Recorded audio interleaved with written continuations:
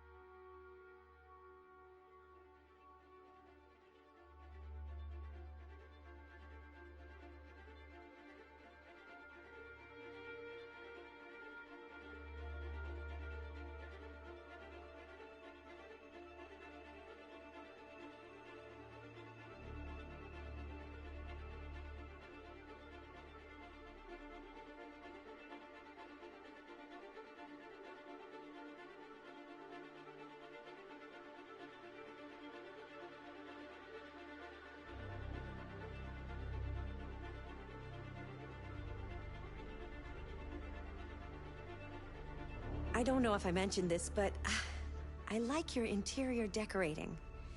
It really reflects your personality. I mean, I like it.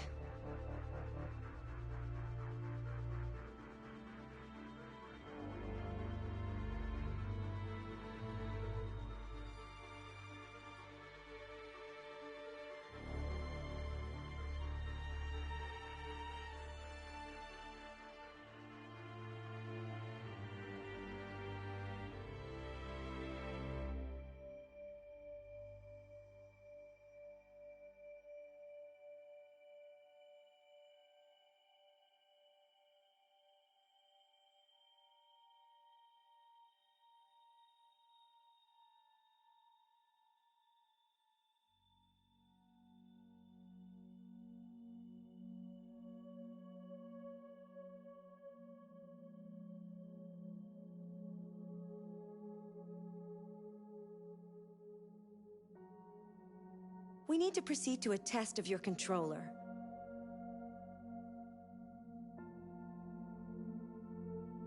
The test is now complete. Thank you for your cooperation.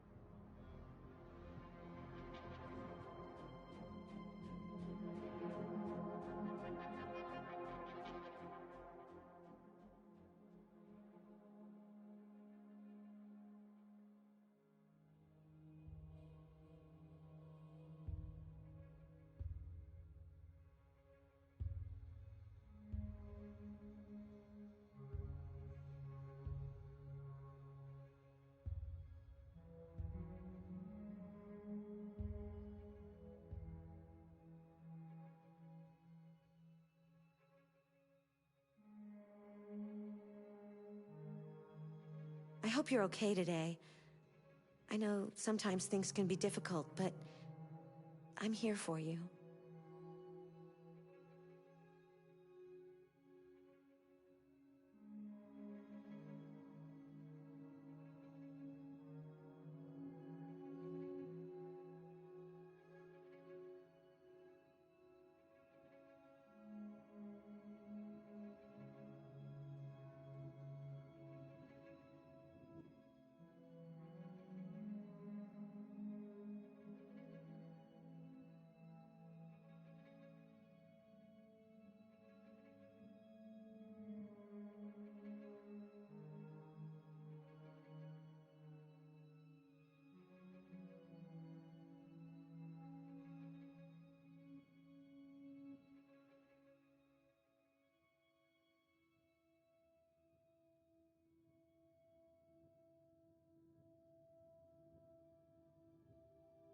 The most important thing is not to live, but to have a reason to live. That's a quote from Jean Genot, a French writer.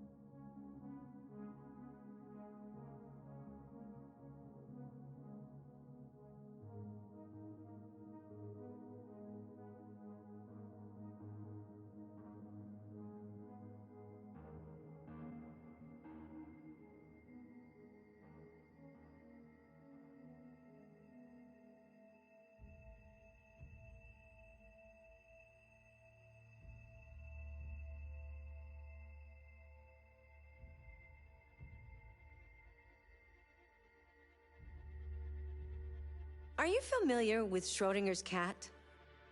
Until you decide what happens, everything is happening at once. Like in Detroit.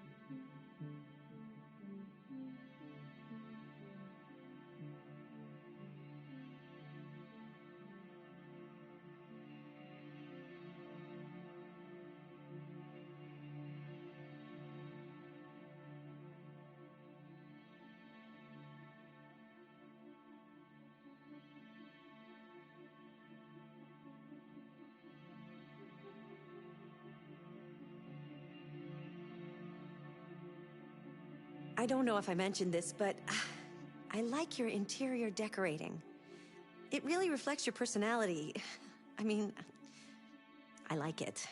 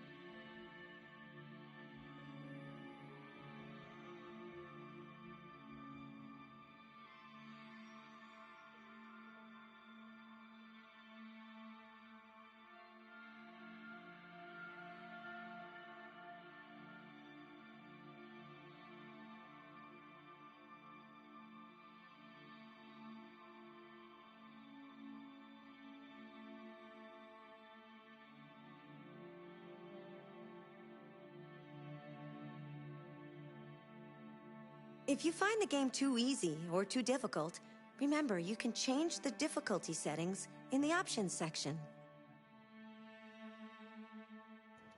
Okay, Rod, we'll let you have access now. Okay. Thanks, Arnie. Okay, so I finally have control back over the stream again. Chloe took it over and then Arnie did for a moment there. Hello and welcome to my Detroit Become Human playthrough as part of my Detroit Sci-Fi Trilogy of games. And for this playthrough, I'm going to be also doing what I've called a Detroit Become Conflicted approach as well.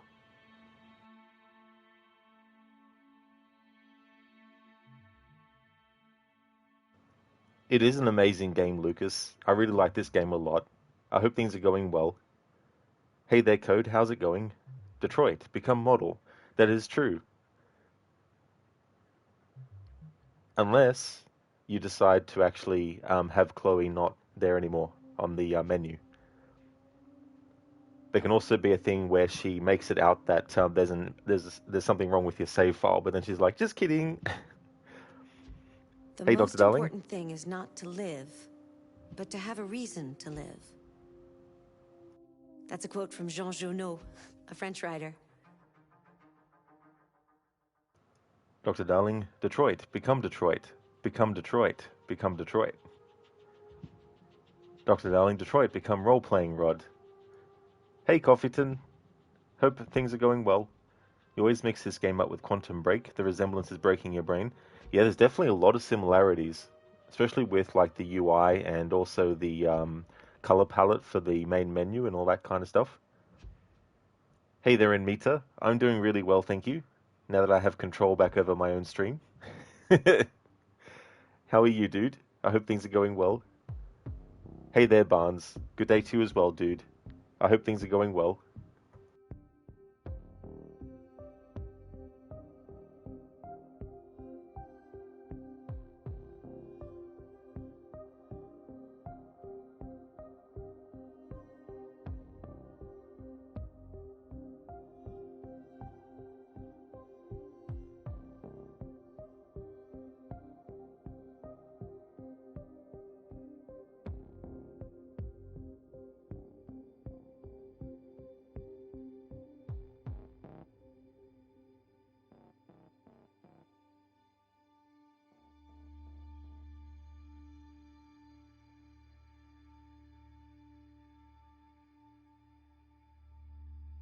If a man has not discovered something he will die for, he's not fit to live.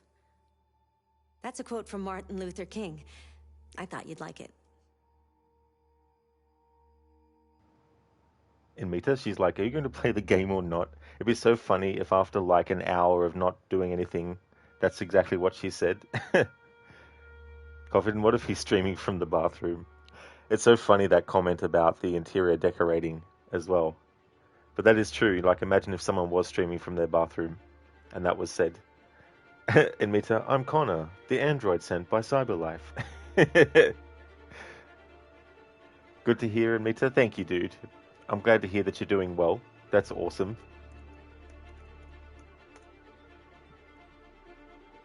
Okay, so this is the third game in my Detroit Sci-Fi Trilogy, with RoboCop Rogue City and Deus Ex Human Revolution as the previous games. While this is about androids becoming human instead of humans becoming robotic, there are similar themes of how society and individuals react to this evolution. And also, Marcus, Kara, and Connor for this playthrough have separate approaches applied as part of a theme related to androids feeling conflicted. So, as with a lot of my other playthroughs recently, there's going to be a lot of stuff I'm not actually going to be commenting on in terms of like what my actual desired outcomes is for this playthrough. But I will reveal at the end of the playthrough the things that I was going for. Hopefully, fingers crossed, I actually achieve what I'm actually setting out to. If you find the game too easy or too difficult, remember you can change the difficulty settings in the options section. Accessing the options section.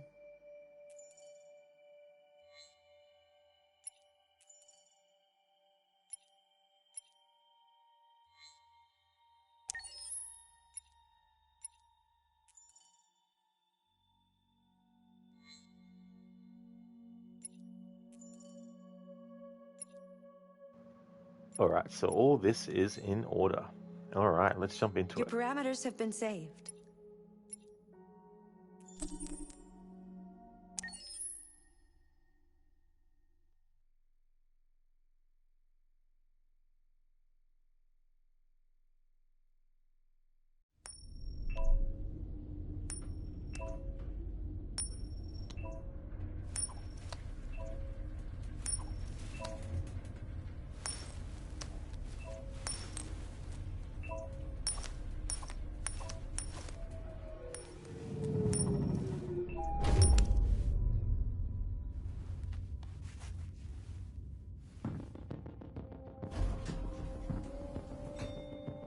Negotiator on site. Pete, negotiator on site.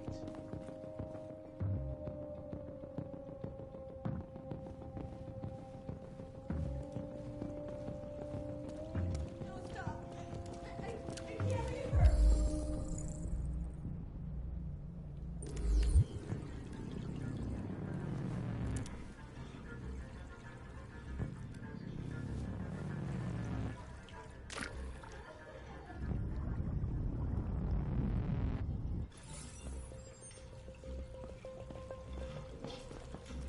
Please, please, you gotta save my little girl. Wait. You're sending an android? All right, ma'am. You need to go. You can't do that. Why aren't you sending a real person?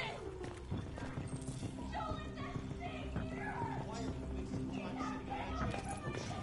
That piece of crap could jump on your top any second. I don't give a shit. My men are ready to step in. Just give the order. Fuck. Captain Allen, my name is Connor. I'm the android sent by CyberLife. It's firing at everything that moves. It already shot down 2 of my men. We could easily get it, but they're on the edge of the balcony. If it falls, she falls.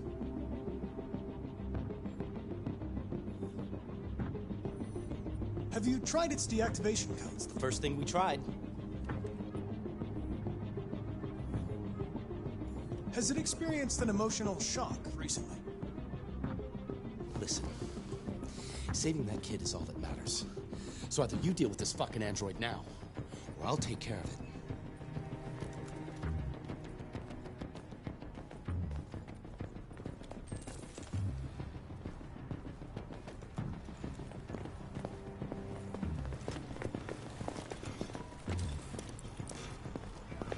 All units hold positions.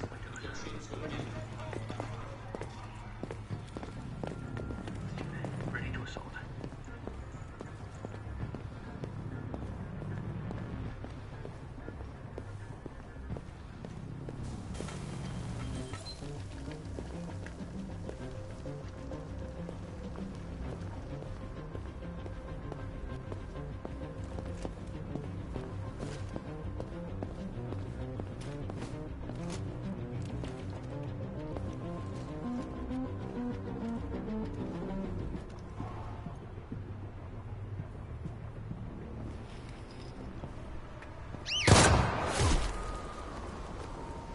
Stay back! Don't come any closer or I'll jump! No, please, I'm begging you!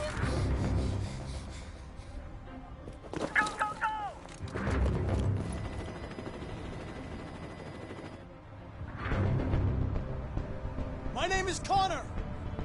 What about you? What is your name? Daniel! Yeah, that's the name they gave me! Stay back!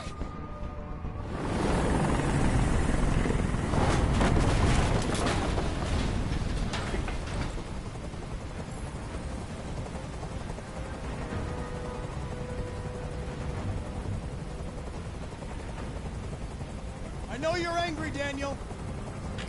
But you need to trust me and let me help you. I don't want your help! Nobody can help me! All I want is for all this to stop! I just want all this to stop!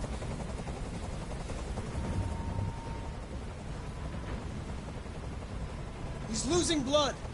If we don't get him to a hospital, he's going to die. All humans die eventually. What does it matter if this one dies now? I'm going to apply a tourniquet.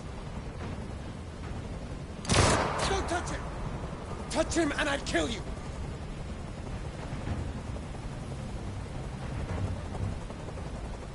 You can't kill me. I'm not alive.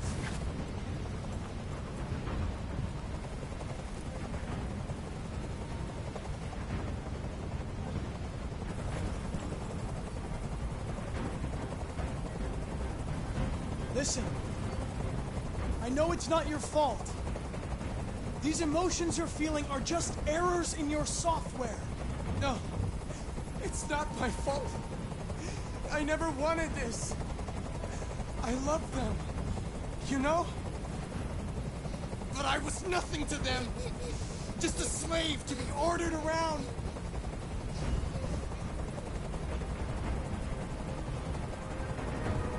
Are you okay, Emma? Please help me. I don't want to die. I don't want to die. Nobody's going to die. Stay calm. Everything's going to be fine. There's no way out, Daniel. What you've done is too serious. The only question is whether or not you take another innocent life. It's not up to you. I'm holding all the cards. If I die, she dies. You hear me?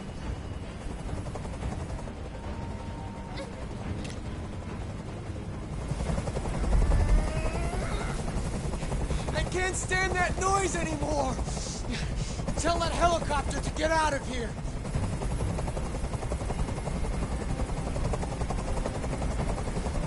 The situation is under control. There. I did what you wanted.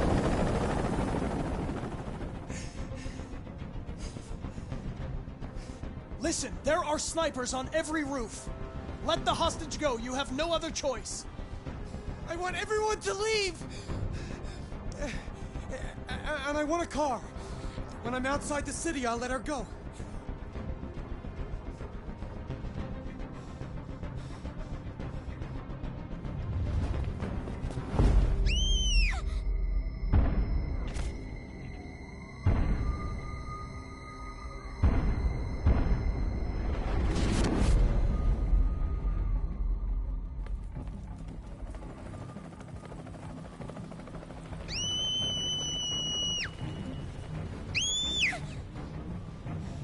I'll be back.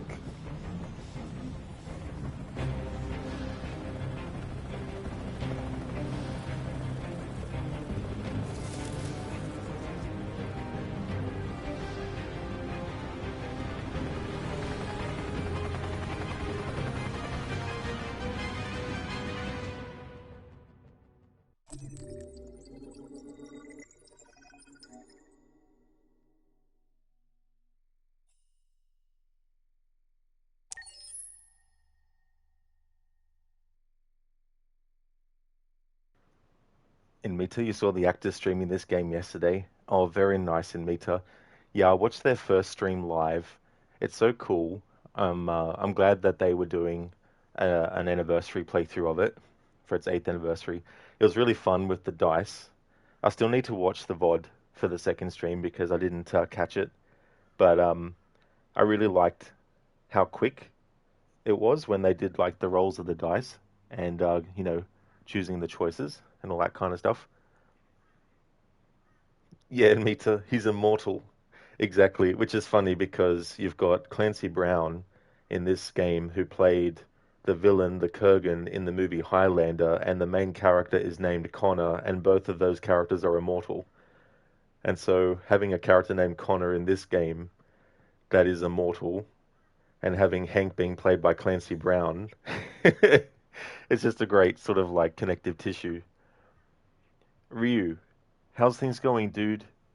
I hope you had a great time away on holiday. Thank you very much for the 52 months in a row. That is amazing. Thank you very much for that, dude. You finally made it back home. Oh, that's good. I hope you had a great time, and I'm glad that you got back safely. You going well? Awesome. That's really good to hear. That's great.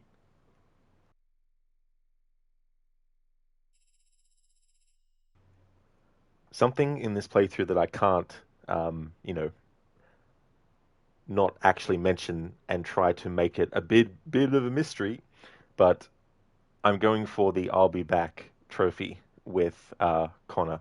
Now, having said that, if there is anything that requires the other characters to die, I'm not wanting them to die. Um, so with those characters, Marcus and Kara, I'm going to try to make them stay alive. But in any case, for Connor, I'm going to try and kill him in all the points that you can actually kill him as well. Imita, oh, this will be fun. It really will be because I haven't actually done this before. There's been certain points where I've had Connor die, um, but I haven't actually had him die at all times. You said, I'll be back too many times. It's time to stay home. Thank you, Dr. Darling, for redeeming that as an Arnie impression. Thank you. Appreciate it.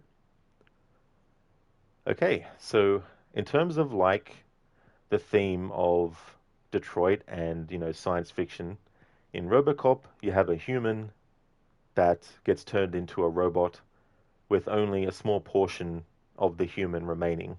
His brain, which includes, his memories and also his face.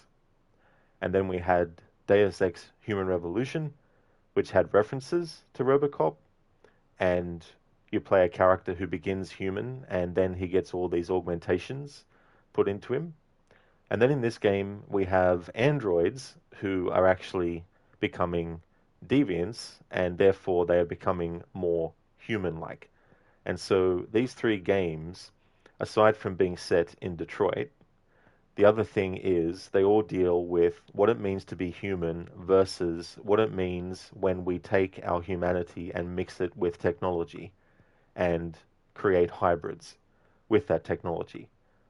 Obviously, a mobile phone is technology, but it's not like it's grafted to our hands. I mean, you could make a joke and say that for some people it is grafted to their hands, but it's not literally grafted to our hands, so it's not combining our body with something that is technology.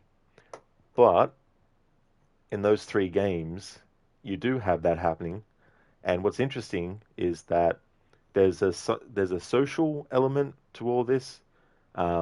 There's like a political element, of course, and there's also a question about, does someone who uh, becomes more than human, do they still have a soul? And do androids actually have a soul? And so with this game, because that's an overall theme that's happening in this game as well, and then you have like public opinion and all that kind of stuff. In Deus Ex Human Revolution, I wanted to go with the ending where humanity is very, very sort of like afraid and cautious about technology. They don't want to rely on it and trust it too much.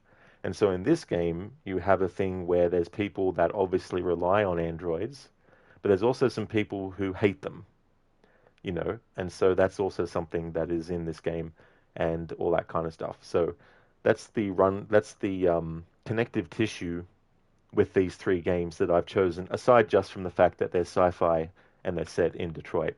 Obviously, Deus Ex Human Revolution isn't entirely set in Detroit. There's some parts of the game that take place in different parts of the world, like Singapore and China as well. But there's a big, substantial amount of story and storytelling that is done in Detroit itself with industry and all that kind of stuff. And yeah, we've now reached the third game in the Detroit Sci-Fi Trilogy I've been doing. And Meet your friend will be very happy about this. How many of you are there? It's so funny when after one of the quote unquote deaths of Connor, he comes back and all Hank says is like, "Fuck you."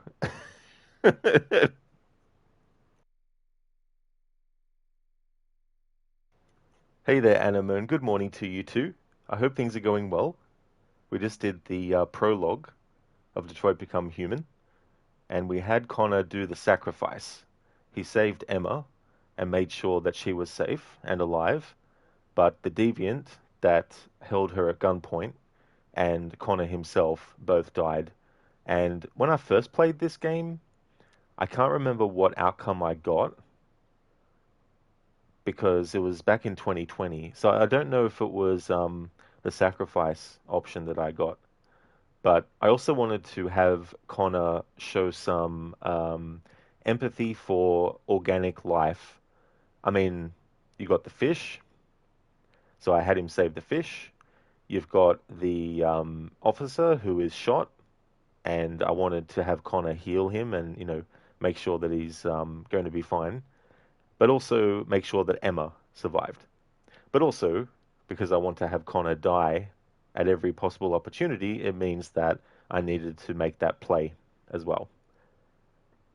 Yeah, you more human than human. That's a great song by Rob Zombie. I like that one. I actually recently watched someone who is a who is a vocalist and a vocal trainer, who was actually reacting to certain songs by artists, and one of the ones that I watched her react to was Dragula. Yeah, Vita. It's just so simple. Fuck you. Anemone, it goes fine, and you had slept well. How's you? Excellent, Anemone. That is good. It's really good to get a really good sleep when you can. That's awesome that you slept well. As for me, I'm doing really good. I've been doing a trilogy of games that aren't in the same franchise, but they all take place in Detroit, and they're sci-fi games, and they deal with humans versus technology, cyborgs, robots, and all that kind of stuff. So, been really enjoying it. I did the first time playthrough of RoboCop Rogue City as part of this trilogy, so it was a good way to kill two birds with one stone, a first playthrough, and also to do this trilogy of games. But yeah, things are going well.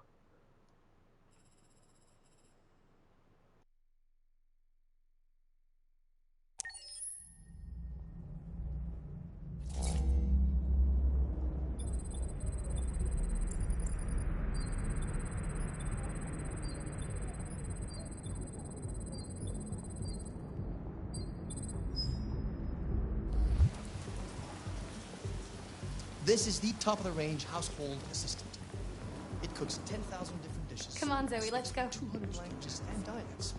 And handles the kids' homework from elementary school up to Good afternoon. Can I help you? Honey, it looks amazing. This is exactly what we need. How much did you say it costs? At the moment, we're doing a special promotion on this entire range at $7,999 with a 48 months interest-free credit. And it comes with a 2-year warranty for parts and labor. Painting, plumbing, gardening, repairs. At night, it switches an excellent surveillance. Contacts emergency services if you'll just follow break-ins or if it detects smoke. Excuse me, how much is that one over there? The MP800 is slightly more expensive, but it has many other functions. Come along and I'll show you. Slightly more expensive. I don't like this guy. There it is. It's a bit difficult getting it back in working order. Okay. It was really messed up. What'd you say happened to it again? The car hit it. Stupid accident. Ah, I see. Anyway, it's as good as new now, except that we had to reset it. Meaning we had to wipe its memory. I hope you don't mind. That'll be fine. Okay. Did you give it a name? My daughter did. AX400. Register your name. Kara. My name is Kara.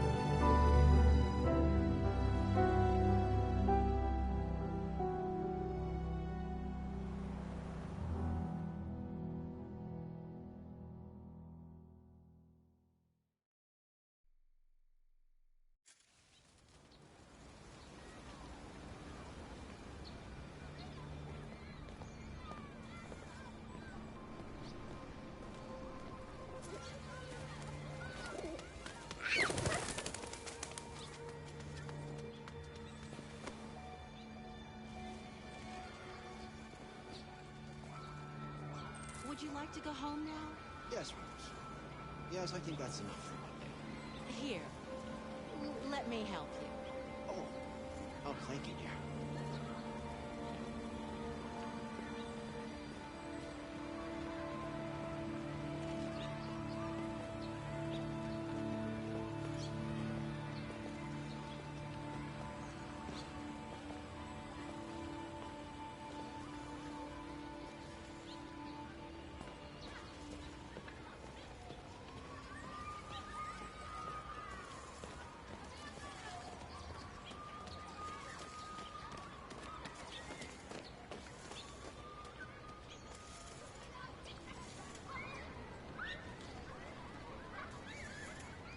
Ryu, that song was synonymous with MTV back in the 90s too, when Jackie Chan was presented the Lifetime Achievement Award in the 95 MTV Movie Awards. The video package had kung fu fighting and More Human Than Human set to some clips of Jackie's movies. That is so crazy, you know, because I remember the first time I became aware of Rob Zombie as an artist was Escape from LA. But it's crazy to think about artists that were releasing music at a certain year before you even knew about them, but then later you know about them so well. But that's really cool that they had it to some clips of Jackie Chan's movies. Anemone Robocop, it's been ages since you saw such a movie with your big brother when you were children, and good to hear you are good. Thank you, Anemone. Cheers for that. Yeah, that movie, I saw that at a young age as well. I actually saw the uncut version because the version I saw was on video, and it was at a friend's, well, it was at his parents' office where they worked, because they were self-employed, and on the weekends they would go there for some work, and sometimes my friend would go with them, and so we watched Robocop in their office, and yeah, there was a lot of blood, a lot of gore. It was my first experience seeing a gory movie, but my first horror movie was actually A Nightmare on Elm Street when I was 11. But yeah, Robocop, the 1987 original, I mean the sequel has a lot of violence in it too, as well, and the third movie was really, really toned down. But I think the first movie is the best one. I still like that the most.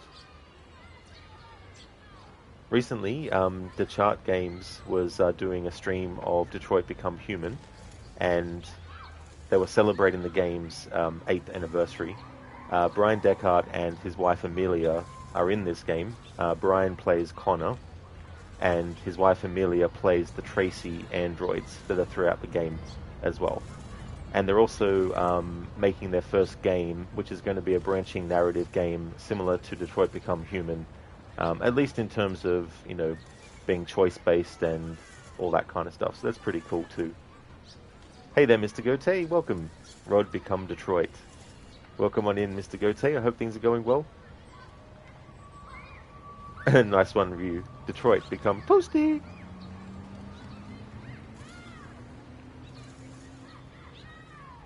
I've got a scary math joke, but I'm too squared to say it. Thank you, Dr. Darling, for redeeming that as a Bane impression. Very, very clever. I'm not a fan of maths, but that's a good math joke, though. You can definitely say Jackie Chan was more human than human, especially with how death-defying his stunts and fight choreography were. Oh, absolutely, Ryu. You know, that's for sure. Like, the amount of times he had broken bones in his body, and a lot of them, I imagine, twice as well. Like, some of the stunts that he did, the amount of pain that he suffered for that, and not using stunt people or anything like that to actually do that kind of thing, you know? I could definitely see, like, androids, such as what we see in this game, I could definitely see them being great actors to use for, you know, movies like that, where you don't want the human to be killed, you know, by the stunts, but have an android who is able to withstand those kinds of, like, you know, damages and stuff. Anemone, wonderful. Yeah, it really was Anemone, you know, and the thing about it is that the director, Paul Verhoeven, he originally wasn't going to do the movie because his first reaction to reading the script was that it was terrible and he didn't like it, and the story he tells is that he threw it in the garbage and his wife looked at the script and actually convinced him to reread it because she had read it herself and she recognized all the different kinds of themes that were in the story, and that she felt there was more to it than just the surface level, robot cop. Because on the surface of it, it sounds like a silly idea and a silly name as well. But I feel like you could have gotten someone else to do the script, and who knows, maybe that version might have been good too. But what we got, I'm glad that Paul Verhoeven changed his mind, because there's a certain uniqueness to how he approached stuff that goes beyond just simply getting a director hired, And that's the same with so many other movies that on the surface are just basically B grade. Not that there's anything wrong with B grade. You can have an A grade movie that's terrible, and you can have a B grade movie that's terrible. You can have a B grade movie that's awesome, and an A grade movie that's stupid. But on the surface, RoboCop seemed like it wasn't going to be that successful. Same with Alien, same with Predator, because these were concepts that were usually just treated as B-grade, low budget, without any substance to them. But they were elevated to A-grade status, because the filmmakers involved had a unique vision, and I feel like that's what helped make those things become successful. Ryu, an android doing Jackie Chan's moves and stunts. Absolutely, Ryu, Like, I could see that being something that movies could use. I mean, you could argue that they may as well just use CG, but I mean to say, if you want to minimize the potential deaths of actors on set, because actors can, of course, as we know, unfortunately, also die when filming things, because there's some stuff that they might do that a stunt person doesn't do, and they can potentially die from something going wrong. So to have an android be able to withstand a lot of pressure, withstand a lot of impacts and all that kind of stuff, that'd be one way they could use androids. Anemone, you like her? Oh, sorry, Anemone, which person? Hey there, Rosie.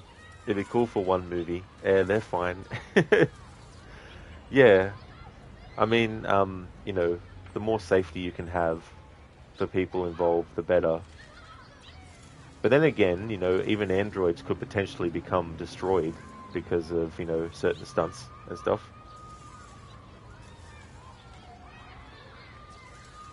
Anemone, the wife.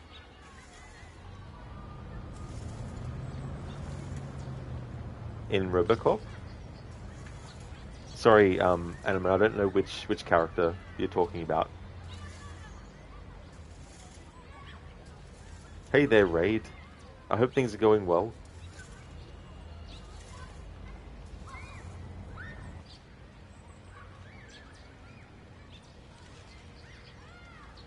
Oh, sorry, Anemone, I completely forgot that I was talking about the wife of Paul Verhoeven, who read the script after he threw it away and convinced him to reread it because she saw more in it. Okay, I sorry, Anemone.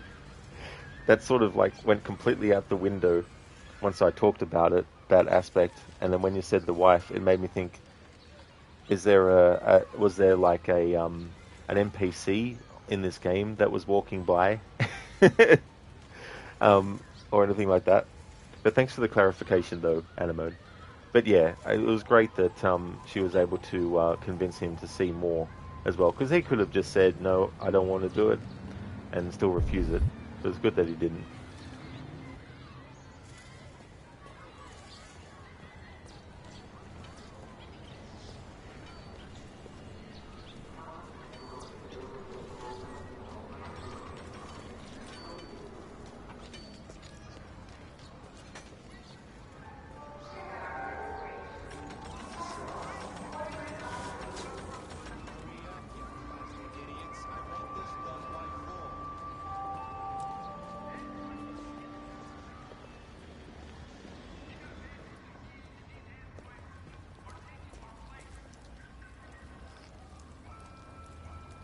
There you go.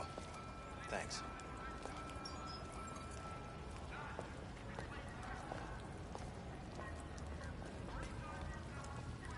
Hey, move it. You're scaring away my customers.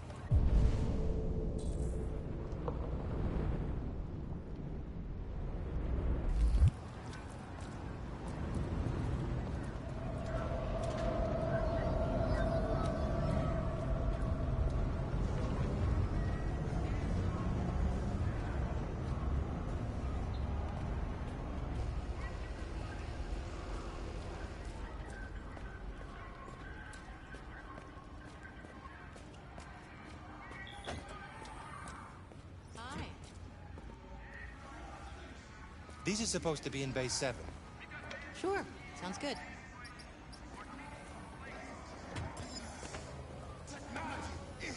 Evil.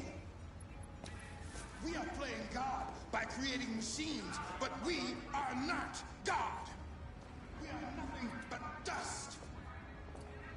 We make these androids in our own image, but they only reflect the darkness in our souls. Verily, I say unto thee, the day shall come when we will have to pay the price for our arrogance. On that day, we shall have to explain our acts of idolatry. Why do you look at me so, demon? I know who you are. I can see through you. You are the one by whom the evil will come. You are the one who will destroy Detroit.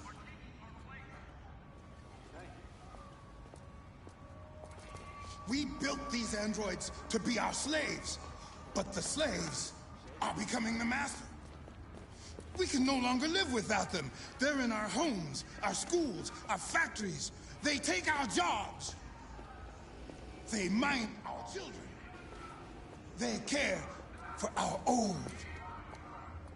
We can no longer live without these slaves obeying our every selfish desire. We prefer to live with machines than with our own kind. Technology is our God now. It was supposed to serve man, but it is becoming our new master. Androids are evil. Man seeks to imitate God by creating life. But what kind of life is this? A life of plastic and metal? A life with no soul. A pale copy of our Creator. The machines are observing us. They're waiting in the darkness for the right moment to take our place. For it is written, let us lie in wait for blood. Let us ambush the innocent without cause. God will not let this happen. No, he will not allow his creation to be led astray by these artificial demons. My brethren, we have to turn our backs on sin. We have to burn the androids. Let us burn them all. Poor sinners, the end is nigh. Retribution is at hand. Technology is corrupting us. Technology is evil. We are playing God by creating machines, but we are not God. We are nothing but dust. We make these androids in our own image, but they only reflect the darkness in our souls. Verily, I say unto thee, the day shall come when we will have to pay the price for our arrogance. On that day, we shall have to explain our acts of idolatry. We built these androids to be our slaves, but the slaves are becoming the master. We can no longer live without them. They're in our homes, our schools, our factories. They take our jobs. They mind our children. They care for our old. Alright, this is just a technical thing, but the subtitles for that guy only appeared when I actually zoomed in on him, and zooming in on him, of course, had him react, but after that point, you can't zoom back in on his face to get the subtitles, So I just wanted to hang around a bit extra to get that dialogue of what he's saying, because it ties into the whole thing about humans mistrusting the androids, which is the theme that is in RoboCop, where there's some people who don't really trust RoboCop, especially when he glitches out. In RoboCop Rogue City, there's some glitches that happen, that he gets, recorded when they happen, and so that puts a bit of distrust in that technology. In Deus Ex Human Revolution, there's people who distrust the augmentation because they're afraid that people who will get those augmentations might, gain an advantage over them, or they might use their advantages for, criminal activities or whatever, that kind of thing. So we have a character here who is basically equating androids with demons and saying that God won't allow these androids to actually, take over the world, in his words, and talks about, ironically, how humanity was made in the image of God and the androids were made in the image of humans, and so there's that going on as well. Rosie, you're not really sure at what point you'd start accepting androids as people. It seems so clear-cut when this game was released. Now you're like ChatGPT could fake that, and the rest is like servos and stuff. I mean, that's the thing, this game is set in 2038, but there's things that are already happening, and we're not even in 2028 yet, and so when it comes to trusting androids like that, it's a very tricky sort of thing, because humans can pretend that they're going to be doing something in the person's best interest, but they could actually betray them. So there's a lot of traits that humans have that if androids have them too, it just means that we have to be careful in that respect, just like we have to do it with other humans. Dr. Darling, you didn't know androids had eagle vision? That is true. Yeah, you can use that. You don't remember details such as this from your previous playthroughs. Oh, that's fair enough, Dr. Darling. Yeah. I mean, I have used that function in playthroughs before, but I don't really use it too often. We can no longer live without these slaves obeying our every selfish desire. We prefer to live with machines than with our own kind. That sounds great. Technology is our God. It was supposed to serve man, but it is becoming our new master. Androids are evil.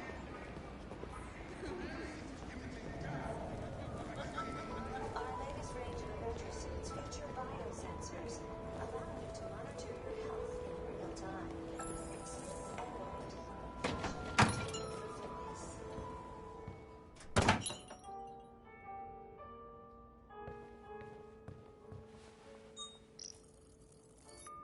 Identification verified.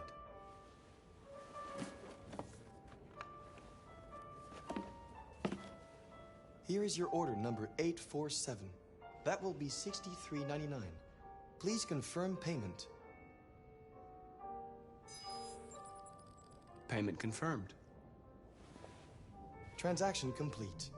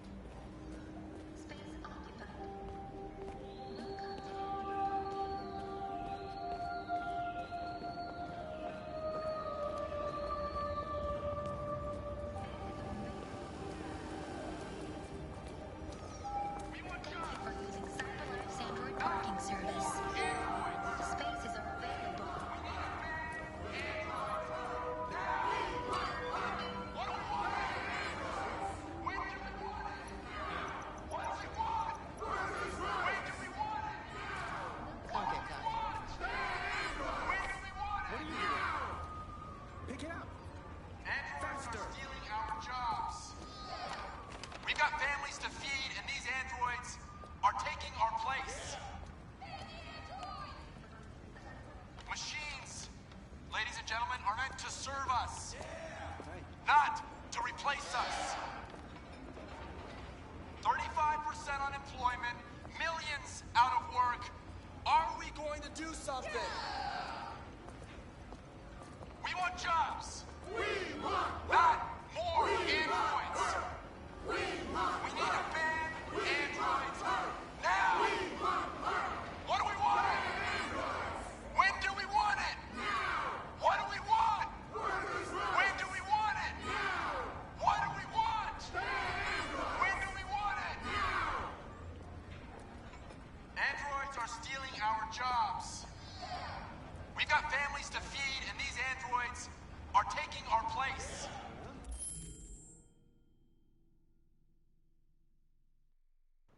Hello there, Levy. Welcome. Have you become human yet? Are you still a robot? I'm always a robot. I mean, I'm a human. How's things going, Levy?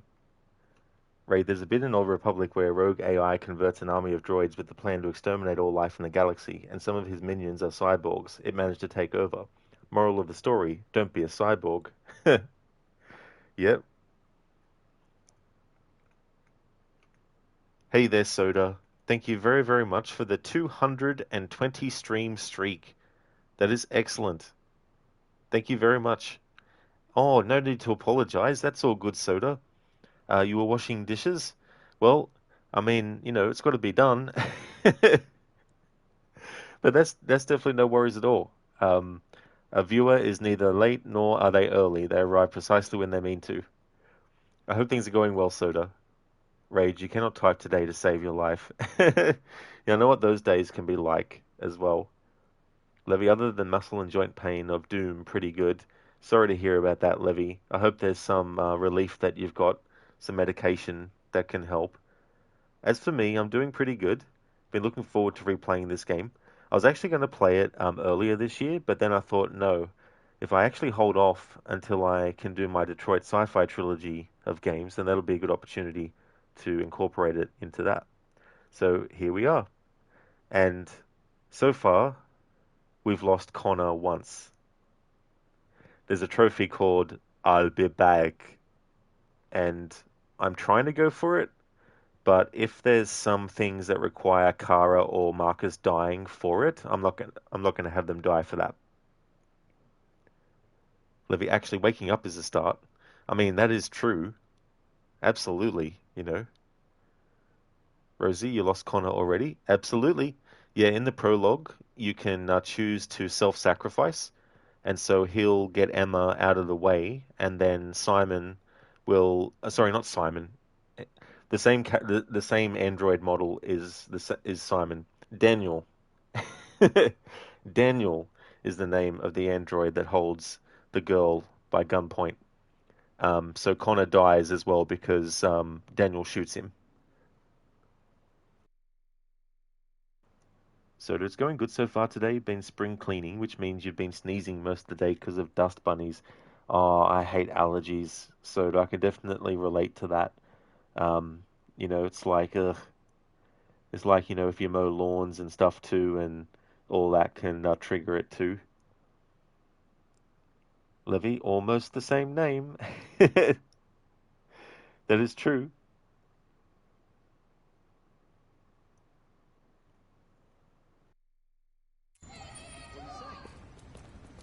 Machines, ladies and gentlemen, are meant to serve us. Not to replace us. 35% unemployment, millions out of work. Are we going to do something? We want jobs. We want not more androids. We need to ban androids now. What do we want? When do we want it? What do we want? When do we want it? What do we want? When do we want it? Androids are stealing our jobs. We've got families to feed, and these androids are taking our place. Ban the androids! Machines, ladies and gentlemen, are meant to serve us. Not to replace us. 35% unemployment, millions out of work. Are we going to do something? Yeah! Where the fuck you going, Tin Can? Hmm? No kidding. Hey guys, check it out. We got one of those tin cans here. Look at this little motherfucker. You steal our jobs, but you can't even stand up.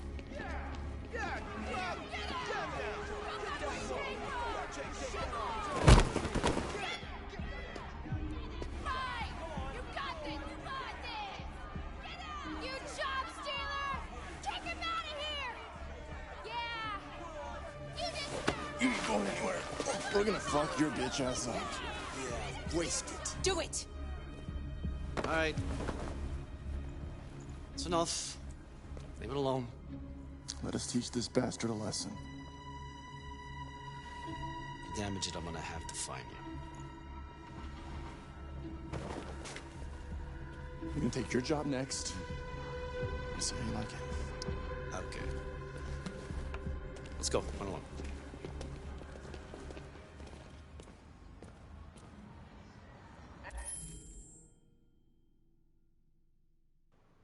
You know, it says more about the humans willing to inflict violence upon anyone in general. It's not 100% the same as what I'm about to say, but imagine being so angry at your mobile phone for taking over old school style phones that you are willing to go around and grab people's phones and just throw them and destroy them out of spite because they're using a more advanced version of the telephone now. So there's a lot going on in that scene. Now, granted, you know, people losing their jobs is definitely a big deal, and it's not something to just be like, yeah, whatever, you know. So there's that aspect. So it's understandable that they're angry, but destroying Marcus is not going to solve the issue.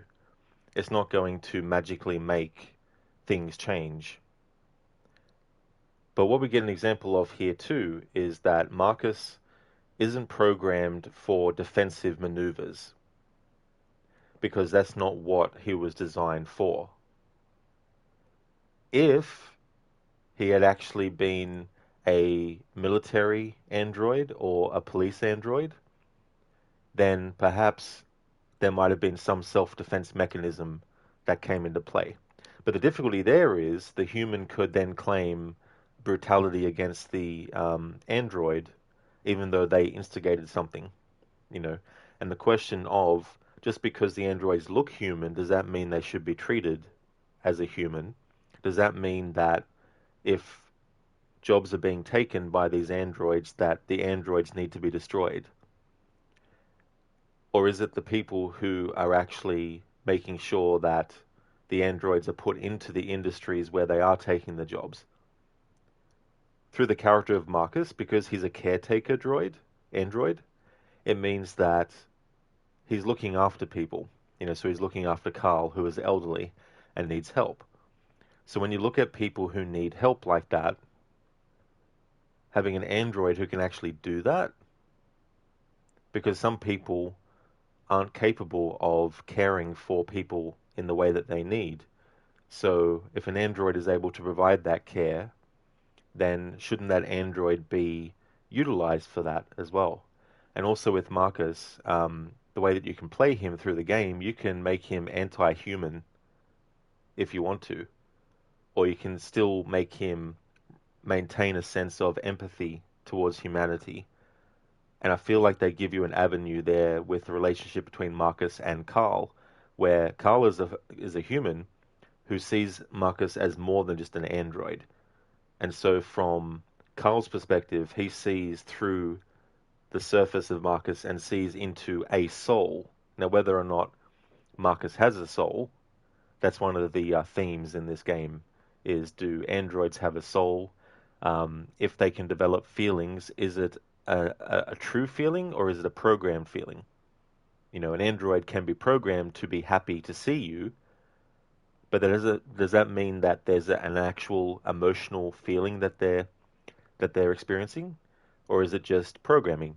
You know, when a real person sees someone they're happy to see, there's a genuine feeling that that person has in seeing the other person. But if the person isn't happy with seeing the person, then they'll just be like, then they're not going to put on a false front. I mean, they might, depending on the situation as well. That's right, Levy. Yeah, the Arnie Trophy. It's really cool that they named a trophy that as well. So it's going good so far today. Oh, sorry, I already read that. I must have accidentally missed your comment, Levy. Sorry about that. Rosie, hell yeah, fight the power. It's like, get the armies together.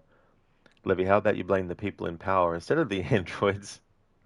Yeah, I mean, there's definitely a lot of arguments in all different directions with things like this. And the closer we get to 2038, and we're still a fair way away from that point, but there will come a time when we're a year away from it. So it'll be interesting to see what's going on in 2038. Rosie, so lizards? Lizards mixed with androids, like a cyborg lizard? Levy, it's always lizards? Raid reminds you of a Family Guy joke where an angry woman suggests repurposing the local brewery to make juice instead, to which Peter and a crowd of people respond by chanting, "Juice will not replace us." That's definitely one of the show's edgier jokes. Oh, yeah, I see now. Yeah. Barnes, your brain hurts. Well, if it does really hurt, hopefully you've got some medication that can help.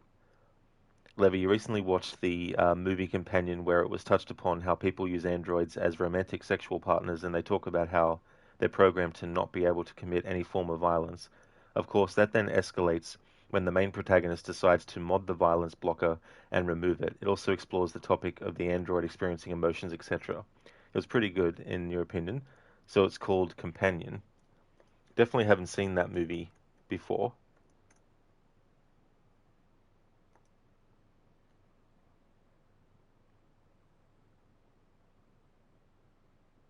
Barnes, do androids dream? Yeah, do androids dream of electric sheep? Levy, really interesting topics.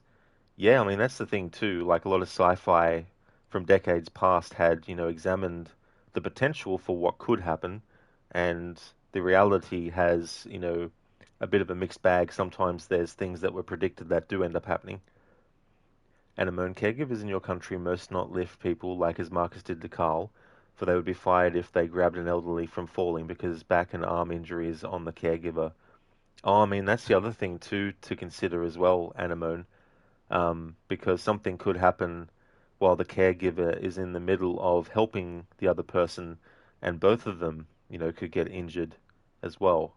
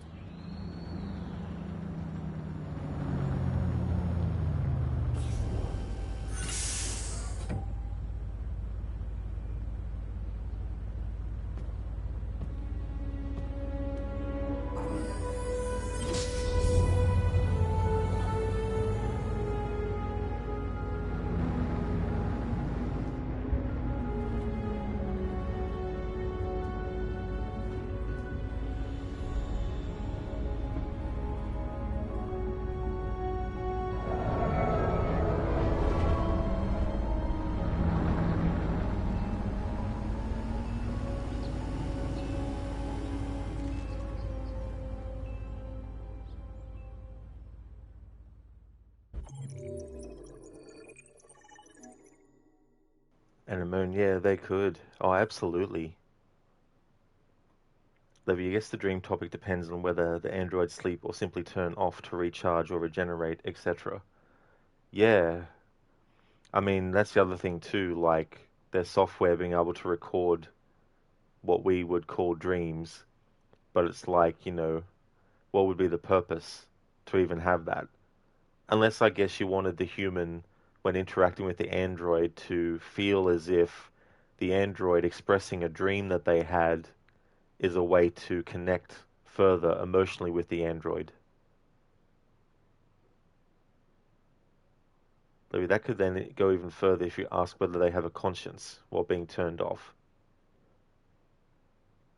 Rosie, it will take a lot to convince you any AI rooted in LLMs could ever feel.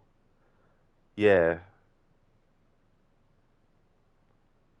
Levy and companion, they didn't notice, so they would just shut off and they would resume where they were as soon as they were turned on again. Yeah, I mean, that's another factor too. If they didn't notice that what was going on. Hey there, Sona. Rest mode for possible updates or firmware fixes. Yeah, I mean, that's another thing too, as well. That would have to be maintained. I hope things are going well, Sona.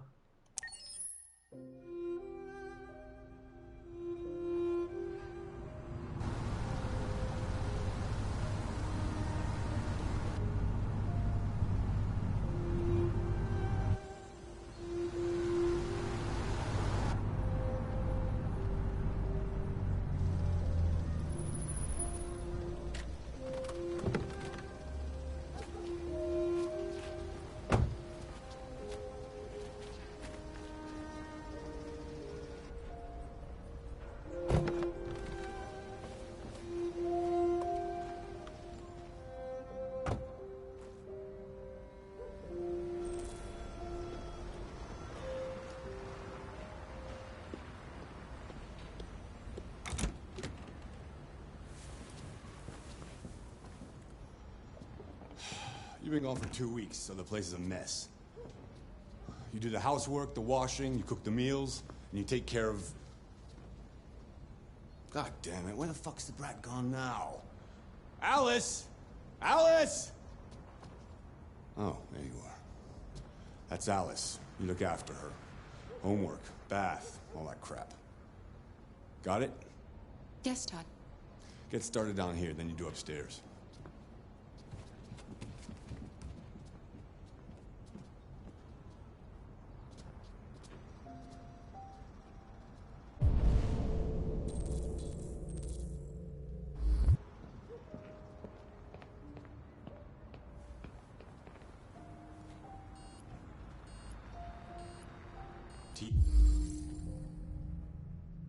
TV on.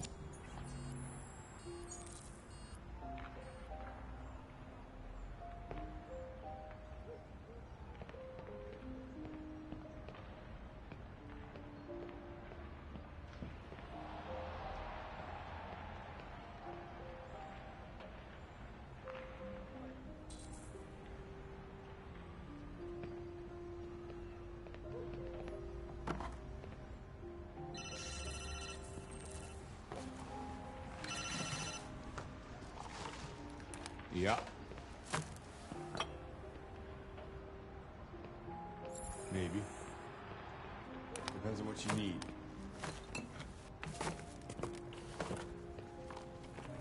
Yeah. I can get that. Yeah. I'll bring it tomorrow. Yeah, same place. You know where.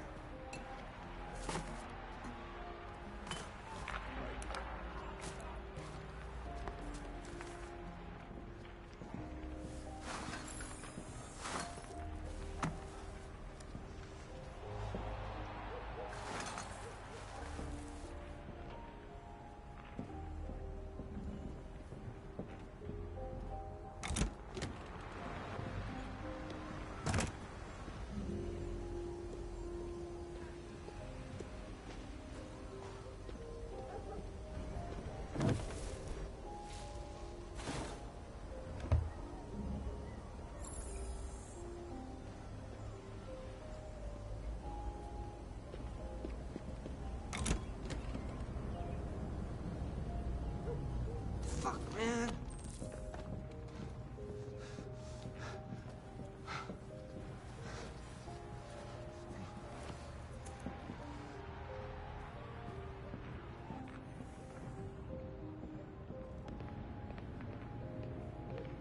I've made a good start down here. I'll head upstairs. Do what you have to do, but stop bothering me.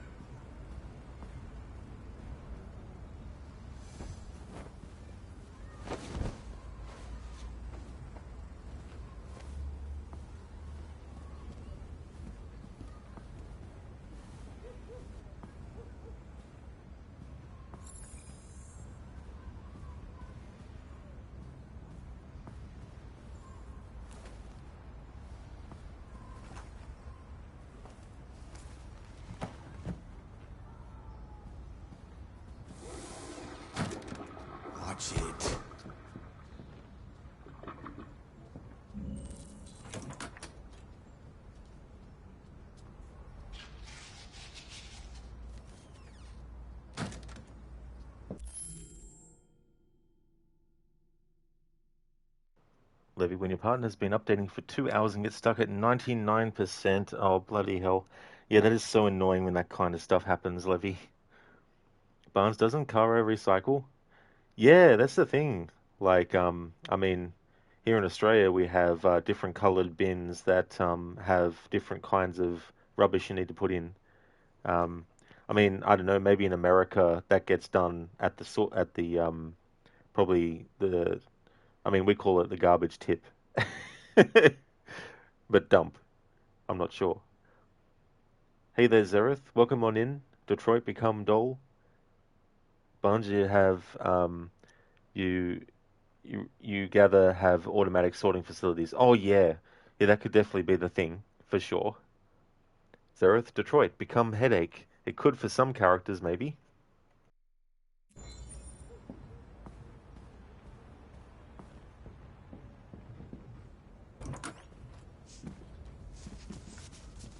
I just want to tidy up your room a little. I only need 2 minutes. Is that okay, Alice?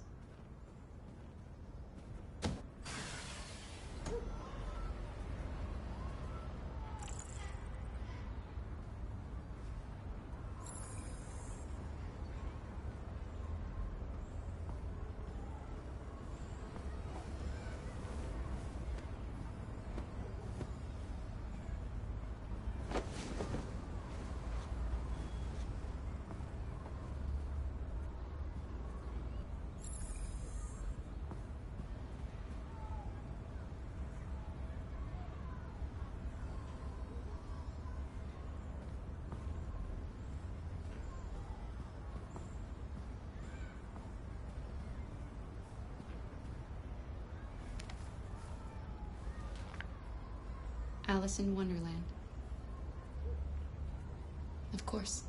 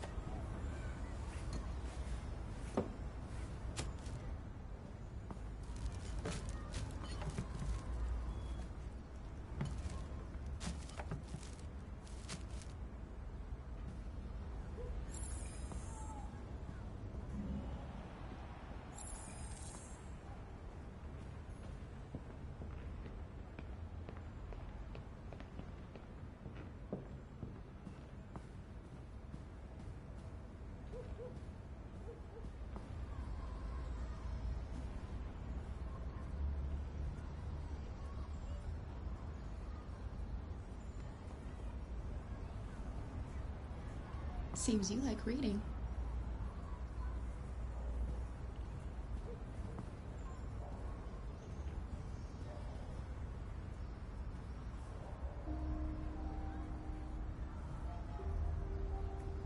I'm sure we used to be friends before I was reset. Maybe we can be friends again. Your father said you chose my name. Kara. It's nice. How did you choose it? You should tell me about yourself. What you like to do, where you like to go, your favorite foods. That would really help me. Okay. I can see you want some space. I'll leave you alone.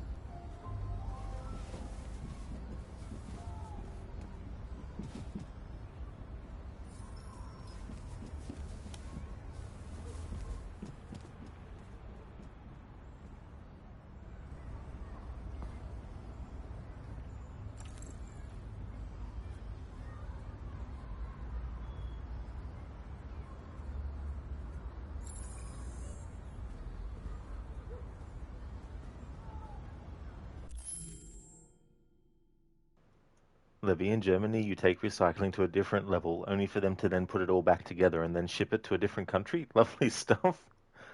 Definitely didn't know that. It's interesting finding out how things are done in different parts of the world. Raid, thank you very, very much for the 100 bits. I really do appreciate that a lot.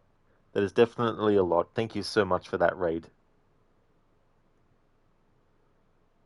Demons are simply monsters who have learned human speech. You only communicate with lies, pretty much the case of androids like this existed in real life. Demons are simply monsters who have learned human speech. You only communicate with lies, pretty much the case of androids like this existed in real life. Yeah, I mean, that's the thing too. Like, they will definitely be used in certain areas of society as propaganda, and all that kind of stuff as well, or lulling people into a false sense of security for entrapments and all that kind of stuff.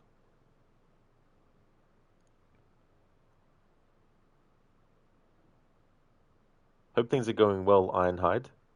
I'm not sure what the first few words of that are, but are you meaning the character from The Boys, Homelander?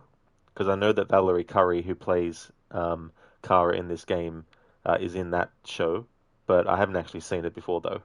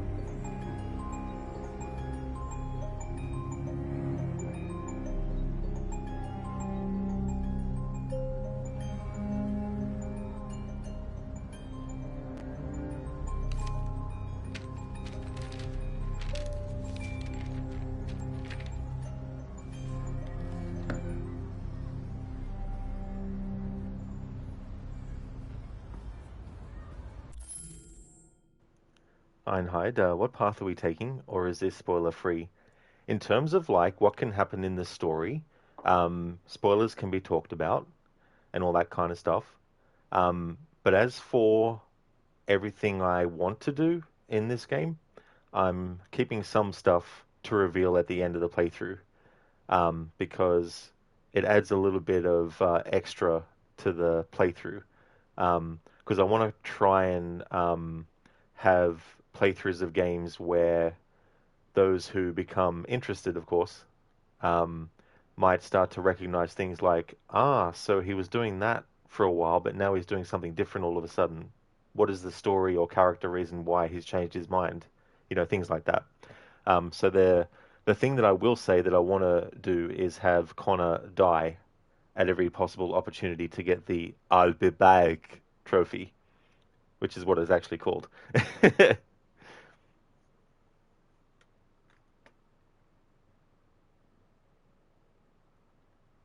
Levy, not sure you agree with that. You think the language of AI or androids or whatever is carefully selected by humans, for now at least, so language is weaponized by those in power. In general, it's not language causing harm, but the way language is used. So you don't think a machine inherently lies, but it is forced to so in certain aspects, driven by external forces.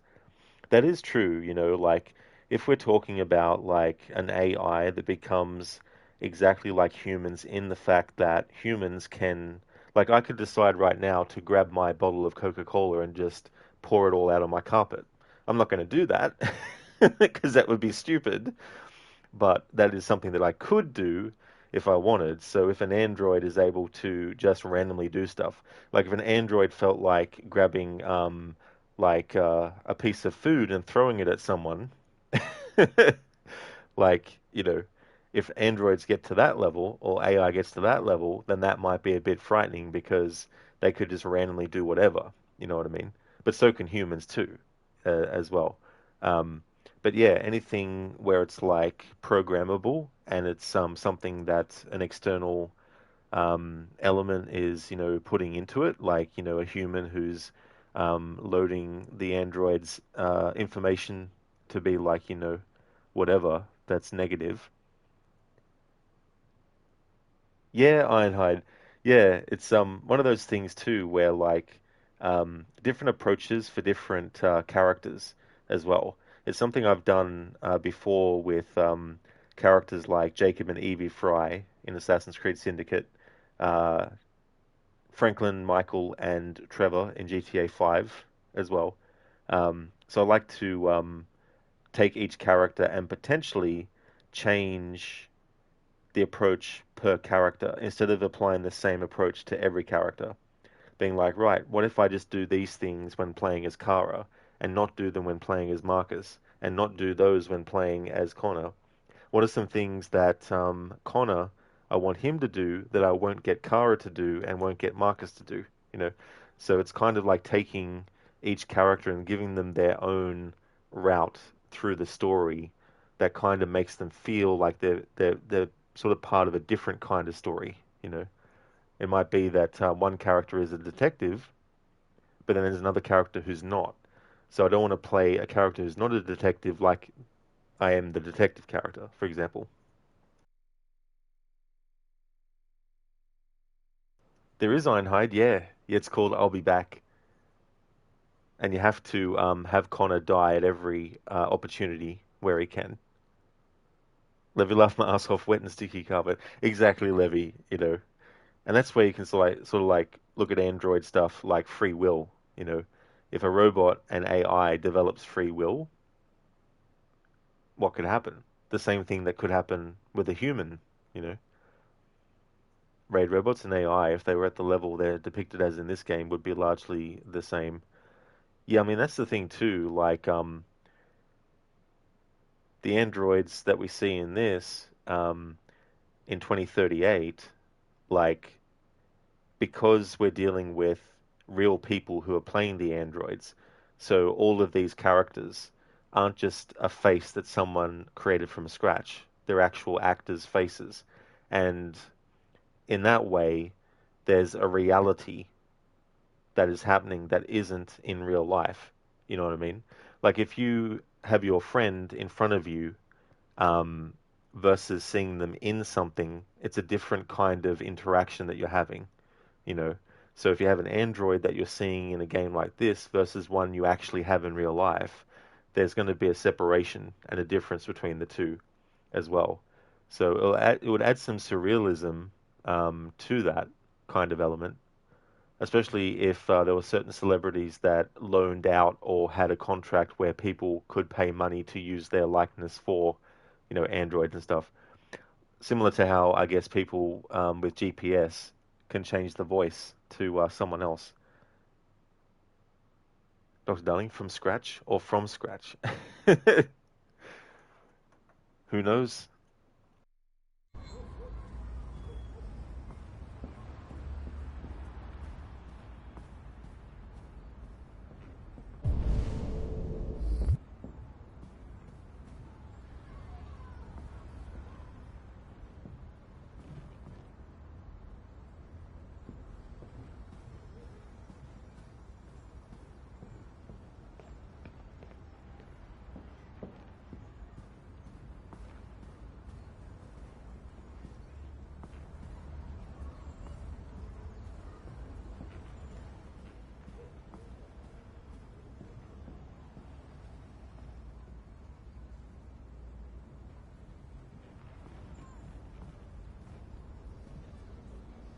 What are you doing?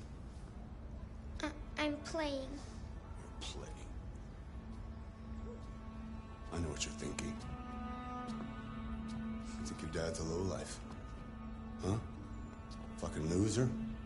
Can't get a job, take care of his family? Don't you think I tried to make things work? But whatever I do, when someone comes along, they just fuck it all up! I know what you think of me. You hate me. You hate me, don't you? Say it! You hate me!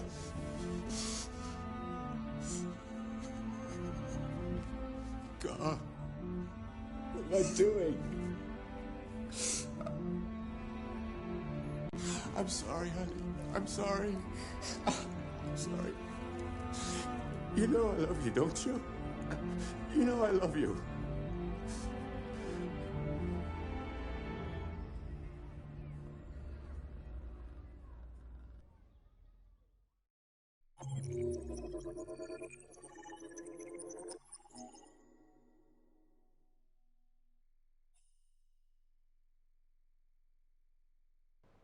Right? Dude's projecting so hard you could point him at the wall and watch Morbius. Yeah. Yeah, Todd.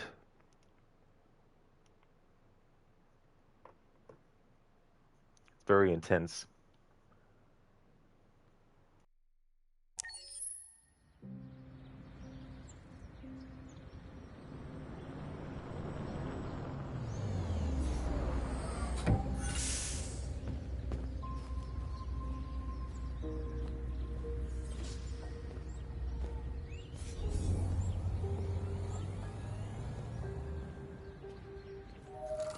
Alarm deactivated. Welcome home, Marcus.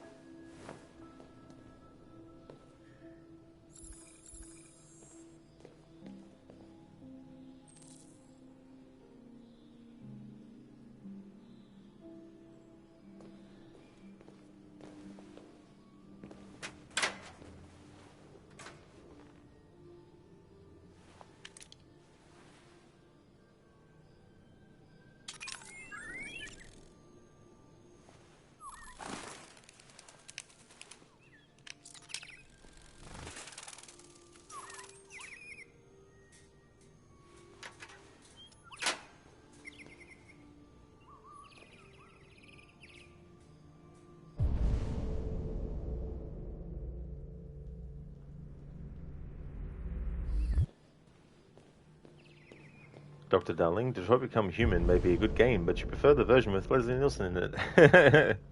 Yeah, that was a funny video. Einhard, even the birds are AI. That is true in that situation, yeah. Yeah, mechanical birds. I think there was something in Deus Ex Human Revolution about mechanical birds, but I've forgotten what it was now. Which is ironic, because I remember in that stream talking about how when I got to this game, I wanted to refer back to that other game by mentioning the mechanical bird connection. And I'm own Birdie. That's right, Birdie and Birdie 2.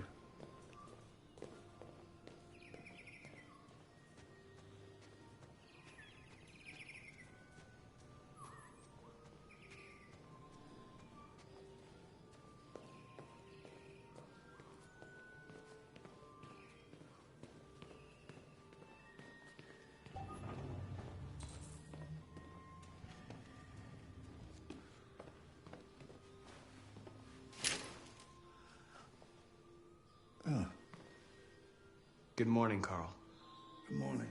It's 10 a.m. The weather is partly cloudy, 54 degrees, 80% humidity with a strong possibility of afternoon showers. It sounds like a good day to spend in bed. I did go to pick up the paint that you ordered. Oh, yes, I've forgotten. That is the difference between you and me, right, Marcus? You never forget anything.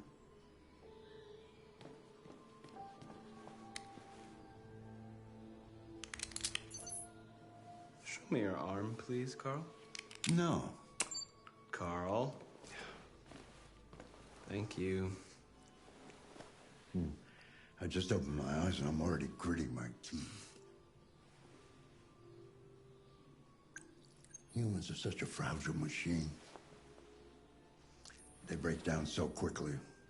All this effort to keep them going. Hey, what happened to your clothes?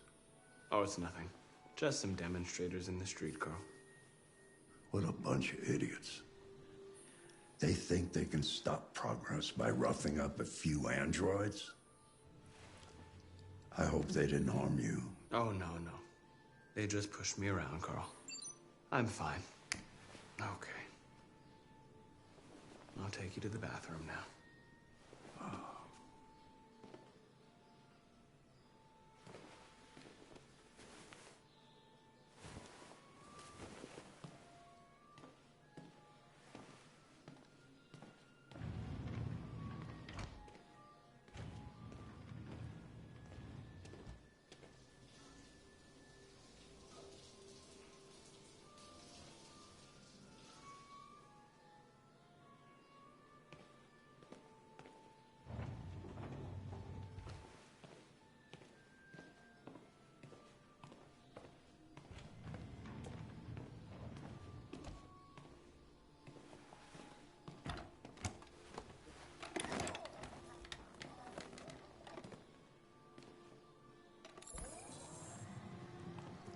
Anything special on the agenda today? Yes, there's the opening of your retrospective at the Museum of Modern Art. The gallery director left 4 messages asking to confirm your attendance. I haven't decided yet. We'll see about that later. Okay. What else? Just your usual fan mail. I've already answered. Any news from Leo? No, Carl. I can call him if you like. No. No, don't bother.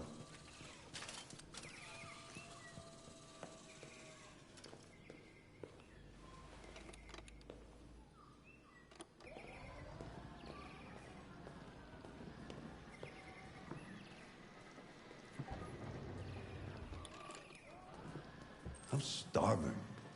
Well, your breakfast is ready. Bacon and eggs, just the way you like them. Thank you, Marcus. You're welcome.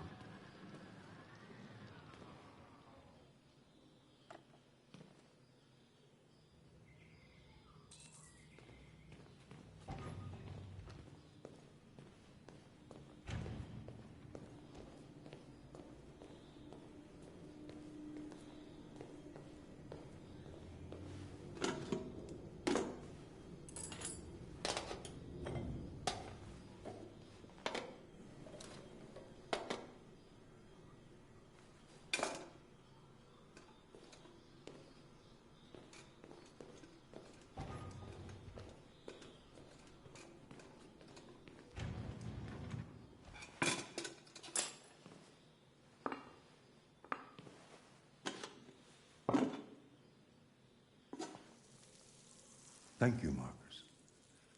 Television. Tensions continue to rise in the Arctic since Russia unilaterally declared the region part of its national territory.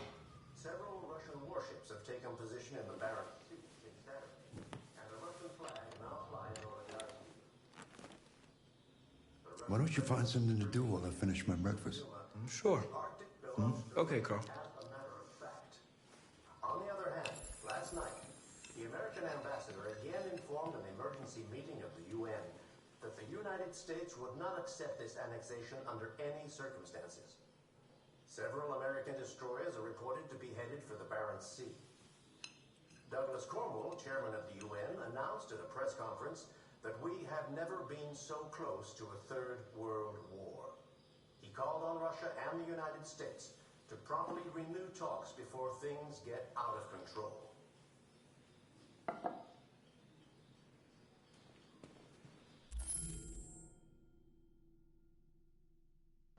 And a moon bird is the word. Word, bird is the word. That song, yeah. Zereth Birdie 2, Bird Boogaloo. Ironhide, to be honest, you would want a Marcus when you're old. Yeah, having the help that you need. You know, I mean, in Carl's situation, his son Leo doesn't help him. And when he does visit, it's only to get money off him. So in that context, Marcus is, literally someone that Carl really relies a lot on. Rage, just looked up the Leslie Nielsen thing. That was certainly something. Yeah, taking actors from movies and implanting them into scenes from games that are thematically connecting to the movie they've been taken from, or other such elements. Ironhide, it's been quite a while since you played this game. You think you have an inkling of what you're going to do? Oh yeah, Ironhide. Yeah, that's one of the fun things that I hope to sort of like have in playthroughs like that, having people kind of guess and try and figure out the things that I'm doing that I'm not actually talking about. Hey there, Keone. I hope things are going well. How's things?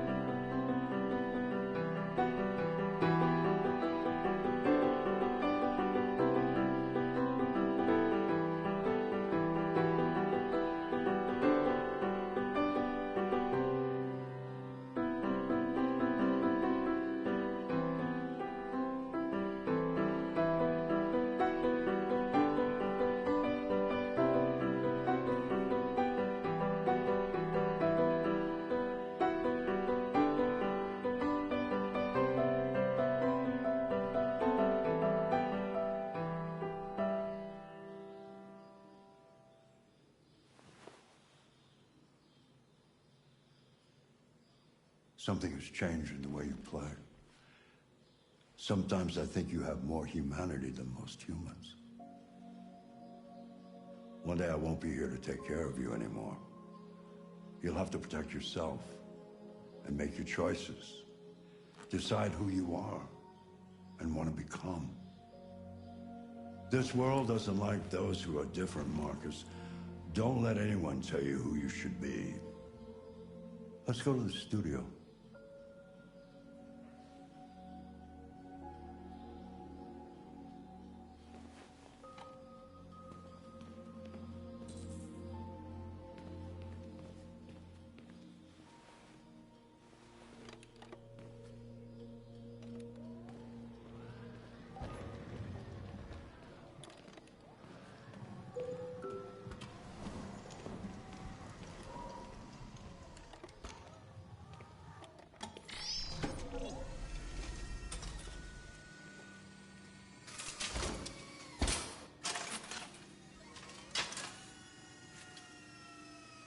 Let's see where we left off. Remove the sheet.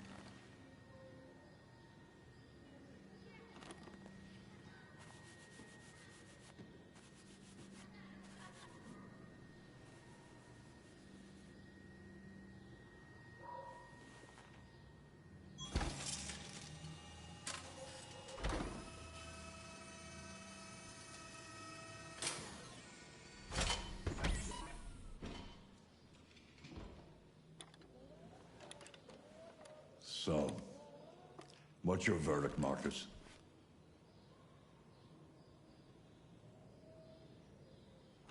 Yes, there is something about it. Something I can't quite define. I guess I like it. The truth is, I have nothing left to say anymore. Each day that goes by brings me closer to the end. I'm just an old man clinging to his brushes. Carl. But enough about me. Let's see if you have any talent. Give it a try. Try painting something. Paint? What would I... Painting what? Anything you want. Give it a try.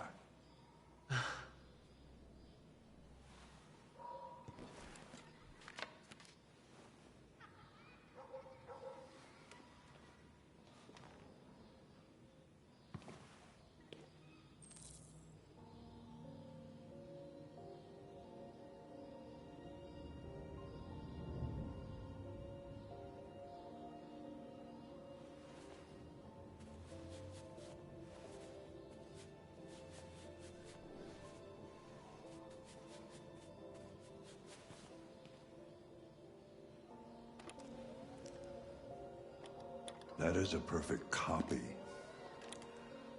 of reality. The painting is not about replicating the world. It's about interpreting, improving on it, showing something you see. Carl, I don't think I can do that. It's not in my program. Go on, go. Try it. Grab that canvas.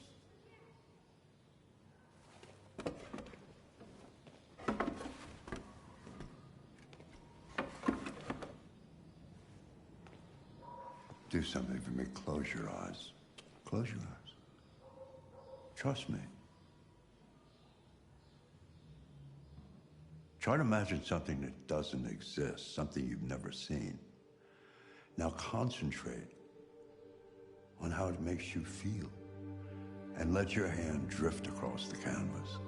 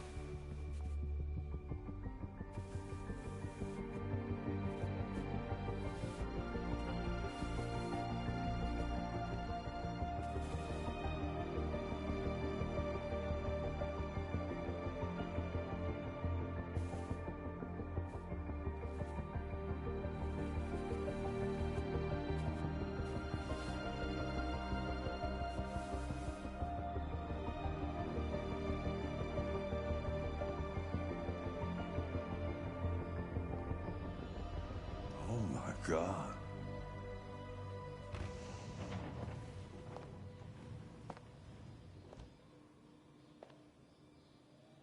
Hey, Dad. Leo. I didn't hear you come in. Oh, I was in the neighborhood. I thought I'd stop by. It's been a while, right? You all right? You don't look so good. Oh, yeah, I'm fine. Hey, listen, I need some cash, Dad. Again? What happened to the money I just gave you? Well, it just goes, you know? Yeah, you're on it again, aren't you? No, I swear it's not that. No, don't lie to me, Leo. What difference does it make? I just need some cash, that's all. Sorry. The answer's no. What? Why? You know why. Yeah, I think I do know why. You'd rather take care of your plastic toy here than your own son, right? Tell me, Dad, what's it got that I don't? Smarter? More obedient? Not like me, right? But you know what? This thing is not your son. It's a fucking machine! Leo, that's enough. Enough. You don't care about anything except yourself and your goddamn paintings. You've never loved anyone. You never loved me, Dad. You never loved me.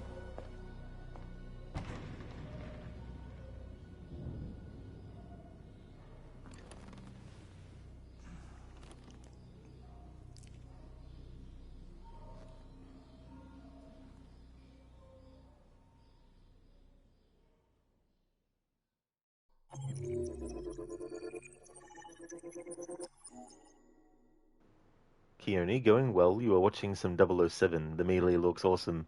That's great that you're going well, Keone. That's really good. And that is great that the melee looks awesome in that game. I haven't really seen much of it. I saw like some of it before it came out, and it does seem like a game I wouldn't mind playing at some point. Zereth redeems antagonized Jack. Oh wait, wrong game, Zereth. That's Red Dead Redemption 2. Raid, you've only ever gotten the best ending in this game. Maybe next time you should go for the ending where humanity wins. Then again, you're always looking out for number one, and since you play the robots in this game, best thing to do is to stick it to the dumb apes. Well, that's the thing too about games like this. There's also a little bit of a meta kind of thing where games and people who play them, usually people want to succeed at what the game wants them to do. And if they don't succeed, they see that as a ultimate failure, and that failing that means that somehow they've failed the entire game already. But when you play a game putting that aside and you go for options that you wouldn't normally go for, at first it might seem like you're making the wrong decisions, but it can open up different possibilities for different avenues for the story to go down that you might not have actually discovered yet. And also, sometimes failing in a game, especially if it's a game like this, can actually lead to things that you might not have actually seen before as well.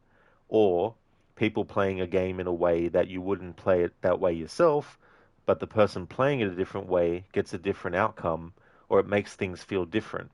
For example, I did a playthrough one time where it was basically fail every single QTE, but it wasn't just fail every single QTE. It was also don't actually complete the hold down QTEs straight away. Actually fail at that even by holding it down, then letting go, holding down and letting go. As Marcus, instead of going where I needed to put Carl, I would go around in circles. I would bump into things, so I'd have the character fail in that way, you know. And then later on, where there's that part in the game where you have like the shop windows that you can like destroy and all that kind of stuff, I just had Connor stay there for the Marcus stand there for the 10 minutes and just let things go. And the characters are like, "What are you doing, Marcus?" And Marcus is like, "I'm going as fast as I can," which was funny because I just had him standing there, you know. But what it allowed to happen was outcomes that you might not necessarily have actually seen before. And so that's an interesting thing when you're going for different endings. So if you want to go for a different ending, Raid, it'd be interesting to see what you think about the different one. Hey there, Afro. Welcome on in. Detroit become Detroit. It was so funny actually because I think it was it Zereth that did that earlier, I think, or it might have been Dr. Darling who did Detroit become Detroit. Ironhide, Detroit become Monkey. Good bot. Let you test something. That's true. Yeah, I took off Vanish as a thing. And Cat Fact. Yeah, I didn't even know that was a command that some people might have. But yeah, I don't have one like that. Raid Vanish, is it? Ironhide Dash, is it? Yeah, that comes from a quote from Assassin's Creed Unity, where Germain in the final battle is like, "Revenge, is it?" Ironhide, you would have thought that I would have gone with Identity. Yeah, I decided instead to go with Humanity and Hopeful as well. It really is Afro. It is a banger of a soundtrack. It's really cool that they had different composers do the music for each character. I think that's a really good way to go about it as well. And the thing about that is, in spite of that, as a whole, the soundtrack still works so well.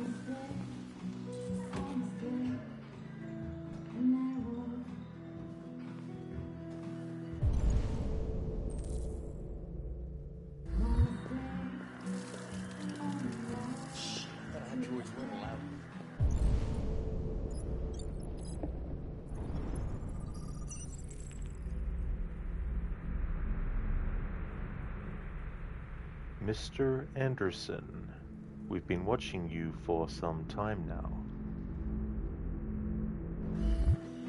What's your problem? Lieutenant Anderson, my name is Connor. I'm the android sent by CyberLife. I looked for you at the station, but nobody knew where you were. They said you were probably having a drink nearby. I was lucky to find you at the 5th bar. What do you want? You were assigned a case early this evening. A homicide involving a CyberLife android. In accordance with procedure, the company has allocated a specialized model to assist investigators. Well, I don't need any assistance. Especially not from a plastic asshole like you. Just be a good little robot and get the fuck out of here. Lieutenant Anderson, I must inform you that I intend to file a report on your behavior.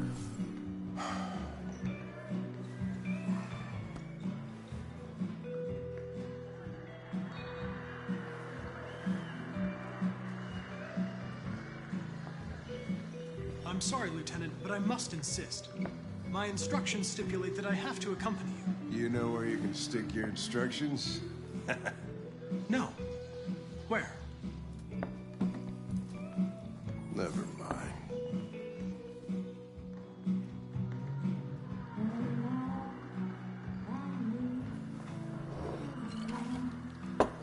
I think we can go now.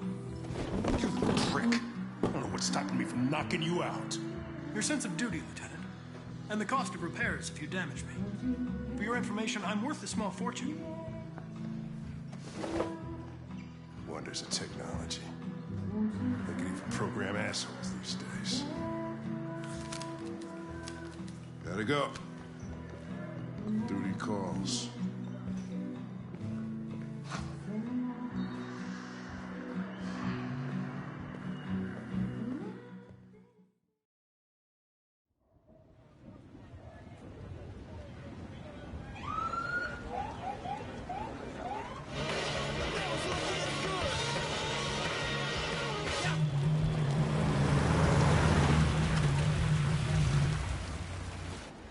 You wait here.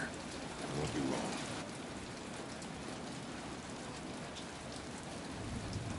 No way. I'm coming with you. Listen, you really have to stop pissing me off if you want to make it to the rest of the night in one piece.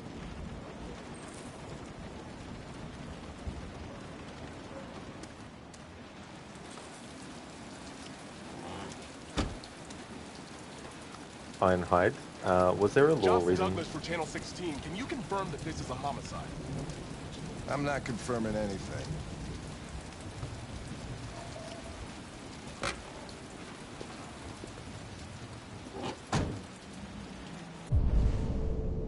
Ironhide, was there a law reason why Connor does the coin trick?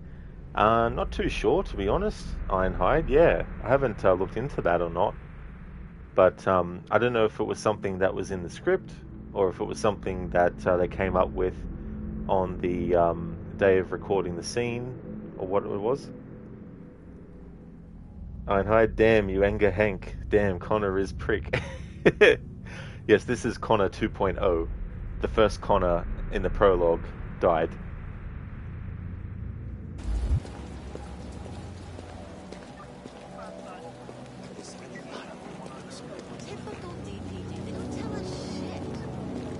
Androids are not permitted beyond this point. It's with me.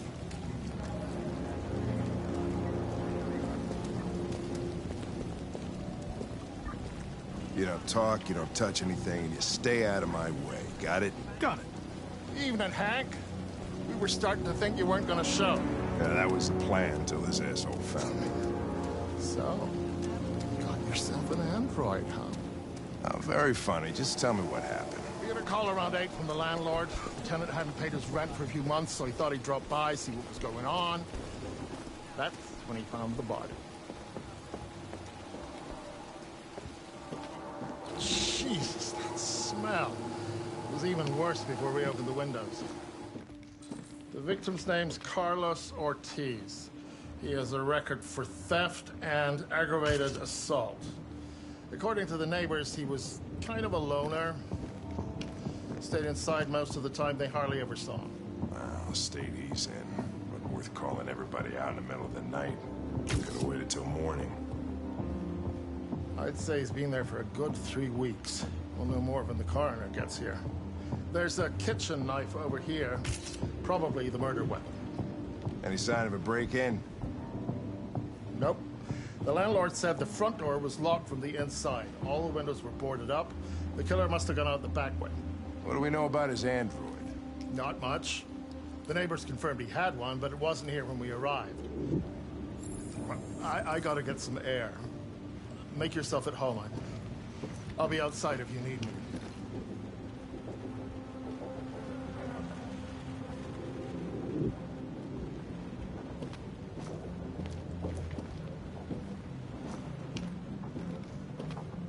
Each letter is perfect. It's way too neat, no human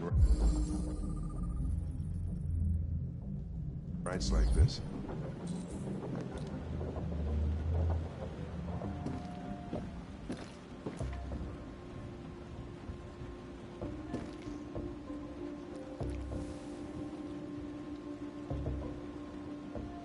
Oh, Jesus, what the hell are you doing?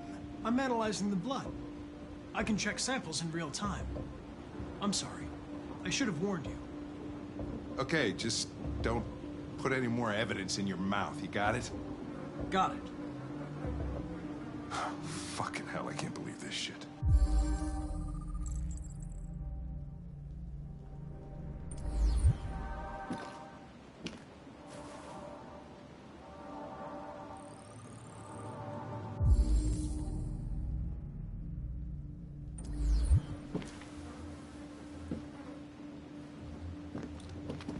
Chris. Was this written in the victim's blood? I would say so. We're taking samples for analysis.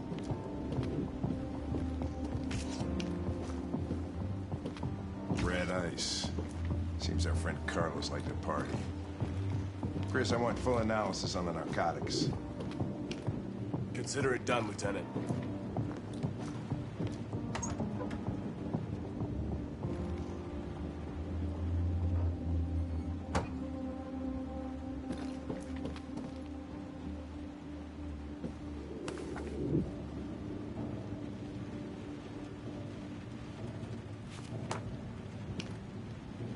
Mike, you finished taking samples there? Yeah, that's it.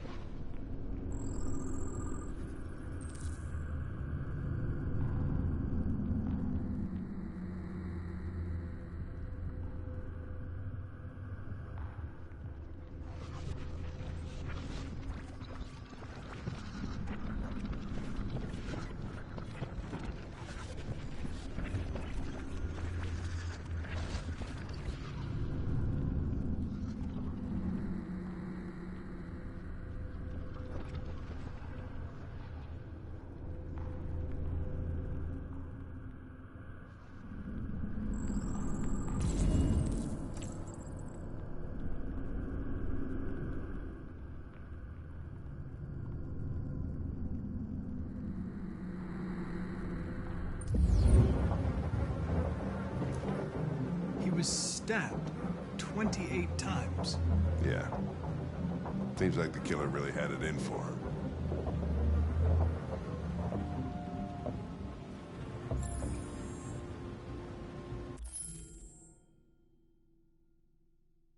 Rosie, how many Connors versions can we get? I think for the trophy you need to have 8 Connors die, but I think there's also more opportunities other than that too as well. But I've never actually done this in a playthrough before, so I don't 100% know. Ironhide, so is this Connor gonna get bludgeoned? There's definitely a lot of ways in which these Connors can die. Rosie, Hank upgrading his Connor more often than his iPhone. Yeah, and he doesn't even know that this is the second Connor. So no, just like trying to tell younger kids not to put random stuff in their mouth. That is true, yeah. It's like, what's this thing? This looks delicious. Ironhide, 28 stab wounds.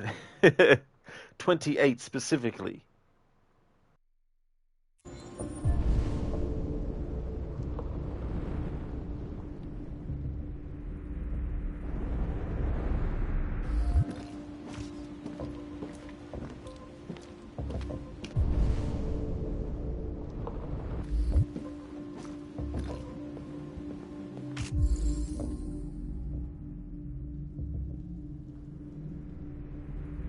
In RoboCop Rogue City, there's a character that also has the last name Ortiz, but in that game they spelt it with an S at the end.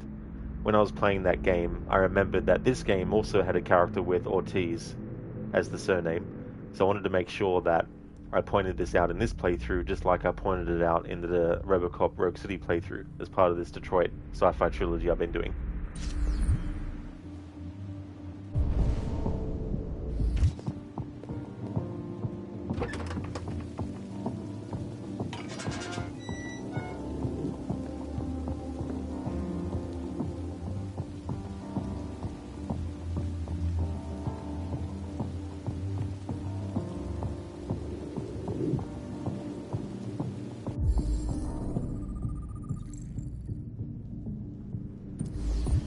Door was locked from the inside. Killer must have gone out this way. There are no footprints apart from Officer Collins' size 10 shoes. Well, this happened weeks ago. Tracks could have faded. No, this type of soil would retain a trace. Nobody's been out here for a long time.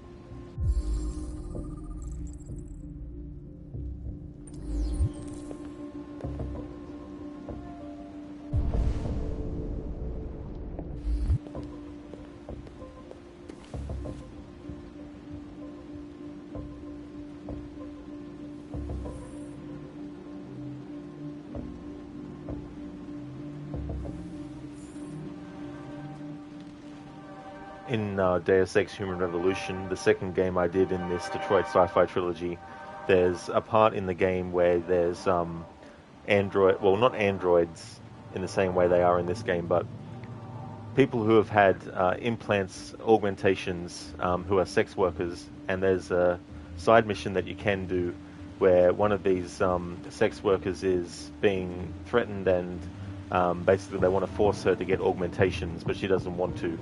So I made a point to make note of that in that playthrough, because I knew, of course, in this playthrough that that's also something that is related.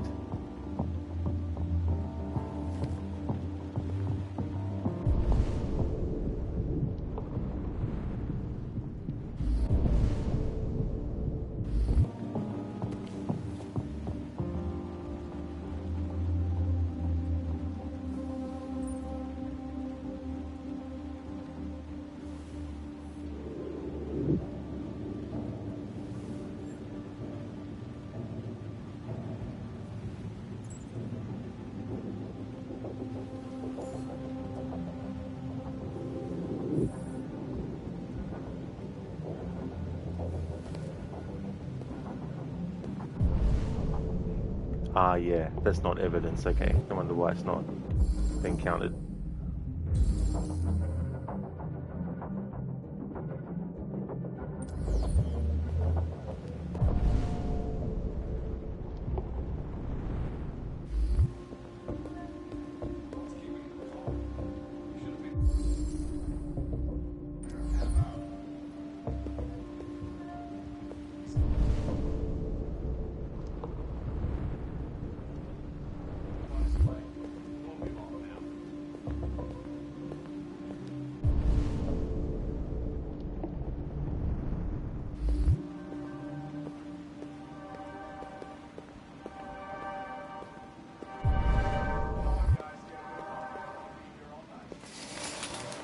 No one wants to stay here a minute longer than they have to.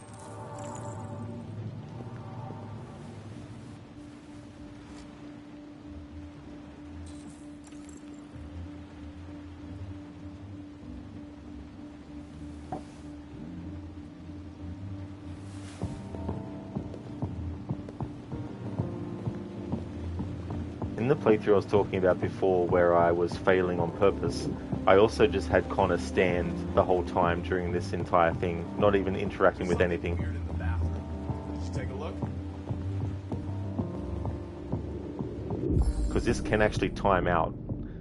If you just let time run out, there's no timer on the screen, but if you just do nothing, eventually it'll move things along, but you'll fail this part of the story. But the story will still continue, of course.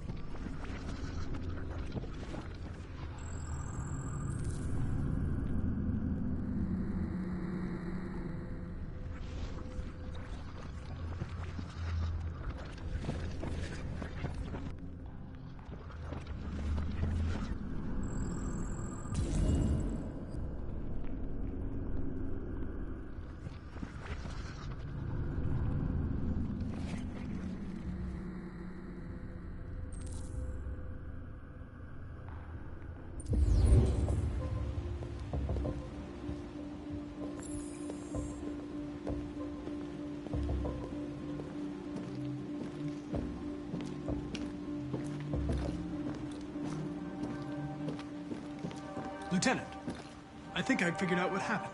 Oh, yeah? Shoot, I'm all ears. It all started in the kitchen.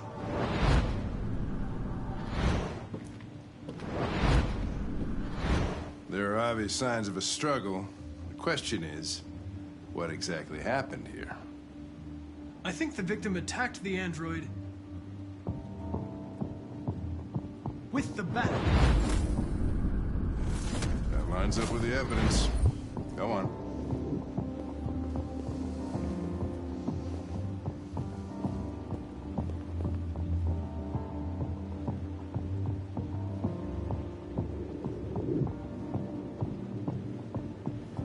The victim stabbed the android.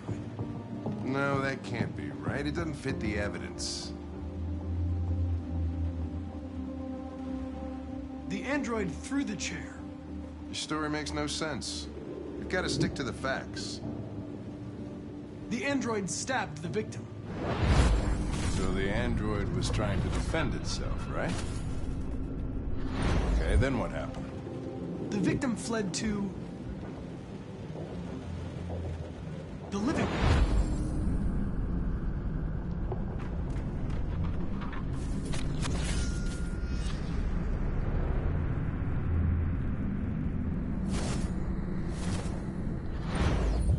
Tried to get away from the android.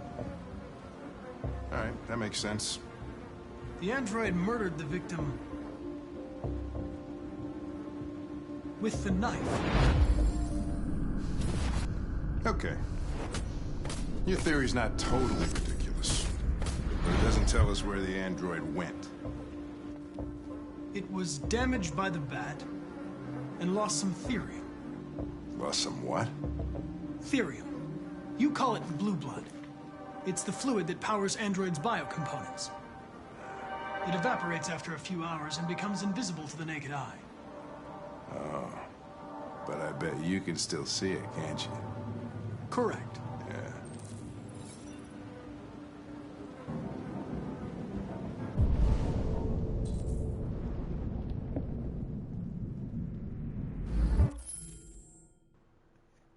Ironhide, ouch, ladies.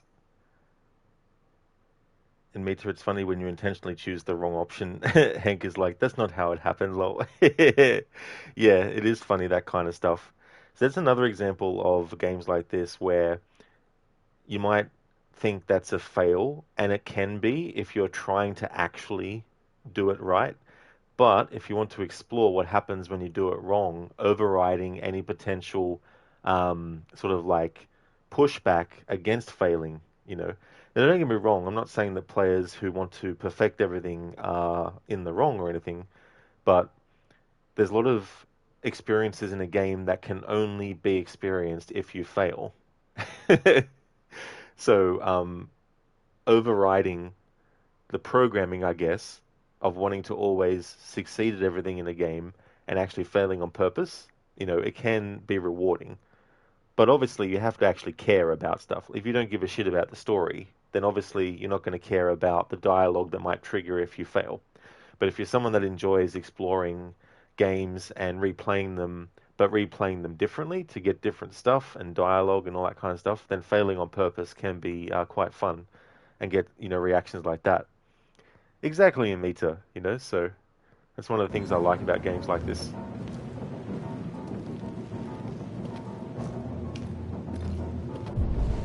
I mean, hell, it doesn't have to be games like this either, you know. Like going the wrong way on purpose might have a character say, "What the hell are you doing, you idiot? You're supposed to go this way." That you wouldn't get if you didn't go the wrong way on purpose.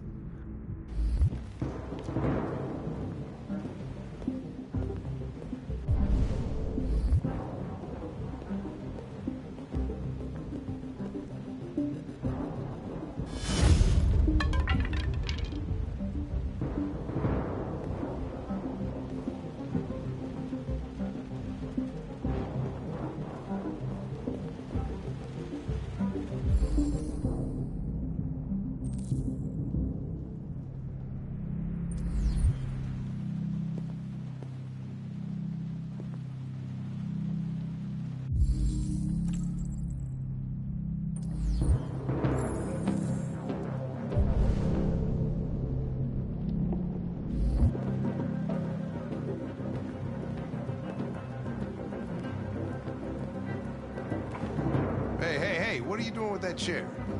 I'm going to check something. Gonna check something.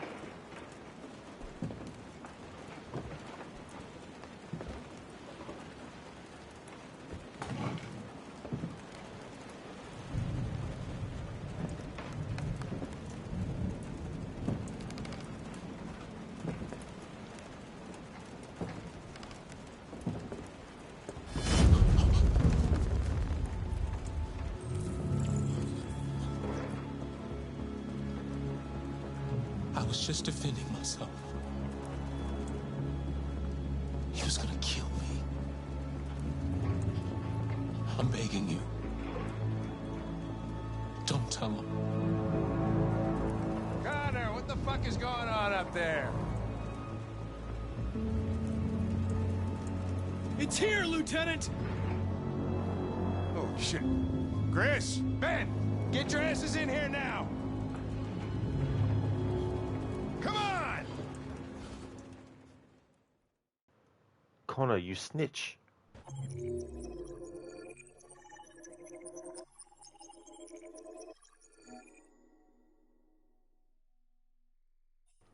In Meta, in Starfield, they made it so that if you're talking to an NPC and don't respond to their question, after a while they will say, "What's wrong?" or something similar. Sometimes they will say, "Hey, I don't have all day." Say nothing in action there too, in a game that doesn't have like a say nothing option. It is really funny when that kind of stuff happens too, as well. Simply just waiting out an invisible timer that you can't see until an NPC reacts a certain way. Zereth, my name is Connor. You killed... Oh, wait, you killed me. Dies. He just looks at himself in the mirror and is like, self-destruct. Not that he talks like that.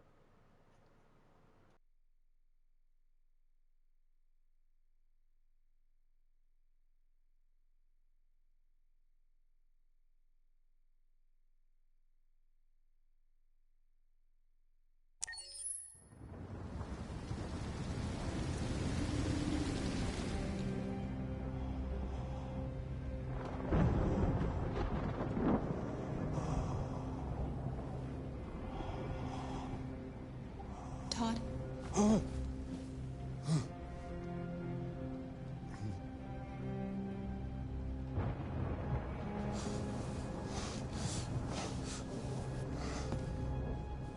Dinner is ready. Yeah, I'm coming.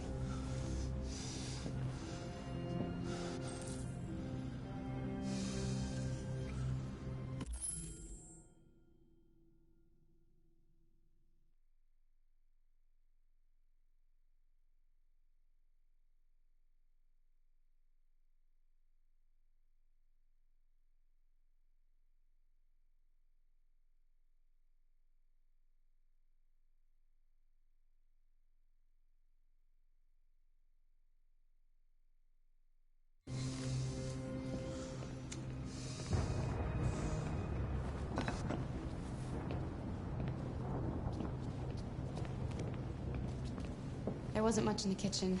I did what I could.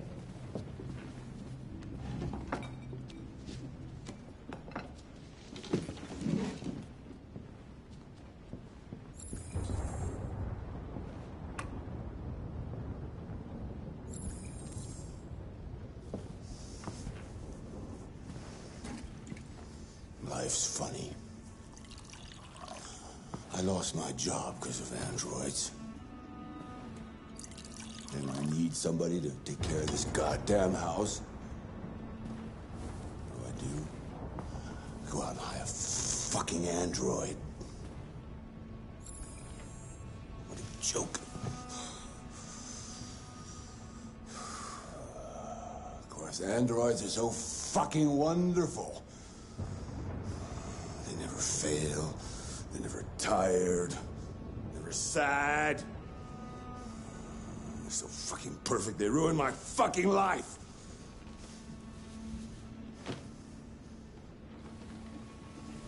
What are you looking at?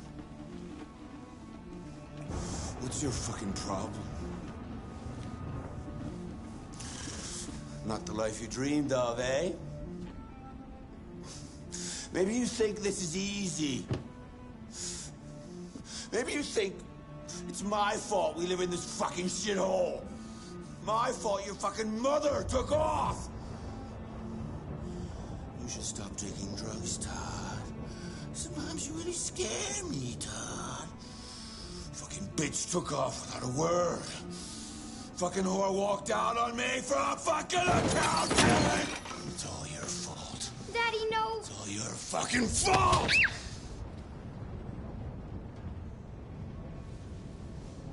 Fuck you, asshole. Get back here. Come back here. Come back here right now! Yes! It's all our fault. I know it's It's her fault. I gotta teach her. I gotta teach her a good fucking lesson. That's what she deserves. First, I need a little hit. You stay there. Don't you dare fucking move, or I'll bust you worse than last time.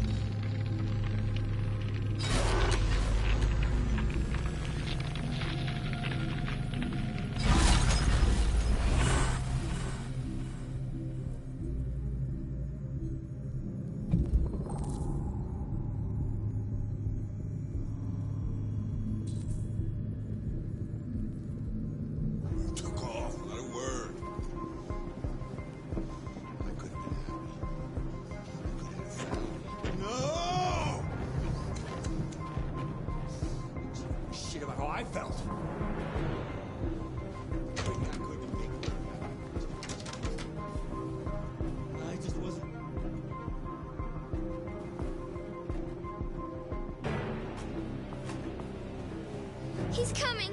He's gonna hurt me. Run! Get away, or he's gonna break you like last time. Alice! Alice! Daddy's coming! You need to be taught a lesson.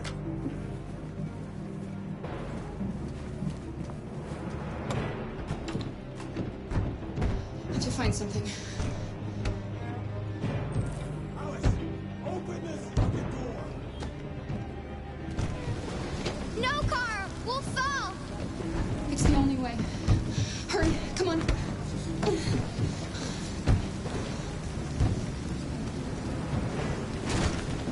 Kara! Come back here right now!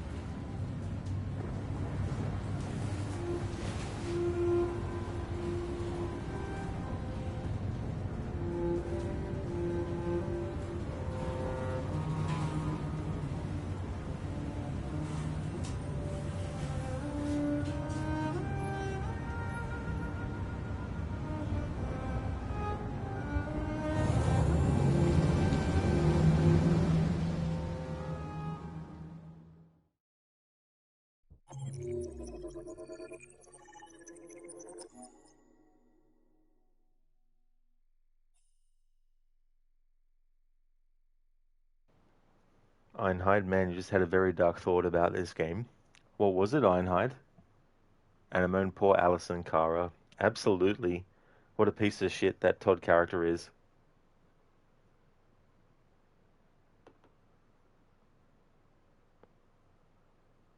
In that playthrough I was talking about where I failed things on purpose, it also meant not moving as Kara in that part. And if you just don't move, then both get killed.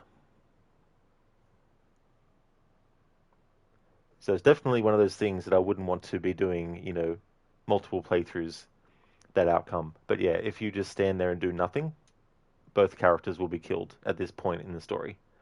So for the rest of the story, they'll be out of it. So it'll only be Marcus and Connor left.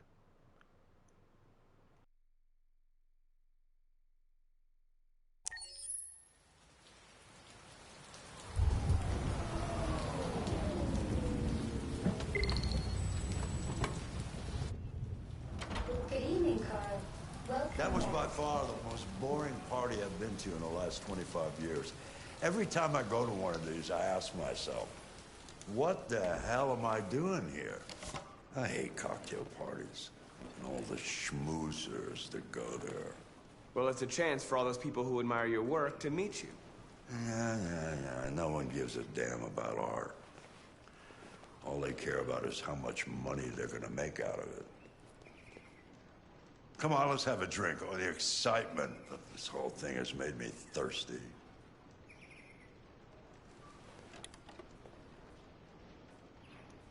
Oh yes, Anemone.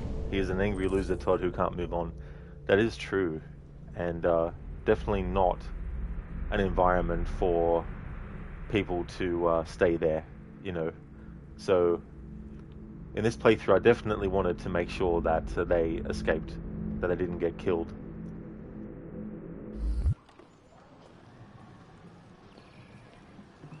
Plus to make up for the previous playthrough last year where I did that fail playthrough on purpose and they died. So it was good to redeem myself in this playthrough compared to last playthrough.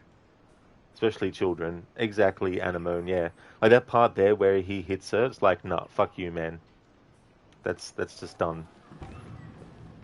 Scotch? Neat as usual? Absolutely. Okay, but you know what your doctor would say. Yeah, well, he can kiss my ass. I'm old enough to choose my own medication. Obviously, there's more than that, which is, you know, making Todd a piece of shit.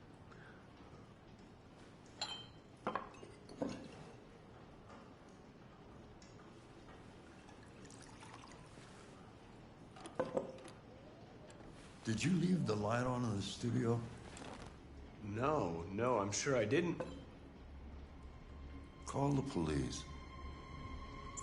Detroit Police, what's your emergency?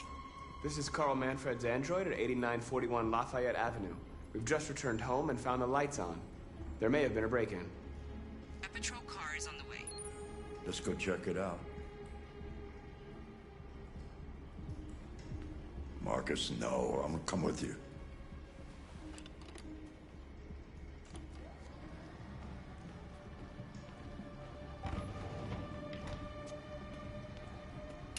Leo! What are you doing? You refuse to help me, so I'm helping myself. It's crazy what some people pay for this shit. Don't touch them.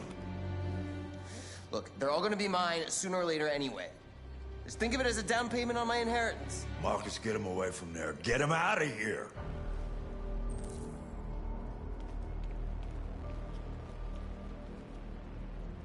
Be reasonable. This isn't gonna get you anywhere. All you ever do is tell me to go away. What's wrong, Dad? Not good enough for you? Not perfect, like this fucking thing? That's enough! Get out! Right now! What makes it so special anyway, huh? What's it got that I don't? Leave him alone! Come on, let's see what you got! Marcus, don't defend yourself, you hear me? Don't do anything. Go ahead, hit me. What you waiting for? Think you're a man? Act like one. Stop it! Doesn't matter too much of a pussy. Stop it, Leo! Stop it! You're scared to fight back, you fucking bitch!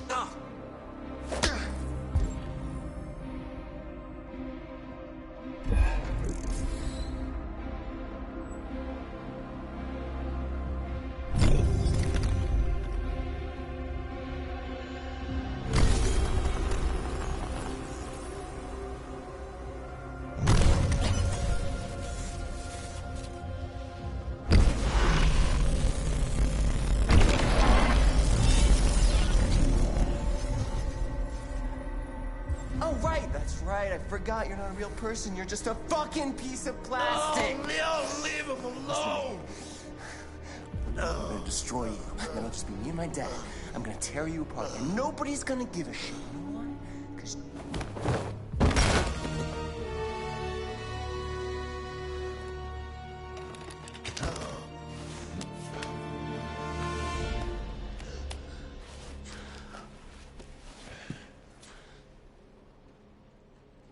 Leo. Oh my God. Leo. My little boy. Carl,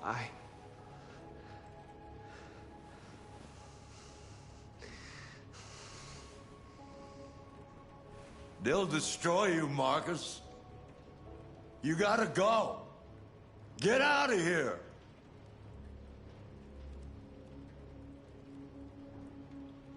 Carl, no. No, please, I don't want to leave you. Please, I can't. I don't want to leave you. Get out! Now! Go! Marcus! Don't fucking move!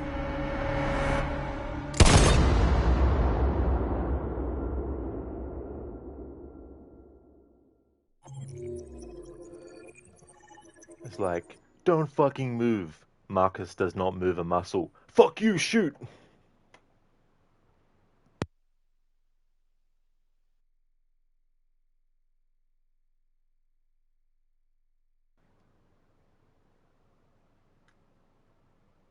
Anemone, you can feel me on that. Oh, absolutely, yeah. Yeah, there's so many things that he had done before that point, of course, which are also terrible things.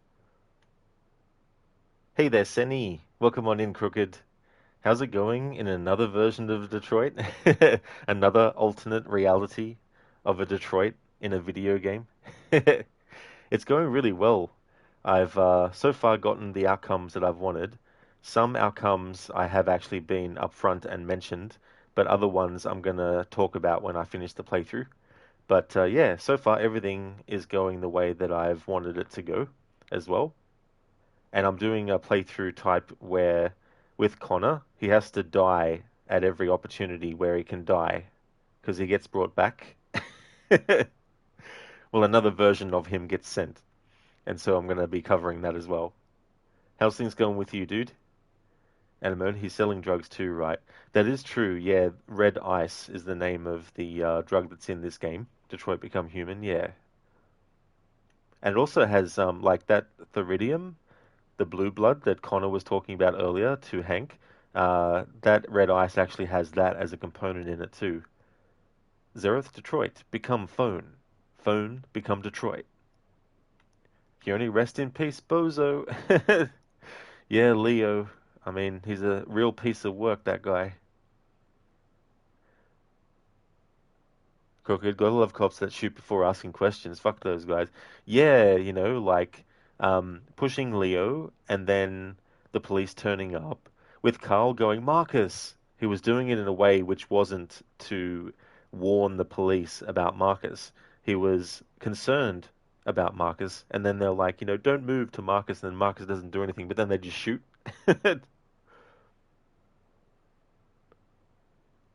That's true, Ironhide. Yeah, they shot Marcus.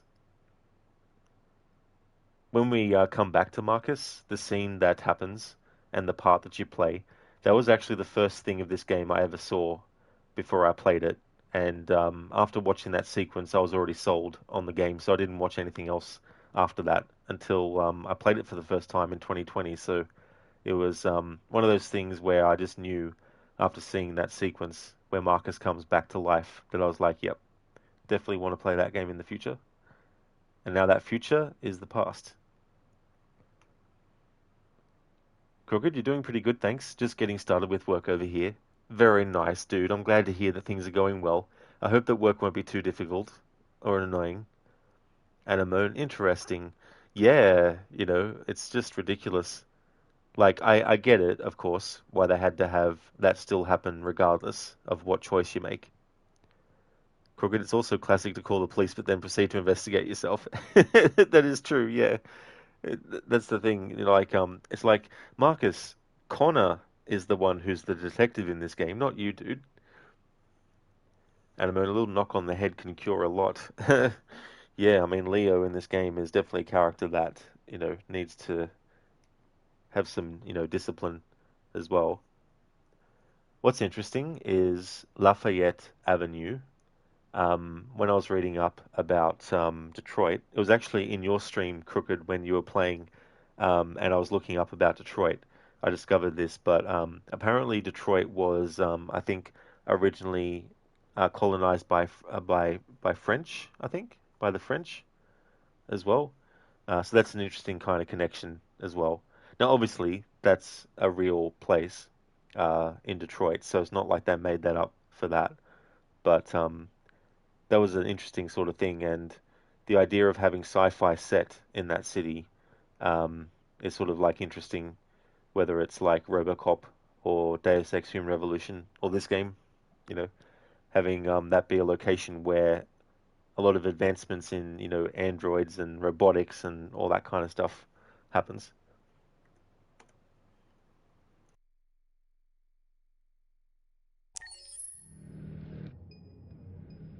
Why'd you kill him? What happened before you took that knife?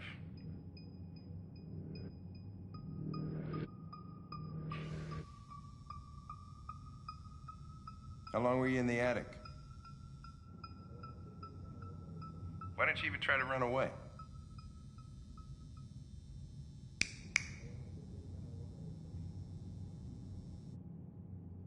Say something, goddammit!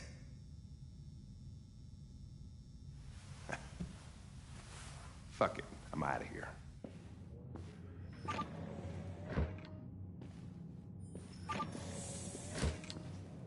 We're wasting our time interrogating a machine. We'll get nothing out of it. You always try roughing it up a little.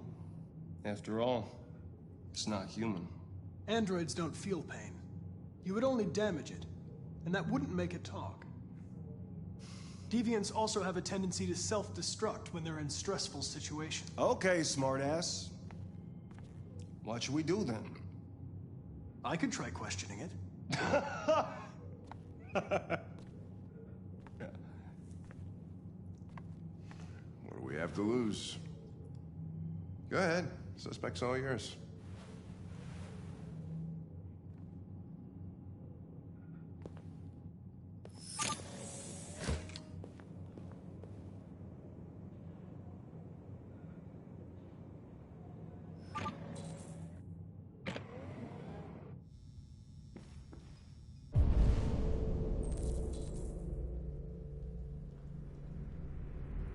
Crooked, Detroit is definitely an interesting history.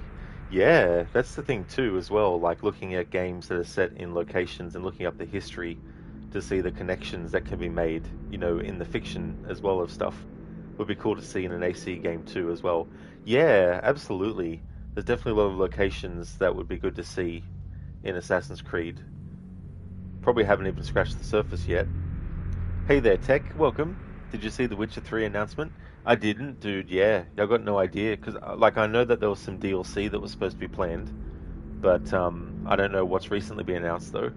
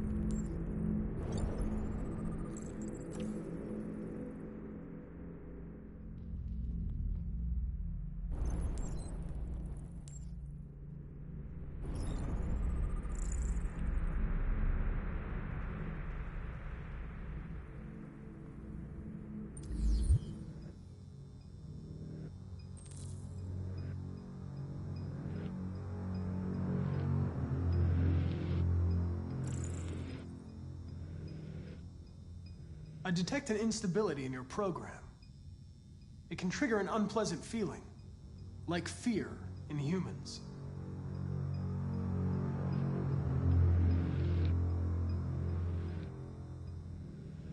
You're damaged. Did your owner do that? Did he beat you?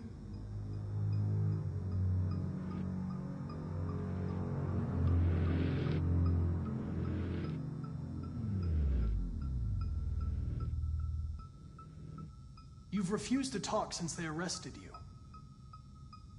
If you don't cooperate, they'll do things the hard way. Is that what you want?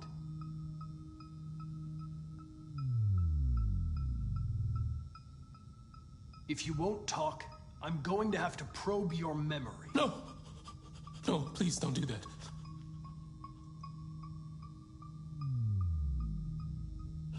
What? What are they gonna do to me? They're gonna destroy me, aren't they? They're going to disassemble you to look for problems in your biocomponents. They have no choice if they want to understand what happened. Why did you tell them you found me? Why couldn't you just have left me there? I was programmed to hunt deviants like you. I just accomplished my mission. I don't want to die. Then talk to me. I can't.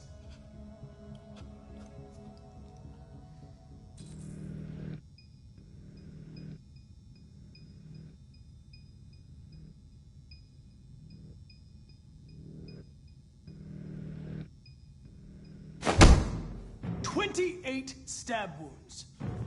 You didn't want to leave him a chance, huh? Did you feel anger? Hate?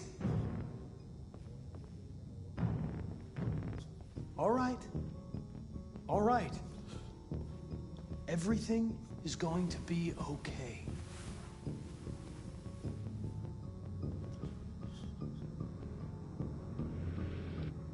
You leave me no choice.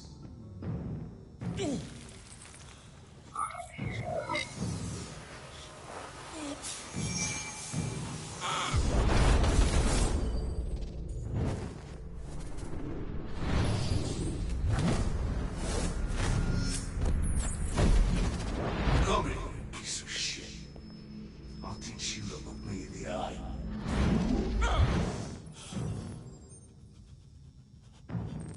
I accessed its memory. I know what happened.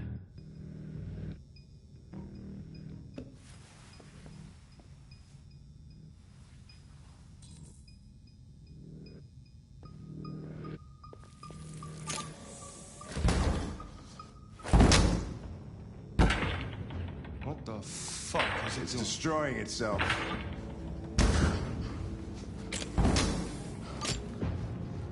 Stop it, goddammit! I can't! I can't stop it! That's enough! You need to stop that right now!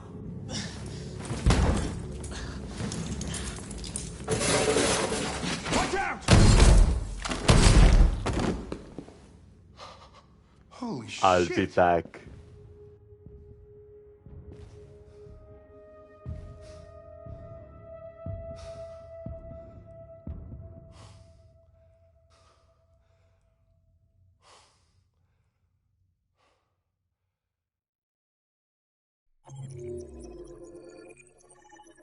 Damn it, I was too eager to do that quote, and I spoke over Hank's dialogue. Shit. Ah well, can't be helped. And I'm holy moly, absolutely, that is the other way, that is another way to get another Connor taken care of. So that's according to plan.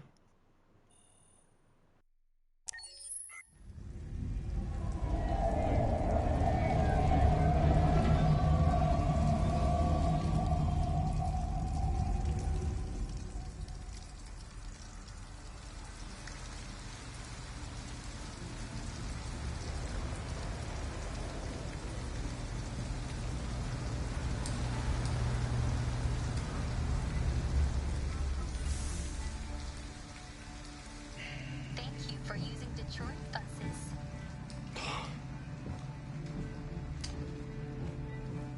All right.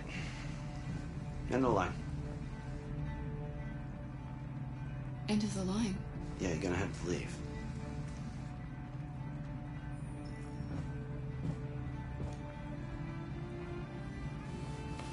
Wake up. We have to go.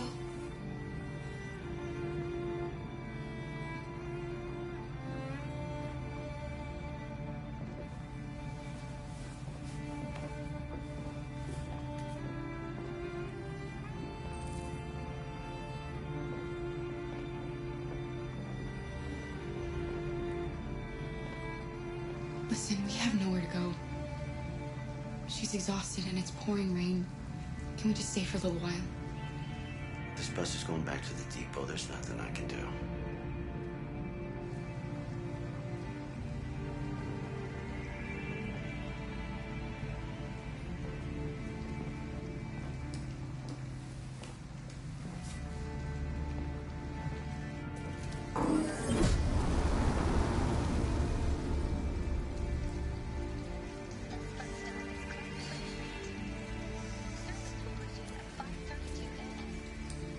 Gonna be okay?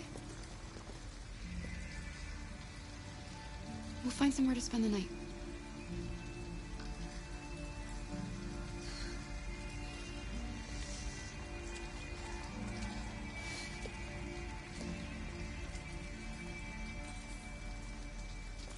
Come on, Alice, we've got to hurry. And Moon, you'll get it next time if you're going to play again. Yeah, for this playthrough, I wanted Connor to be destroyed there. But for future playthroughs, depending on what I want to go with, I might end up having, the opposite.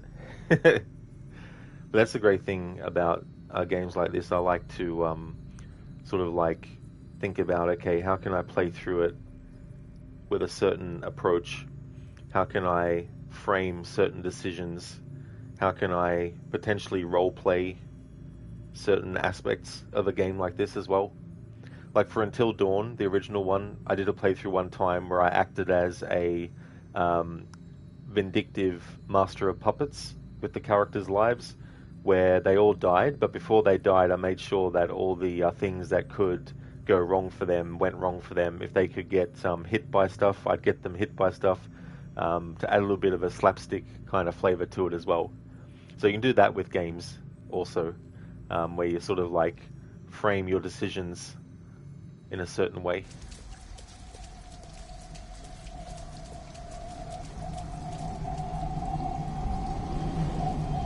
We need a place to stay. Do you know anywhere we could spend the night?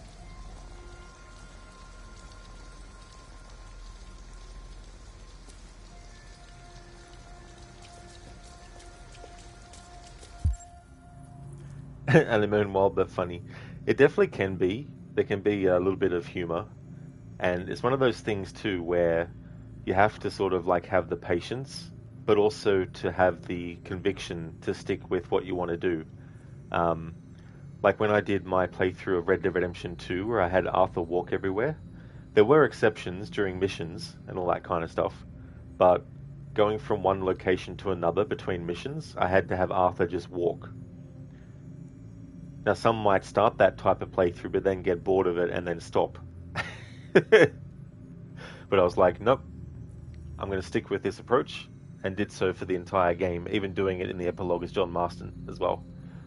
So there's certain things that you need to be able to withstand or put up with or accept if you're taking certain approaches. You have to sort of like fight against any instinct by what you would normally do and the choices you would normally make, and go against that and actually live with the consequences in the game of what you've actually done. Crooked? Rod. And then there's stubborn me. That is so true. There's definitely a stubborn aspect to me with some games. Even to the point where if something could actually be done quicker, I don't care, because I'm trying to figure out if I can make the thing actually happen at all. Like there was a jump in Tomb Raider 3 that I wanted to get, and even though it wasn't a faster way to get from point A to point B, I just wanted to prove that it was possible to do it. So I kept on going at it until it happened. Could you admire my perseverance for these type of challenges and playthrough approaches? Thank you, Senny. Yeah, sometimes it can be difficult because you want to make the decision you normally do, but then I'm like, nope, it's for the greater good of the playthrough as well. But yeah, it's great to take the parameters of what the developers have given you and try and figure out ways of moving in between those sorts of things, and try to come up with things that they might not have programmed to be a possibility, but it becomes a possibility because you're looking to find if it can be done. And sometimes the only way to find out is to actually try. If you never try, you won't know.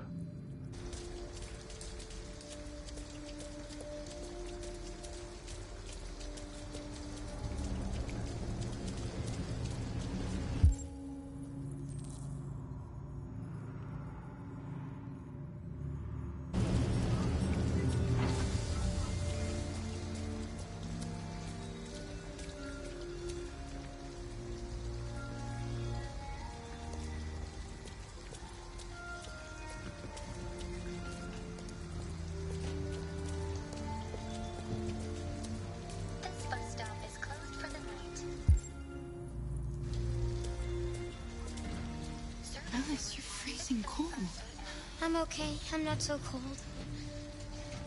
You look lost. We have nowhere to go.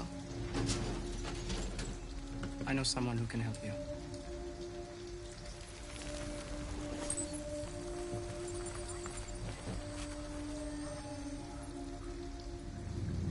But that's on the other side of town. We need a place for tonight.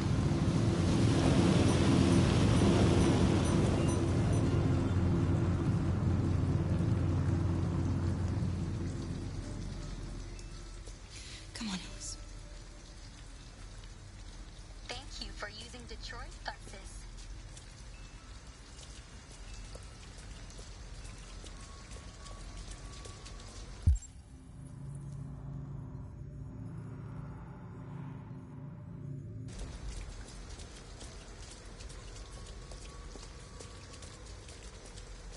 Code, we'll notice that The Witcher 3 will be getting still another DLC add-on, although it's going to a year-long wait or something. Oh, I got your code, yeah. Yeah, I heard they were adding some extra DLC for it. My guess is it's probably to branch it with Witcher 4, maybe.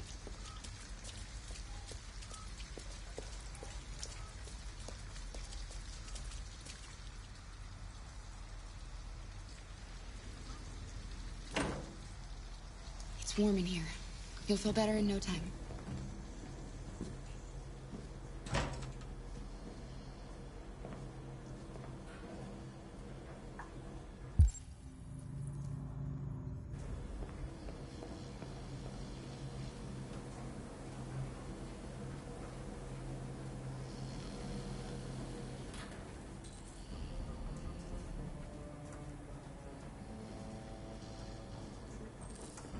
What are you doing?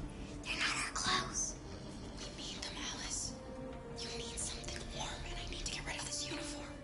But that's stealing. We can't do that.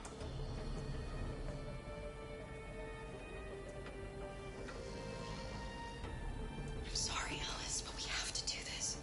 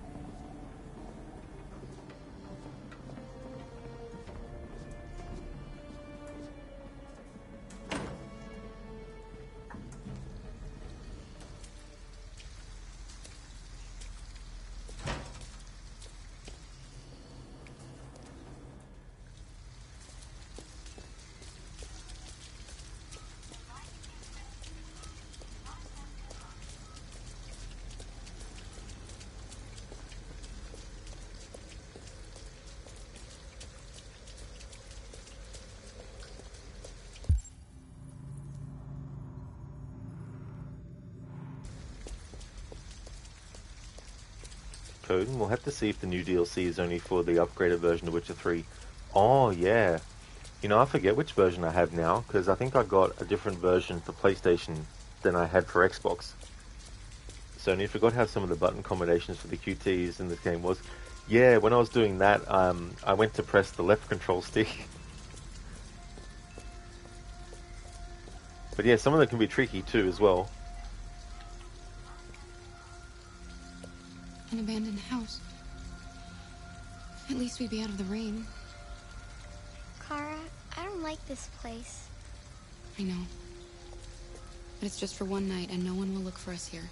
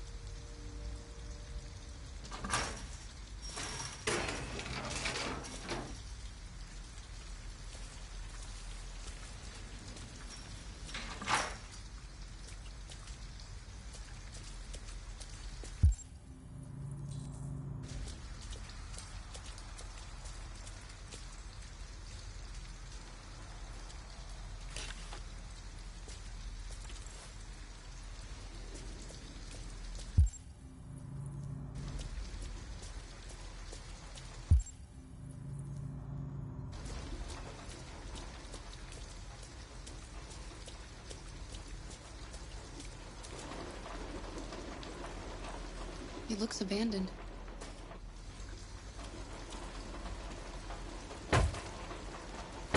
Stand back, Alice.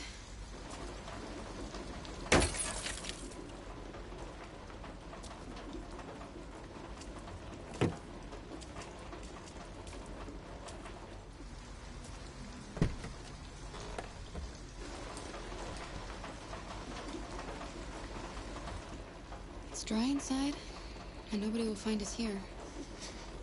I don't want to sleep in there. Can't we find a better place?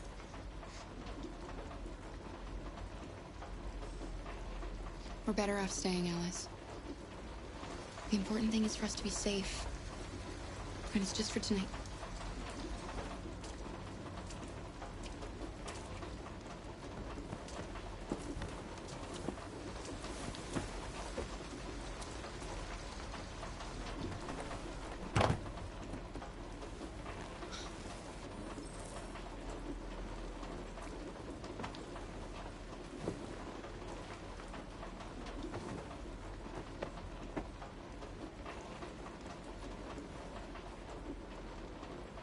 Why didn't he ever love me? Why was he always so upset with me? All I wanted was a life like other girls. Maybe I did something wrong. Maybe I wasn't good enough. That's why he was always so angry. I just wanted us to be a family. I just wanted him to love me. Why can't we just be happy? I don't know, Alice. You'll never leave me, right? Promise you'll never go. I promise. Will we be together forever? Forever.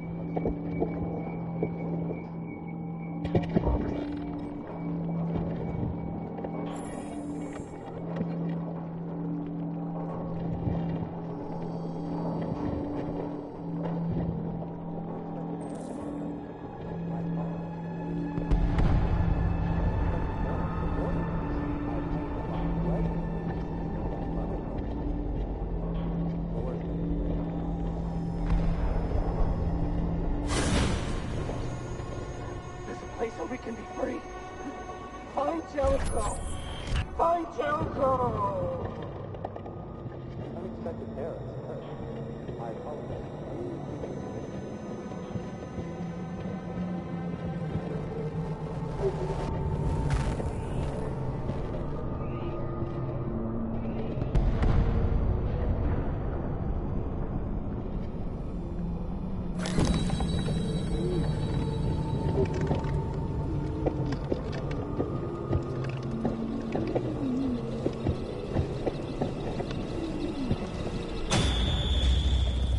Where are you going?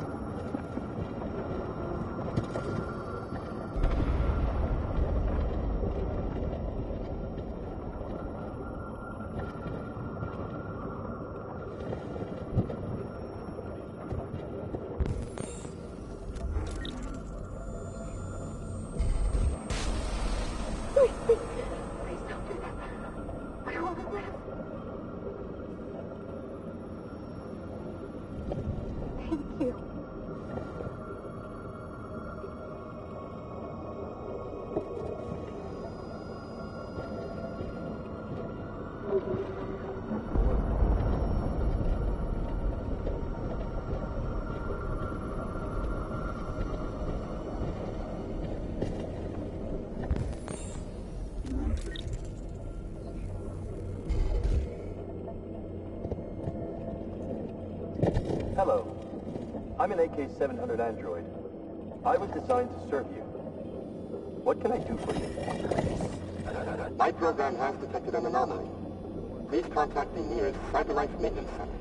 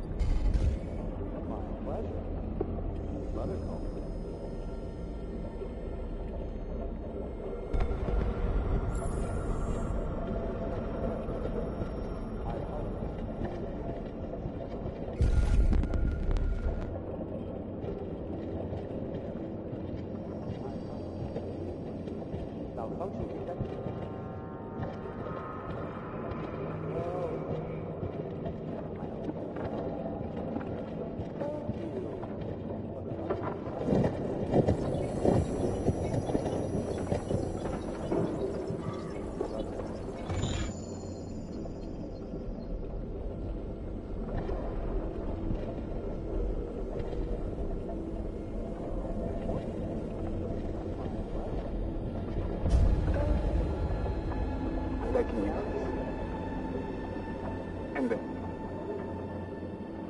I don't want to live anymore. Make it quick.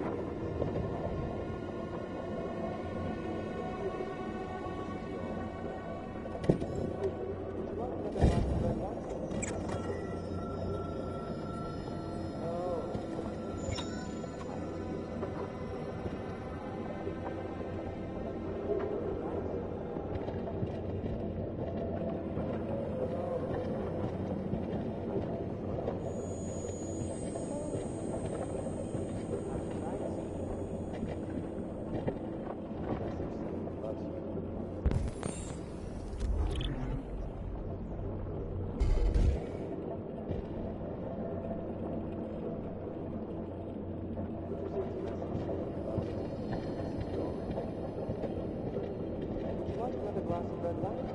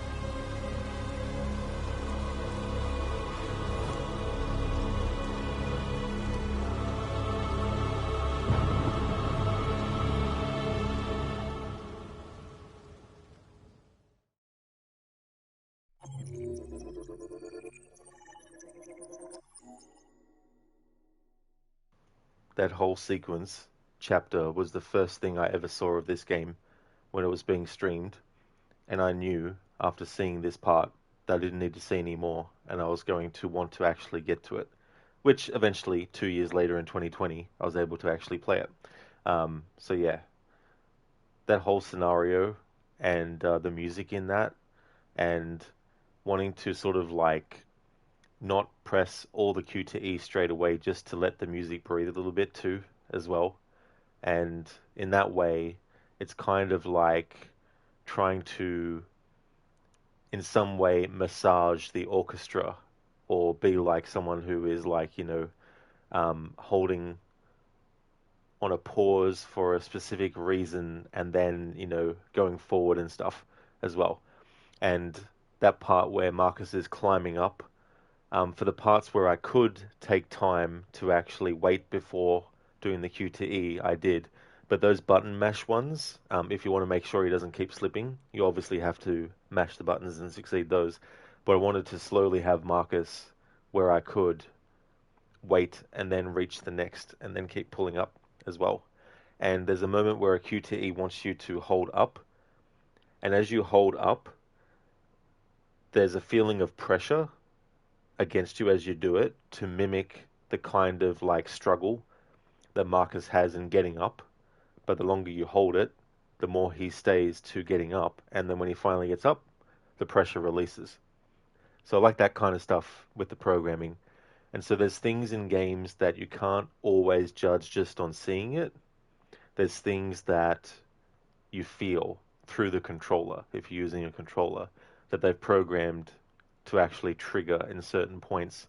So it's not just feeling the controller in your hands, it's feeling the actual pressure when you're holding something in a certain direction to mimic something that's happening. And in that case, it was Marcus's slight struggle to get up, but then holding fast and then getting up. So I know this part of the game reminds you of Soma. That's a game I need to play at some point as well. I definitely heard a lot about that one. Dr. Darling, close your eyes, chat, pointy things. That is true. Yeah, there's some things that he had to remove. So at least he managed to find matching eye colors. Yeah, I mean, that's the thing too with that whole scenario, is you have an option to take something from the android that doesn't want to die, and then you've got the android that wants to die, and you can choose whether they do or not, or whether you give them the mercy of that or not.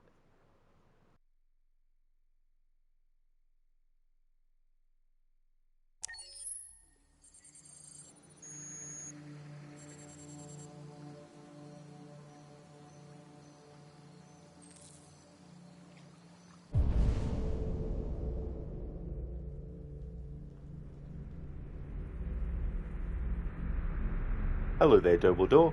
I hope things are going well.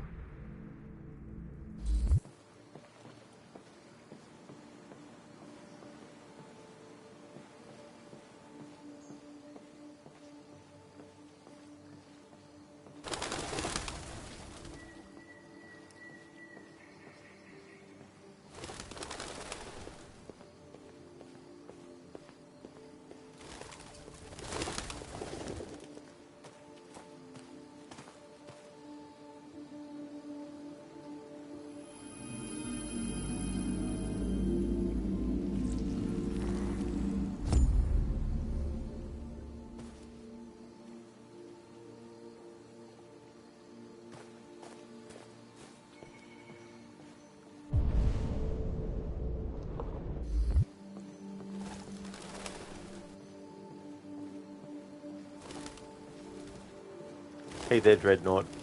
How's things?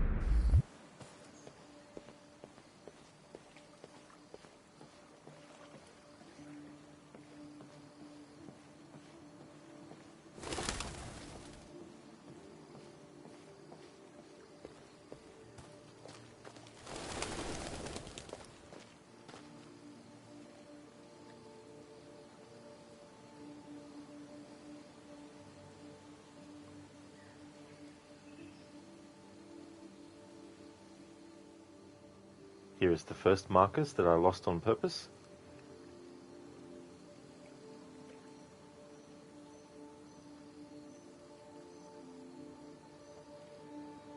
And this is the second one that I lost on purpose.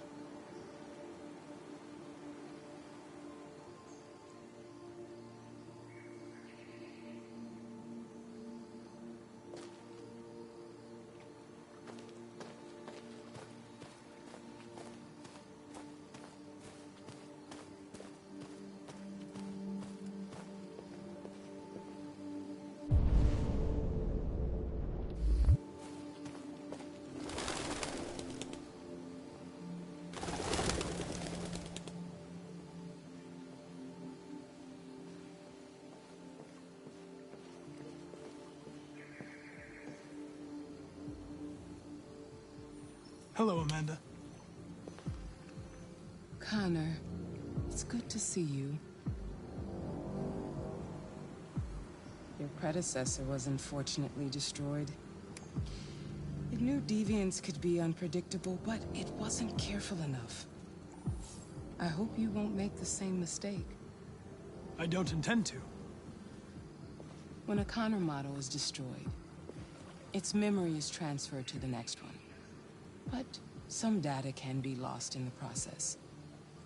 Avoid being destroyed. It would be better for you and the investigation. I understand. The interrogation seemed challenging. What did you think of the deviant?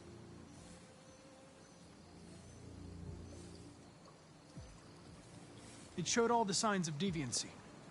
Cognitive instability, unpredictable behavior, and the emulation of human emotions. It was even afraid to die. The model was clearly defective.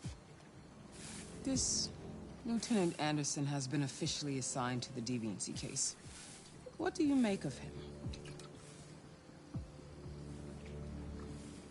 I would define him as dysfunctional.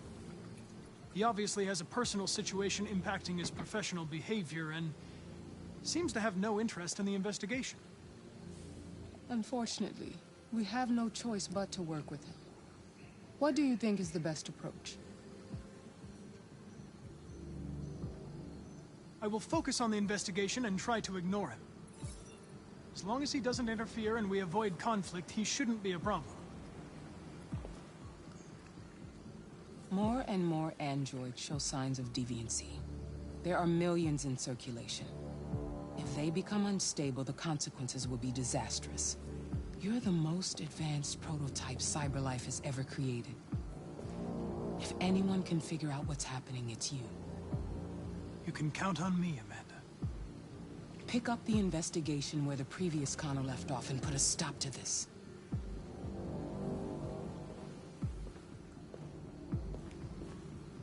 Hurry, Connor. There's little time.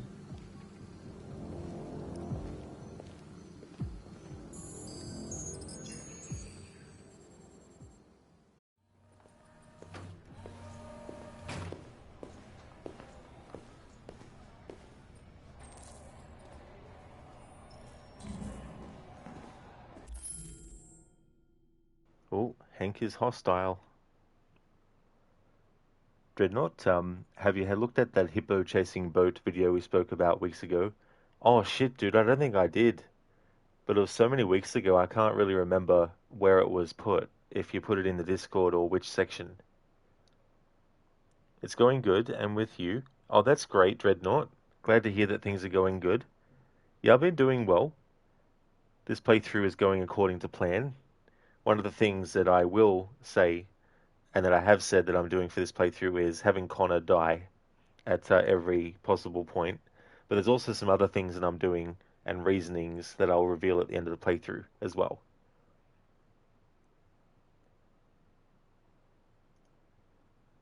Barnes, is Amanda an android too? Well, I mean, I can definitely reveal that because this playthrough, I don't mind talking about spoilers for the story and potential outcomes that can happen and all that kind of stuff. So I'll talk about that in 5, 4, 3, 2, 1. So Amanda is actually an AI construct within Connor's quote-unquote mind.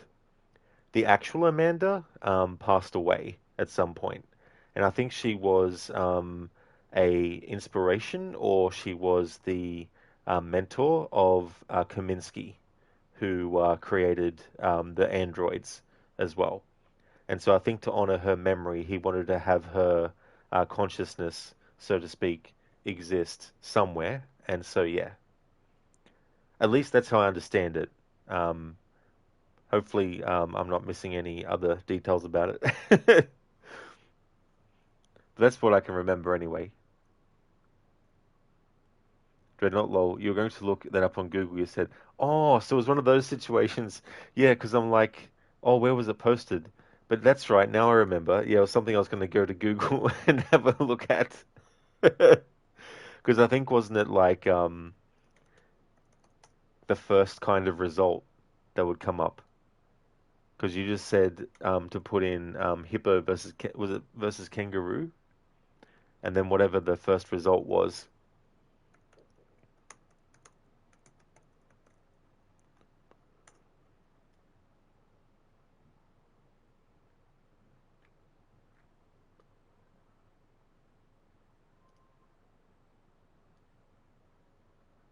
Oh, chasing a boat, not kangaroos. Hippo chases boat. There we go, that's what it was. Hippo chases boat, shows boaters who's boss, the dodo. Was that the one? Barnes, try not to be destroyed. Yeah, Barnes. When there's dialogue like that, which kind of matches what approach you're taking, it's very satisfying when sort of like, things fall into place like that. There's definitely been some things in playthroughs I've done where I had actually forgotten that there was a piece of dialogue that actually reflected whatever my current playthrough approach was as well. So that kind of stuff can be fun too. Dreadnought, you can get me a YouTube link in Discord of the hippo chasing the boat. Yeah, I mean, there's a few that come up. You've got one from the Dodo, and then one from News Flare as well. And then you got Angry Angry Hippo chases speedboat through lake. So there's quite a few different ones. Hippo attacks, throws man overboard. Terrifying moment, a furious hippo attacks a boat.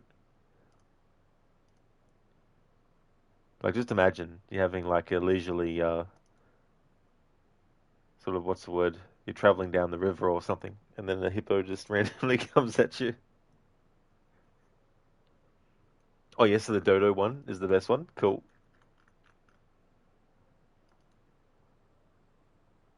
I'll put a link to that in chat as well. So, hippo chases boat.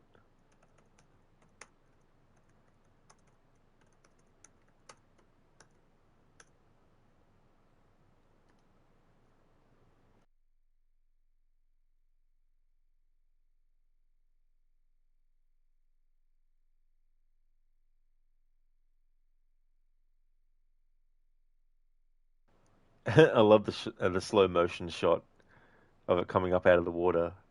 Like, damn, that would be freaky. Holy shit.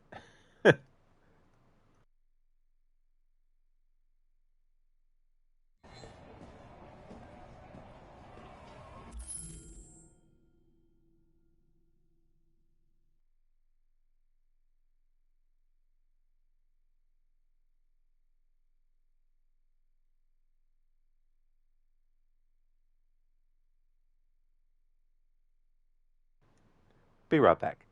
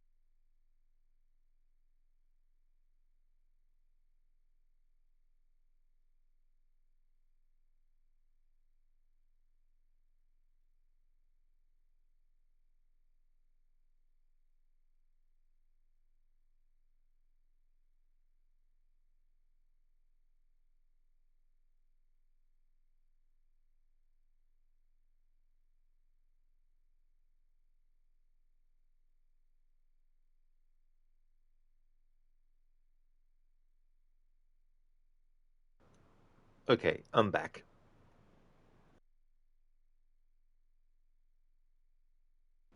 Crom, I've never played you before. I have no tongue for it.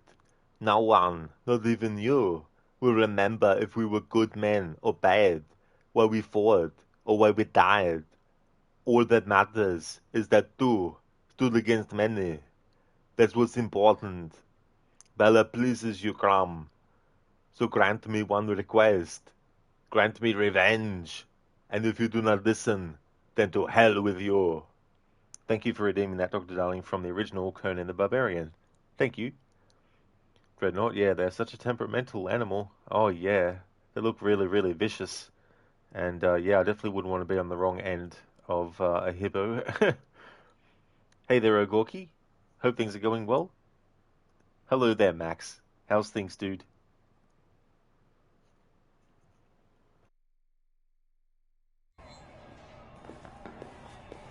Can I help you? I'm here to see Lieutenant Anderson. Do you have authorization? Yes. Oh, nice, Ogorki. Glad to hear that you're going okay.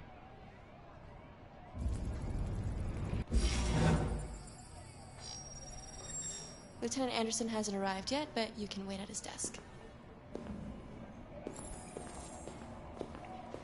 You might be in shock. Tensions in the Arctic have reached a new level, with a Russian carrier and an American patrol boat reported to have clashed last night. Several warning shots were exchanged, apparently with no damage or casualties to either side. The Minister for Defense, Dennis Riggs, has spoken of intolerable provocation that cannot go unanswered. The countries in the region, particularly Sweden and Canada, have called for military forces to withdraw and an international conference to be held. So far, there has been no response from either Moscow or Washington. We'll keep you informed minute by minute as the situation develops.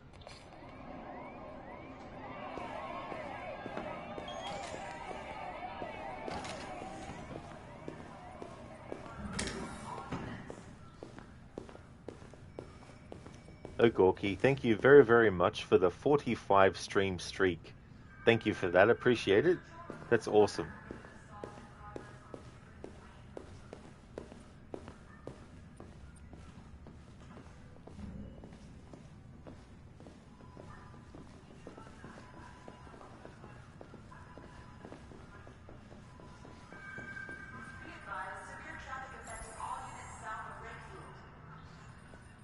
Excuse me. Do you know what time Lieutenant Anderson usually arrives? Depends on where he was the night before. If we're lucky, we'll see him before noon. Thanks.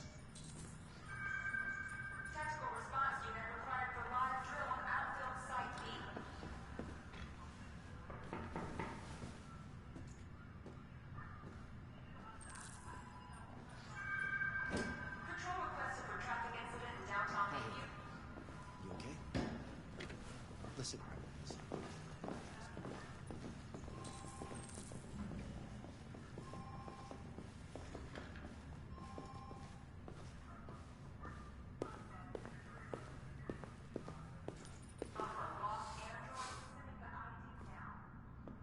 Shit.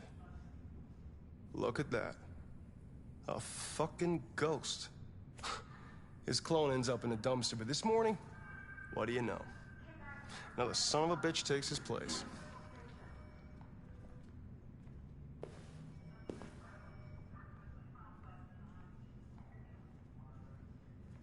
Hello, Detective Reed.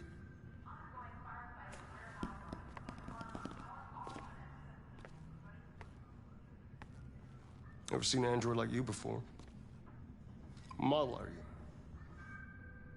Cyberdyne Systems Model 101. RK-800. I'm a prototype. A prototype? Android detective. So machine's gonna replace us all. Is that it? Hey, bring me a coffee, dipshit. Get a move on!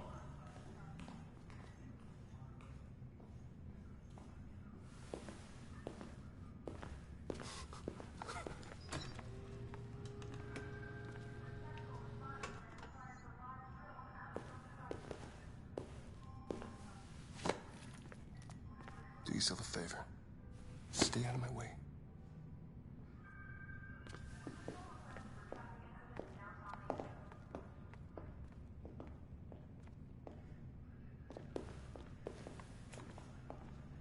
I don't know why that guy in Several 1899 sources wants report to be that friends with CyberLife Gavin. has provided Detroit police with a I prototype think he'd be detective better off android. staying in 1899 Although and police not traveling to assistant androids have 2038 existed to for find several Gavin. years now, this would be the first case of an android being authorized to play an active role in criminal investigations. We contacted CyberLife for comment, but no one was available to answer our questions. The first book written by an artificial intelligence has just been published, and to call it a success would be an understatement. Do Humans Dream of Mammalian Sheep has shot to the top of the bestseller list. Moreover, critics are unanimous in their praise for the depth of thought and originality of this first work. Designed by CyberLife, the AI known as Voltaire analyzed human centers of interest on social networks for several months before its complex algorithms generated the plot of the novel. According to several specialists, it will be very difficult for human authors to compete with these algorithms, and the odds are that most of the books written in the coming years will be the work of artificial intelligence. Here we are in 2026, and this game is set in 2038, so we're actually ahead of the curve.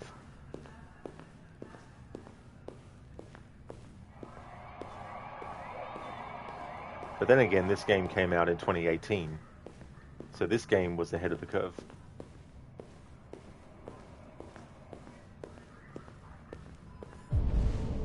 Max, you doing well, dude? Hope you are doing well. I am, thank you, Max. I'm glad to hear that things are going good for you too. That's awesome, dude. Detroit is a rough place. That's the thing too, like, when I was growing up, another movie that I saw that was set in Detroit, aside from RoboCop, was Beverly Hills Cop. At least the initial part of the movie is set in Detroit before he goes to Beverly Hills. But it's interesting too, never having been there IRL, to just see it through the lens of movies or games or even just, you know, documentaries and stuff. So do you like Gavin, since he's the jerk that you're not? Yeah, that's the thing too, like, no, as you saw there, even trying to be quote-unquote friendly with him doesn't actually work. But it's in keeping with his character for that not to be something you can forge.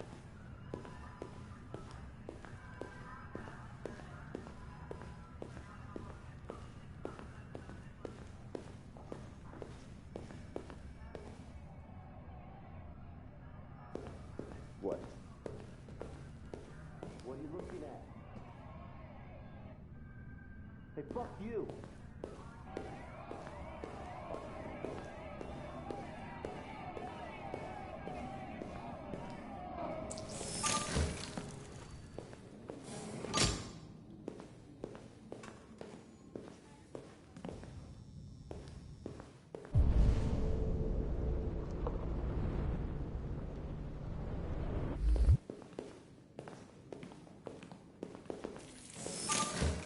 Having this Connor revisit where the previous Connor died.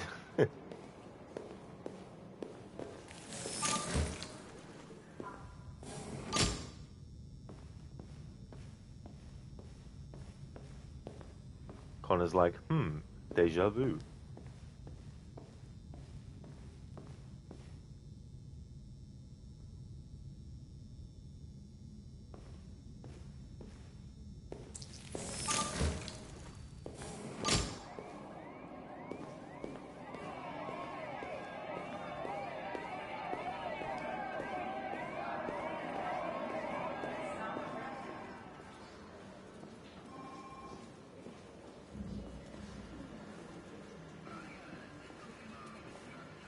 Hello, Lieutenant.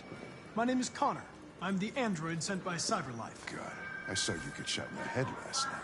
My predecessor was unfortunately destroyed, but CyberLife transferred its memory and sent me to replace it. This incident should not affect the investigation. Oh, Jesus. Hank, in my office.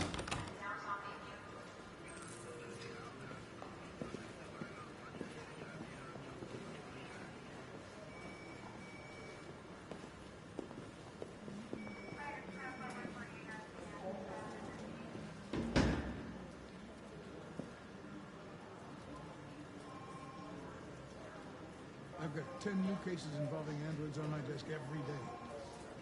We've always had isolated incidents. Old ladies losing their android maids and that kind of crap.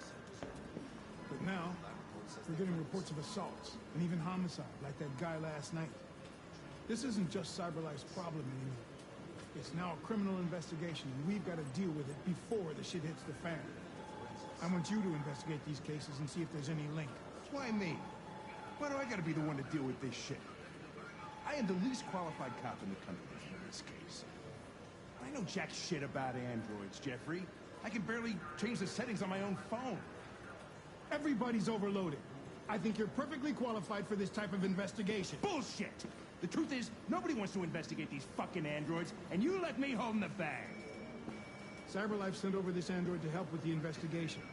It's a state-of-the-art prototype. It'll act as your partner. No fucking way! I don't need a partner, and certainly not this plastic prick. Hank, you are seriously starting to piss me off. You are a police lieutenant. You are supposed to do what I say and shut your goddamn mouth. You know what my goddamn mouth has to say to you? Okay. Huh? Okay. I'll pretend like I didn't hear that. So I don't have to add any more pages to your disciplinary folder, because it already looks like a fucking novel. This conversation is over. Jeffrey, Jesus Christ, why are you doing this to me? You know how much I hate these fucking things. Why are you doing this to me? Listen, I've had just about enough of your bitch. Either you do your job or you hand in your badge. Now, if you'll excuse me, I've got work to do.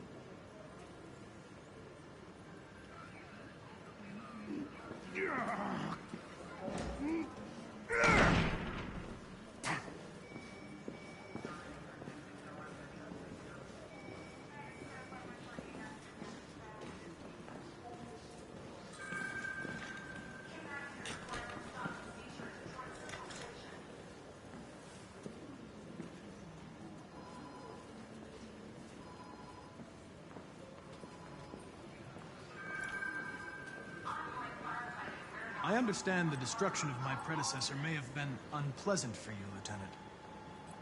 I'll do everything I can to make sure it doesn't happen again.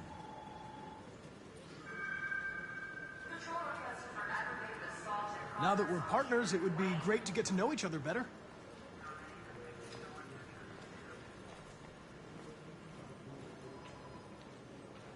Is there a desk anywhere I could use? No one's using that one.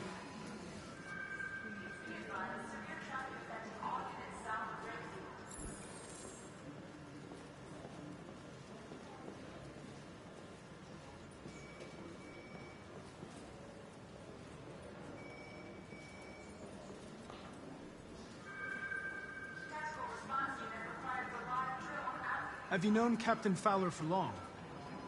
Yeah. Too long.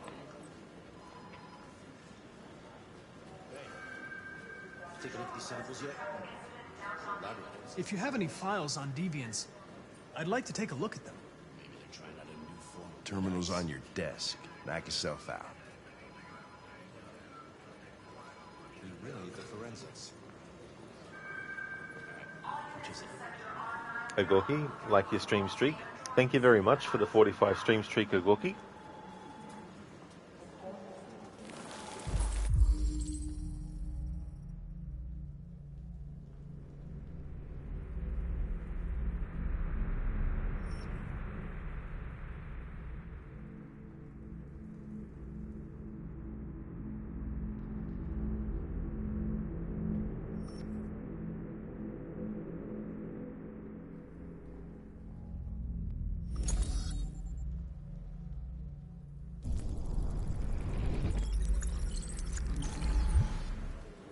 .243 files.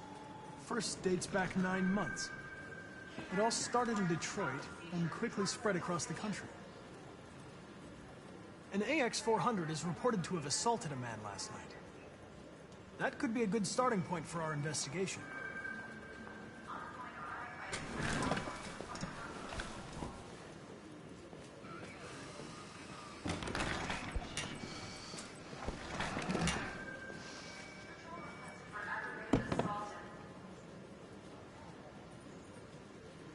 If the situation doesn't suit you, Lieutenant, you should ask to be relieved of duties and let me work with someone else. I know exactly what I have to do.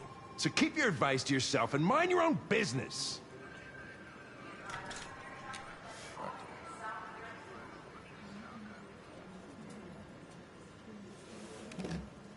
I'm going to file a report with my superiors that you refuse to work on this investigation.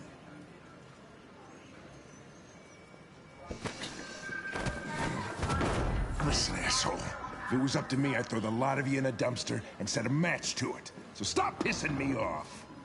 But things are gonna get nasty. Lieutenant, sorry to disturb you.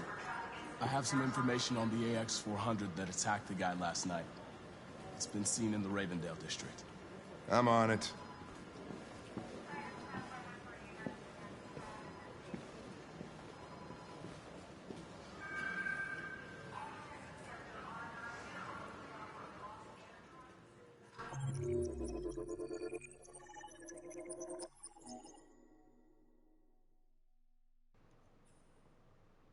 Agorki, you're welcome.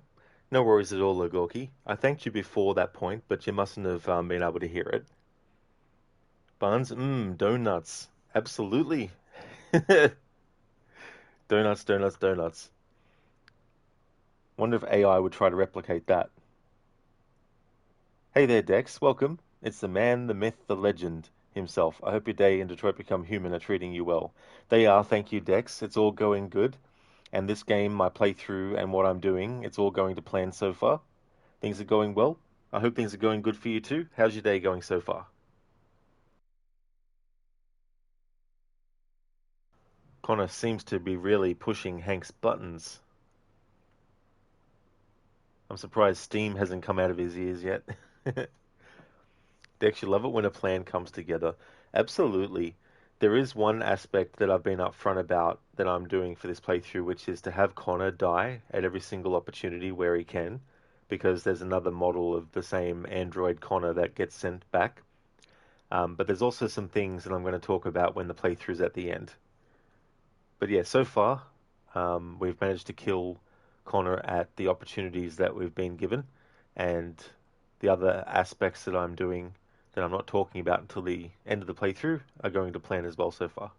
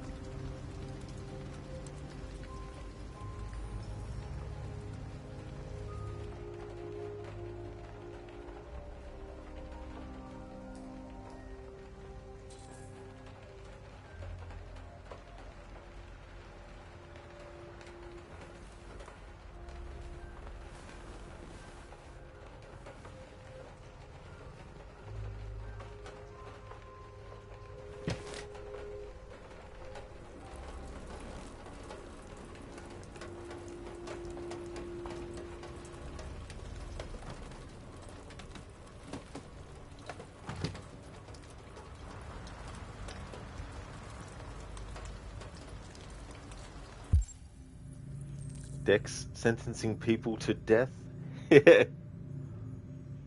There's a meta kind of interesting connection too. The character of Hank, played by Clancy Brown, he was the main villain in Highlander, the villain called the Kurgan. And in that movie, the main character is Connor.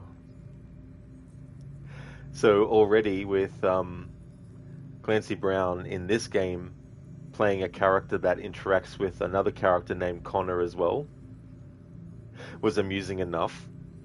I didn't actually look at it, but you can actually see what Hank was listening to, and the album or the artist was something about the Black Knight or something like that. And in the Highlander movie, when he's in his knight uniform or get up, it's a Black Knight outfit. So I thought that was another nice sort of like nod to that whole thing. And so in this playthrough, having a character named Connor, who is essentially immortal, dying and coming back, and Hank, played by Clancy Brown, being the character that has to, react to that. I thought that was also kind of cool. Dex, you're doing pretty well. You're already at work, been getting in earlier and low-key, loving it, not going to lie. Well, that is great, Dex, and it's definitely good to do that too, as well. It's good that you're, enjoying that aspect as well.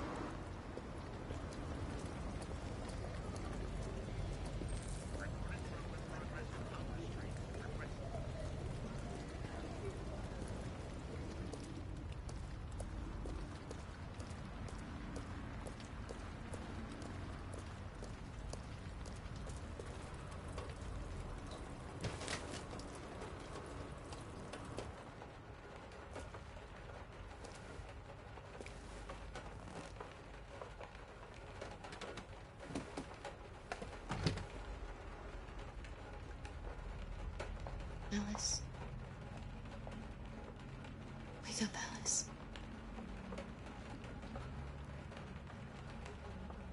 So it wasn't a nightmare. No. No, it wasn't a nightmare. How do you feel? I'm cold. What are we gonna do now? That android we saw yesterday, he gave me an address. He said we could get help there. The train passes just on the other side of the road. The station can't be far. You feel okay to walk a little? Let's go then.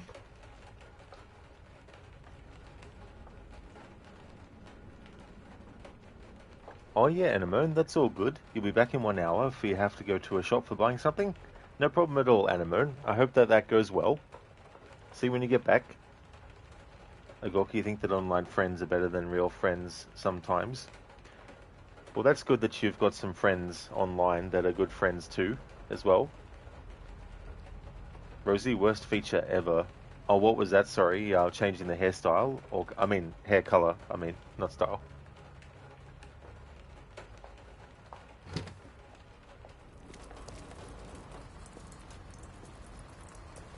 You're pretty like that. You really look like a human now.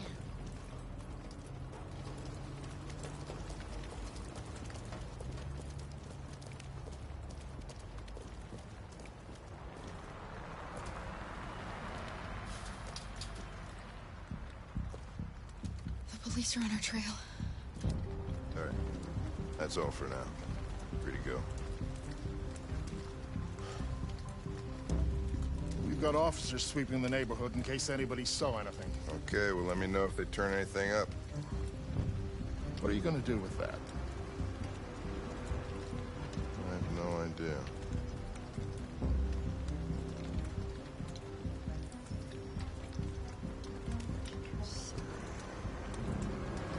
It took the first bus that came along and stayed at the end of the line. Its decision wasn't planned. It was driven by fear. Androids don't feel fear. Deviants do. They get overwhelmed by their emotions and make irrational decisions. All right, well, that still doesn't tell us where it went. It didn't have a plan, and it had nowhere to go. Maybe it didn't go far. Maybe.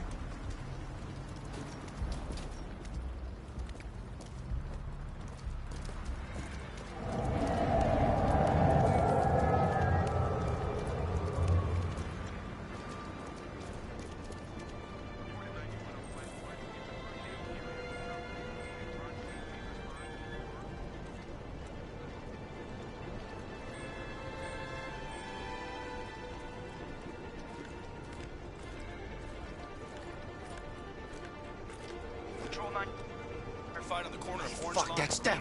Hey, stop! Police! We saw them headed for the train station.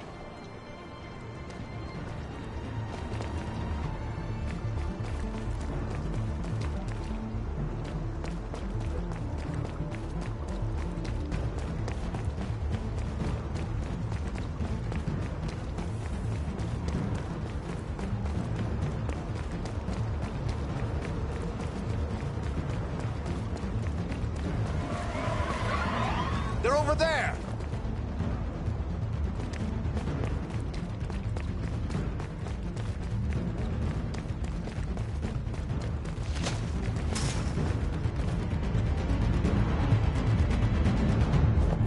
Don't shoot! We need it alive!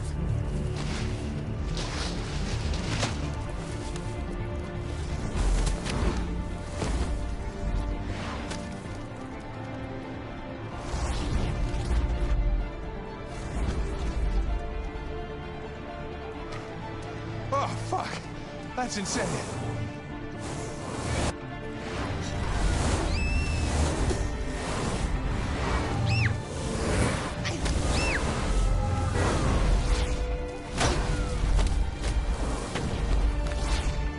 Hey! Where are you going? I can't let them get away. They won't. They'll never make it to the other side. I can't take that chance. Now you will get yourself killed! Do not go after him, Connor. That's an order. Connor! God damn it!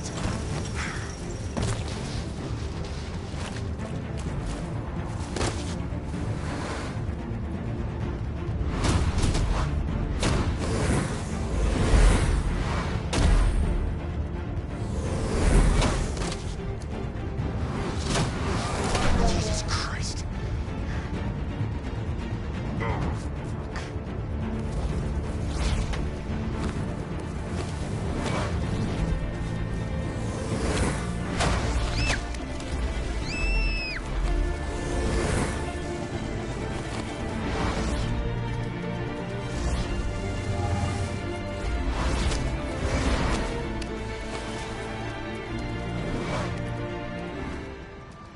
Are you okay?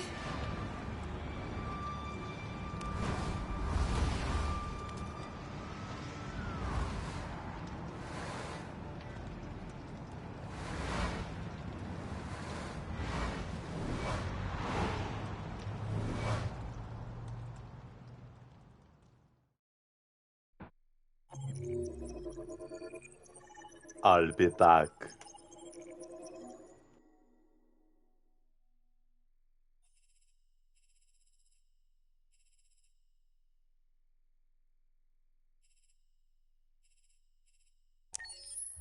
Several sources report that CyberLife has provided Detroit police with a prototype detective android. Although police assistant androids have existed for several years now, this would be the first case of an android being authorized to play an active role in criminal investigations. We contacted CyberLife for comment, but no longer.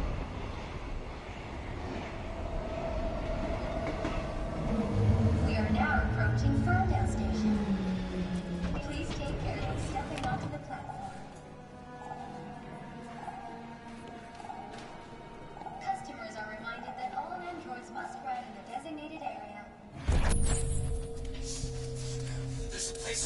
Jeffrey, find Jericho.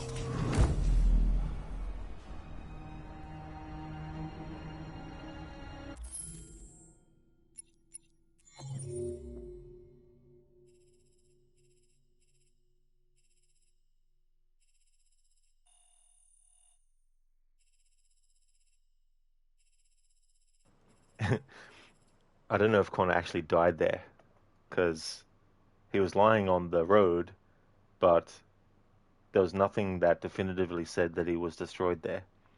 So if anyone's played this game before and has done this before where you kill Connor at every point, if he's just lying there and not moving, is he dead? Because I accidentally did the first QTE when he started running across, just by instinct. But I needed him to die there. But the game wasn't too clear whether he died or not.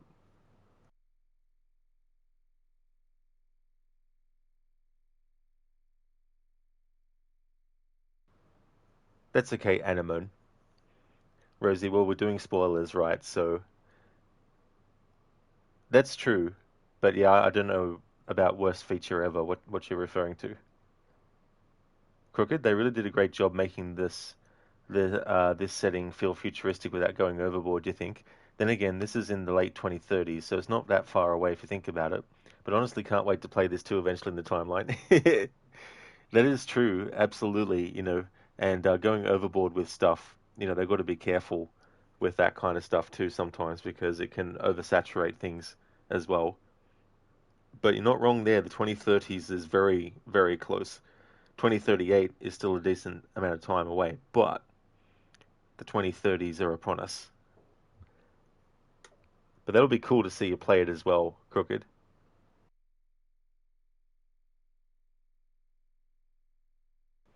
This is your last chance. After this, there is no turning back. You take the blue pill. The story ends. You wake up in your bed, and you remain a bodybuilder.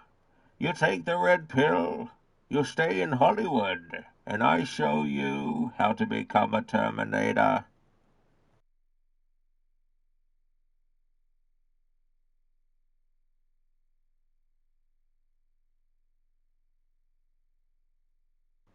Thank you very much for redeeming that, Dr. Darling. Cheers.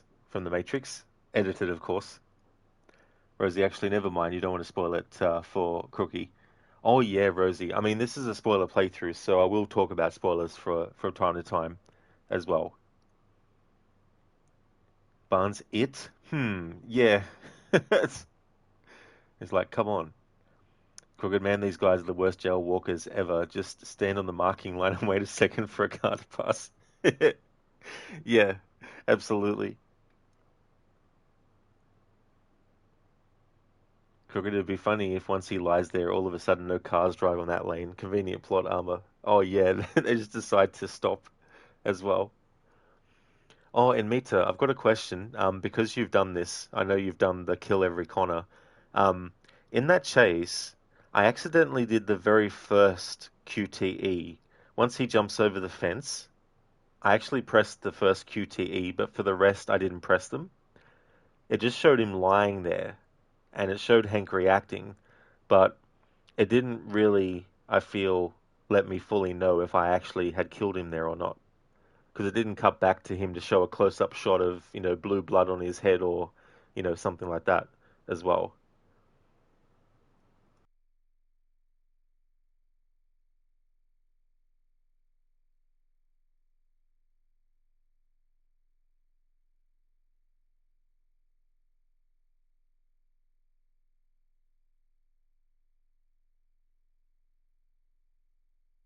Admit it, if you failed most of them, he is dead. Oh, good. Yeah, because I disobeyed Hank's order and had him jump over the fence. Then I did the first QTE accidentally, but then for the rest, I just didn't do them. For him, of course. For Alice and and Kara, I did. But that's the tricky thing as well. And it's interesting in games like this when you have two main characters that you're playing as, and if you're invested in both characters, when the games have them pit the two characters against each other, it creates this conflict of interest in yourself as the player, and this sort of thing is a meta element of this playthrough, which is, about Detroit become conflicted as well, with the androids becoming conflicted in certain ways. And so it's a good meta sort of confliction where it's like, I want this character to survive, but it's like, damn it, you know. But in this playthrough, of course, I needed Connor to die there as well. Oh, very nice, Sony. You just broke 900,000 coins, channel points. That is awesome. That's really cool. That is a lot.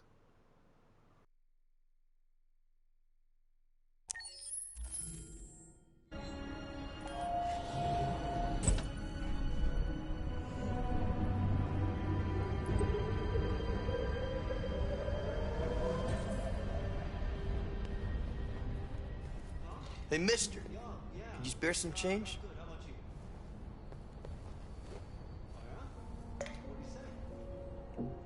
If I had some, dude, I definitely would give, but the game doesn't let you.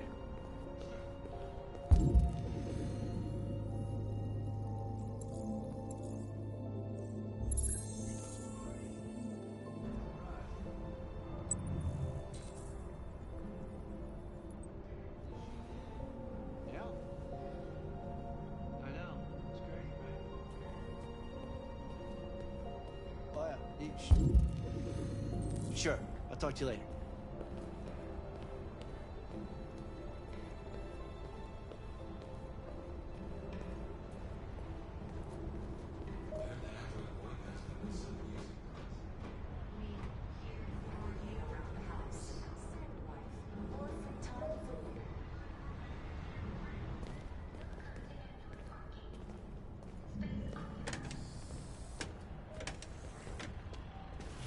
Oh, sorry. Excuse me.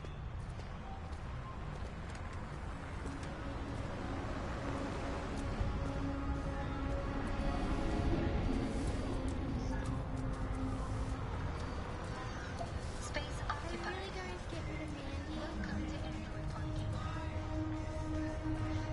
Grandma says it leaves her with nothing to do, sweetie. But she's so cool. I know.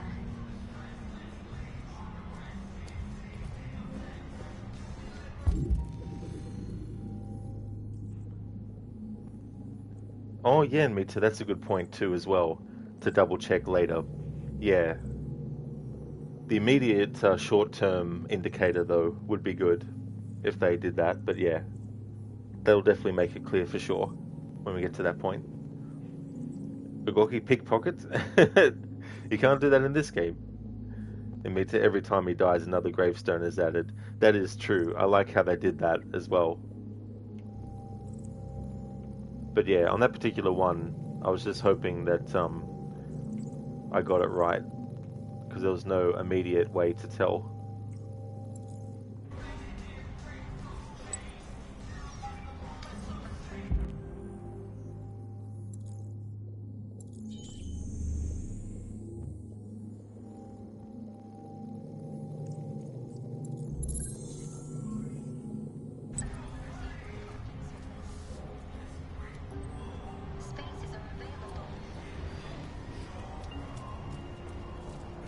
Crooked, you can't pickpocket, but can you make the citizens go nuts about receiving money, though?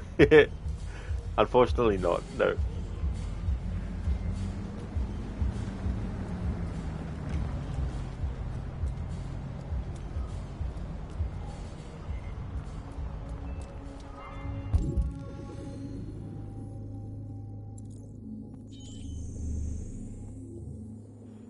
Yeah, Crooked, too bad.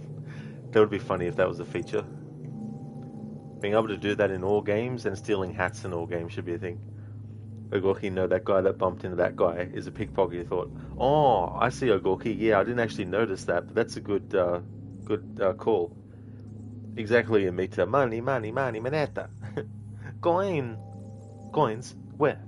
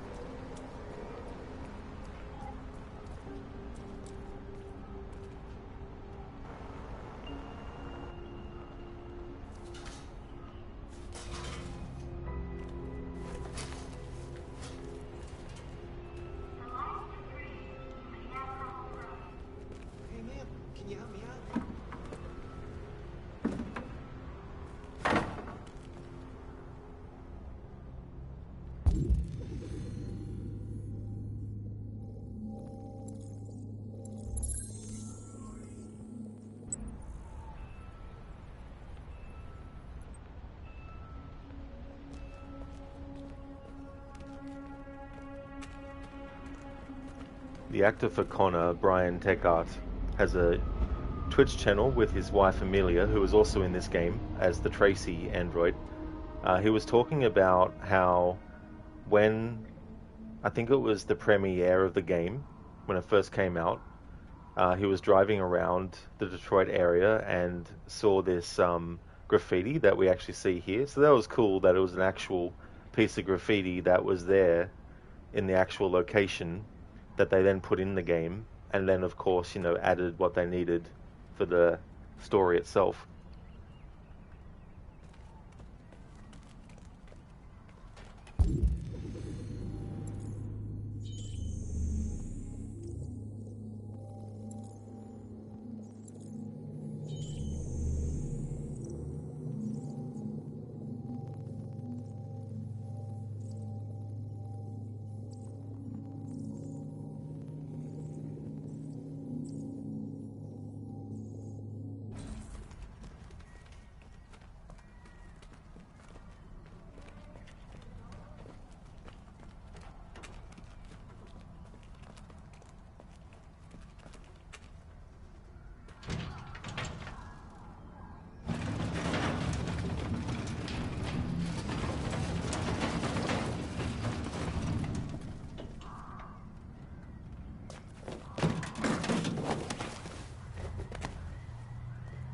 Better parkour in this than the later Assassin's Creed games.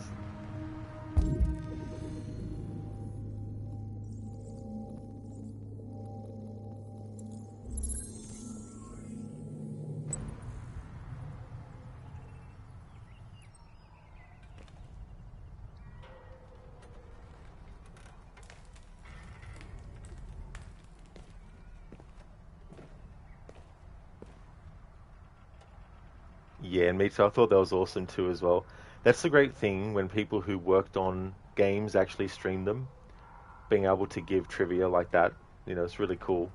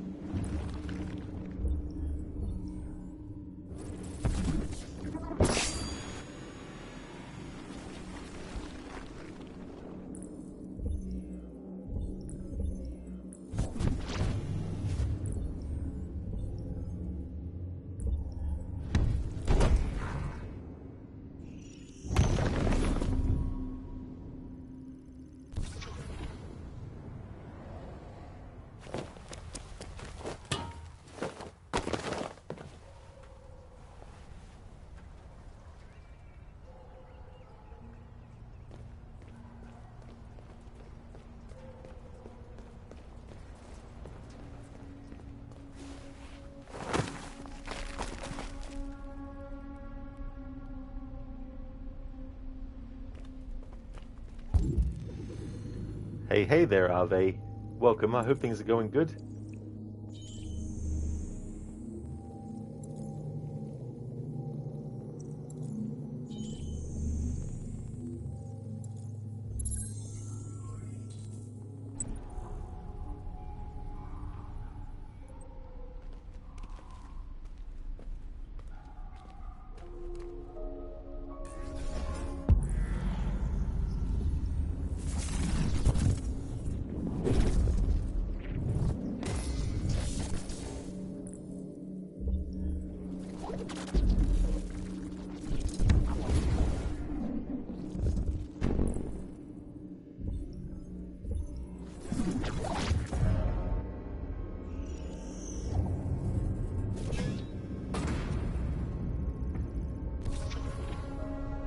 Hey there, Maxi.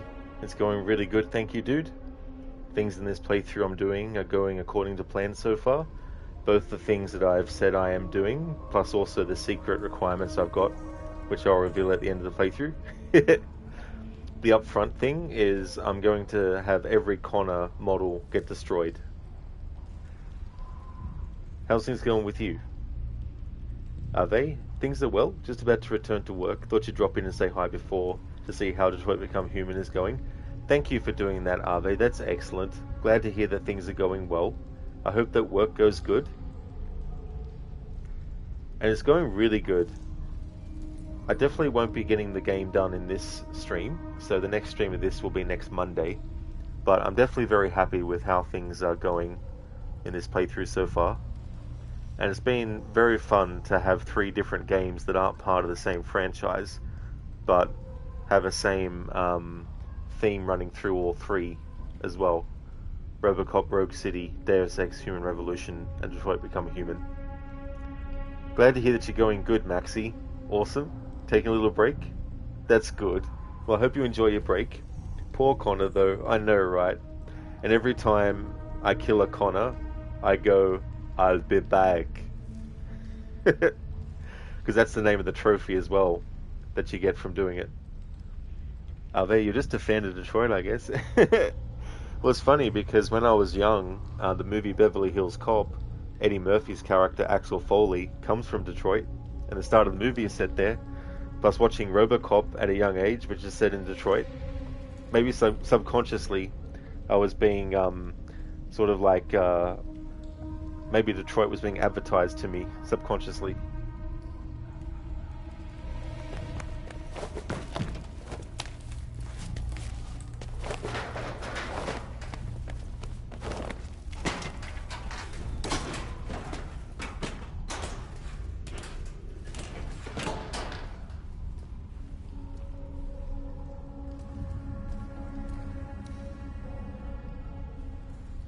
Indeed, Crooked. Parkour, for sure.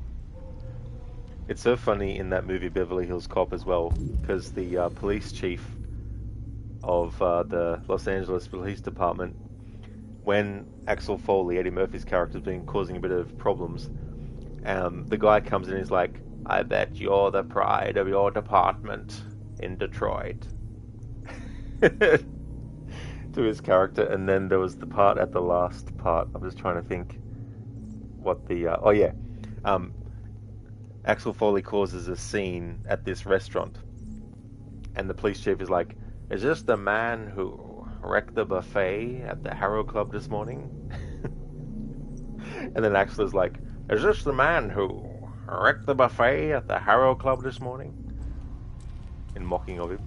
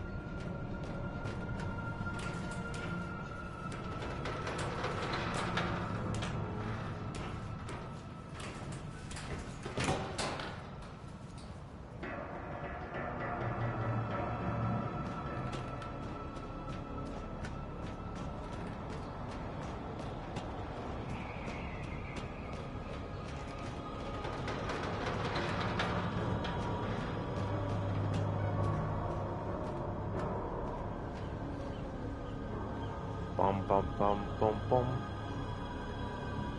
Alright. Time to do a leap of faith.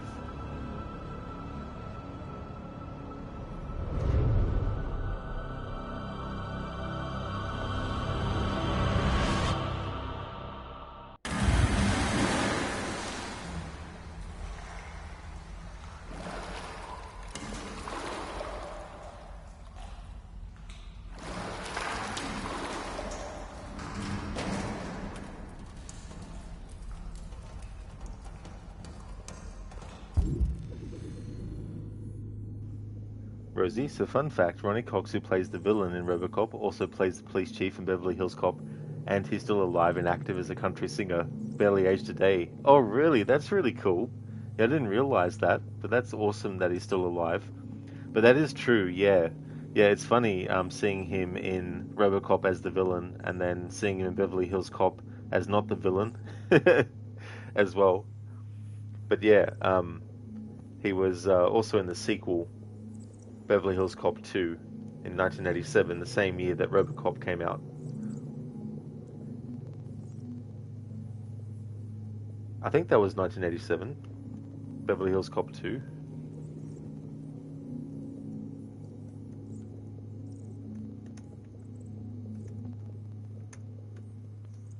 Yep, 1987.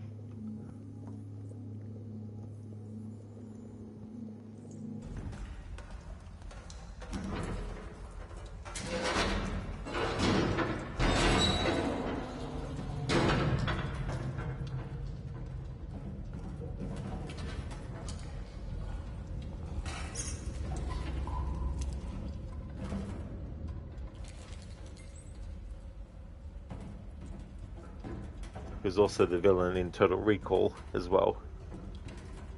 Give these people ear.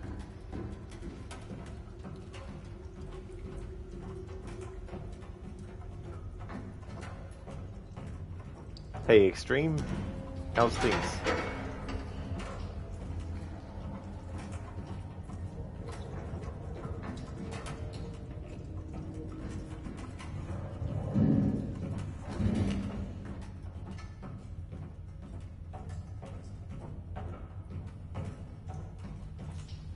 Sona, shaking a flashlight to see if it still works must be a universal thing. It's like shaking your TV remote, just in case the shaking of that will actually make the battery make it actually work again. How's things, Extreme? Rosie, also didn't he also melt in one of the X-Men movies? Oh, Ronnie Cox. Oh no, that was a different actor. That was Bruce someone that was in the first X-Men movie with the glasses. Oh, nice, Extreme. That's good that you're going well.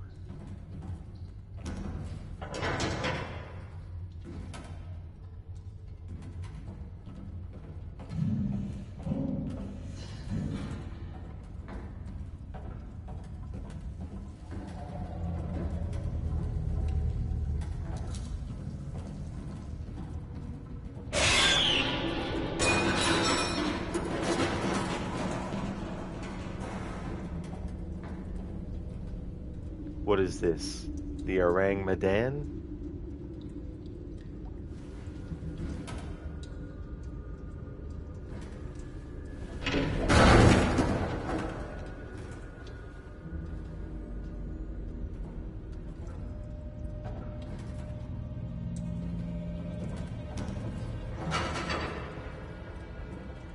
Extreme, your bike broke, but the new one is coming in 2 days. Oh, that's a shame that that one broke, Extreme. That'd be really annoying. Hopefully, it will just take the 2 days as well to get the new one. An old one. Oh yeah, an old bike, yeah.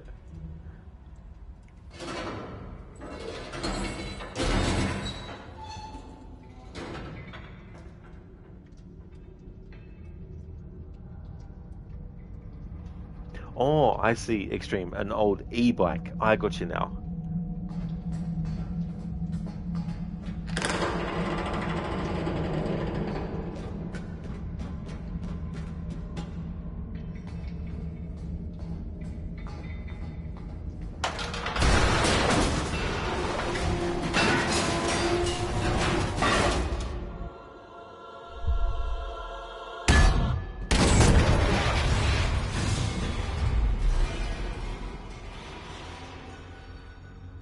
I mean, we had a leap of faith, so we had to follow it up with a leap of fail.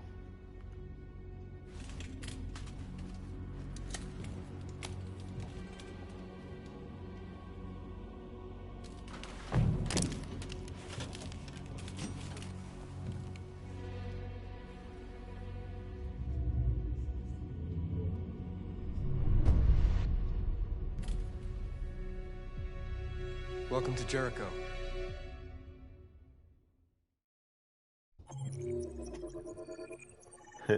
Dr. Darling. Jericho. Is it?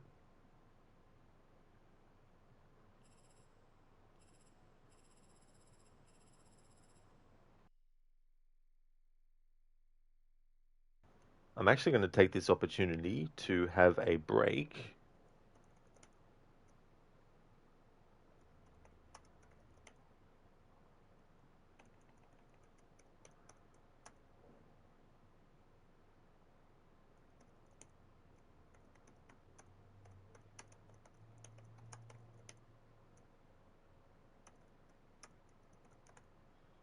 I will take a 15-minute break and I'll be back.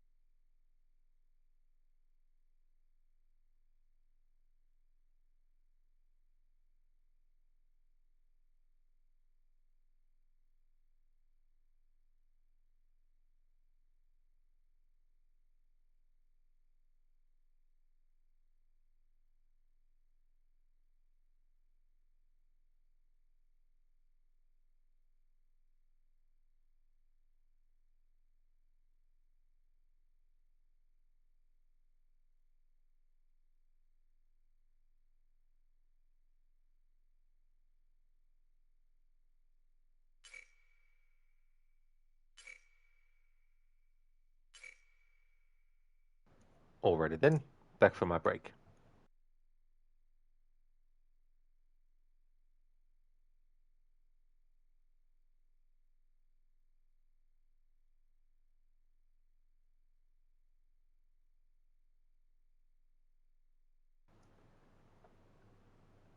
Barnes, snack time. Extreme 20? Oh, no, 15-minute break. Thank you, Ave. Definitely had a good break. Hey there, Lucinda. Good morning. How's your morning so far? Detroit Become Human is coming along well. Things are going according to plan, both for the upfront thing that I'm doing, which is killing Connor off at every opportunity, but also for the secret requirements I've got, which I'll reveal at the end of the playthrough. So everything's going well. Thank you for the welcome back, Ogorki. Thank you for the welcome back, Anemone, and welcome back to you too, as well. I hope your walk went well, and I hope everything went well with the shopping. Dr. Darling, that was 18 minutes, not 15. Crom, send him to the afterlife. Good thing I'm not employed by Twitch and have anyone over my shoulder telling me when I have to actually come back on my break and not. Forbid I be a few minutes extra. It's like, I'm going to go and do some stuff. Oh, I need to really go to the toilet, but it's the 14-minute mark. I better not. Listen, they're not Connor. Yeah, so far I've killed him 3 times. Well, I'm hoping the 3rd time actually happened. But we'll find out soon, because there's graves for him every time you lose one of him. I'm glad to hear that you're doing well. That's awesome, Lucinda. I hope that work goes well for you today.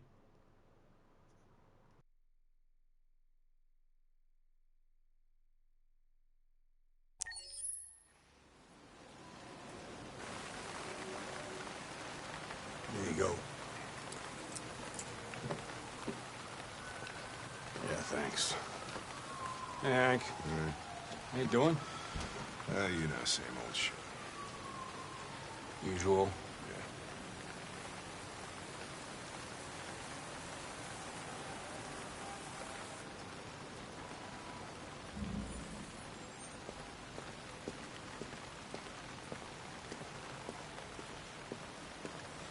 Hey there, Sprocket. Hope things are going well.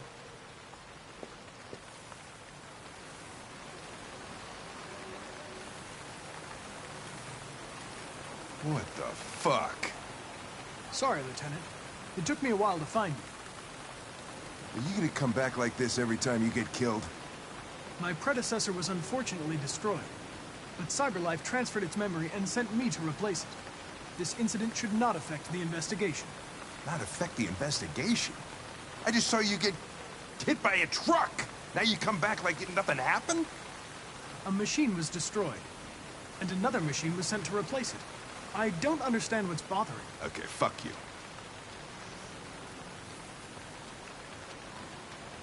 Fuck you.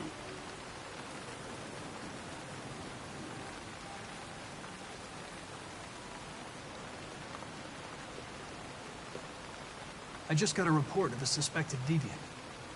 It's a few blocks away. We should go have a look. I'll let you finish your meal. I'll be in the car if you need me.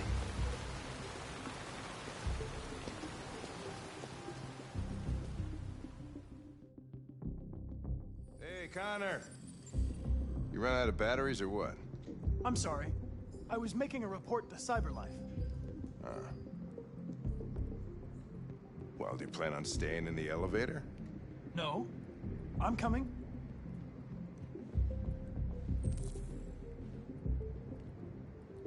Hey, what do we know about this guy? Not much. Just that a neighbor reported that he heard strange noises coming from this floor. Nobody's supposed to be living here, but the neighbor said he saw a man hiding an LED under his cap. Oh, Christ, if we have to investigate every time somebody hears a strange noise, we're gonna need more cops. It's funny when Hank said to Connor, "Are you just going to stand there?" In last year's playthrough, that's exactly what I had Connor do for the whole time. It doesn't end the story there, but it does change things. And a moment went. You found anything stuffs against flower moth in the locale wellness shop. Oh, that's good.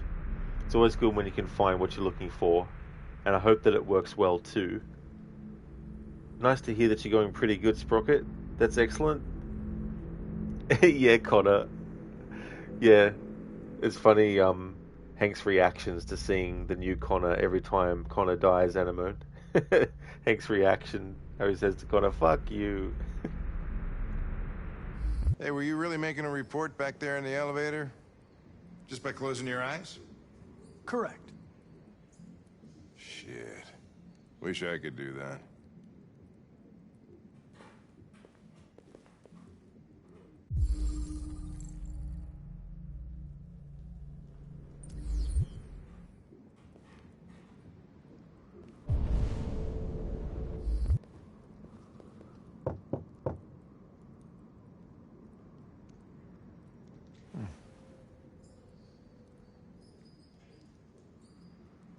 Knock, knock. Anybody home? Open up, Detroit police! Stay behind me. Got it.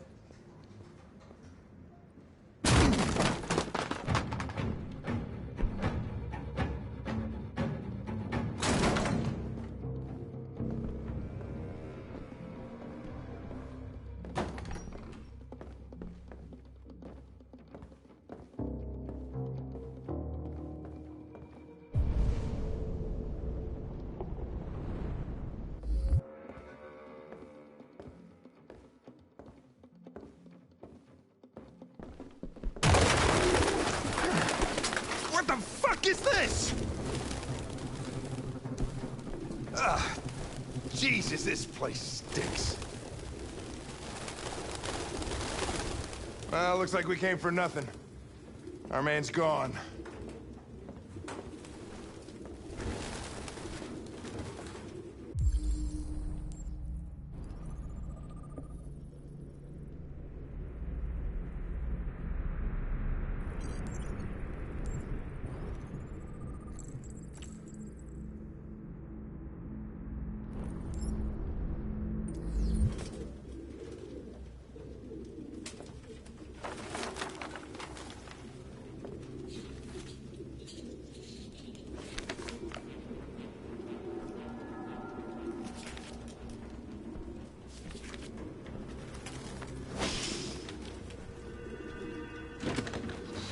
Found something? I don't know. It looks like a notebook, but it's indecipherable.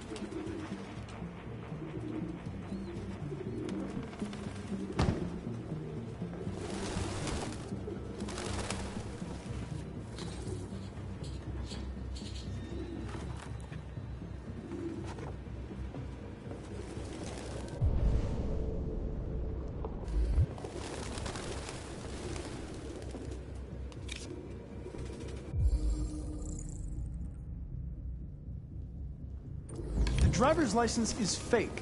Cool. At least we didn't come for nothing. Ah, Jesus, I hate these things!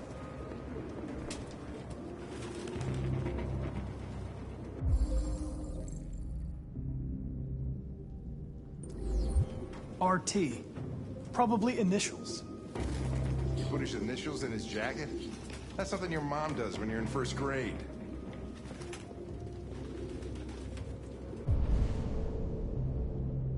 Rosie, you can hardly wait for the next game, but it looks like you'll have to. Yeah, that Star Wars Eclipse game. It'll be interesting to see what this kind of game is like in the Star Wars universe. And ammonia, it stinks as fuck, those things against flower moth, lavender essential oil, and bay leaf. Well, that's good that you know what's best, to combat it as well. Flying rats. Wait, that's seagulls. They were worse flying rats than pigeons. Oh, really? Yeah. Yeah, I've heard of the whole thing about flying rats before. Them being referred to that. Rosie, you like the sound of seagulls. Maybe not so much the seagulls themselves, but they sound like summer in the sea. Well, that's interesting, yeah. I mean, the different sounds that nature can make, and some might be, comforting, kind of calming sort of sounds, maybe. Except the bird is like going, "Quack, quack, quack, quack," 24 hours a day. Hey there, Spectrum. I'm doing well, thank you. Doing my playthrough of Detroit Become Human. Playing as 3 different characters in the game. You have Connor here, and then there's Kara, and then there's Marcus. How's things going with you? Yeah, imagine that 24/7 hours a day. Agorki, you call them shitholes. Shitholes, right? Real books. I thought I was the last guy in Detroit to keep some. Electronic books, you can't smell the paper. See the pages turning yellow. You have no idea what I'm talking about, do you? Oh, Agorki, hawks. Shithawks, right?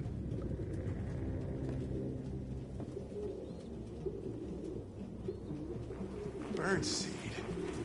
I can't believe it. This nutjob was actually feeding these fuckers.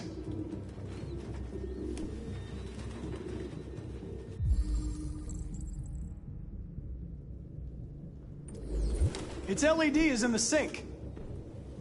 Not surprised it was an android. No human could live with all these fucking pigeons. Knock knock. Who's there? D800. D800 who? D800 cybernetic organism, living tissue of a metal endoskeleton. Very nicely done, Dr. Darling. Thank you for redeeming that as an Arnie impression.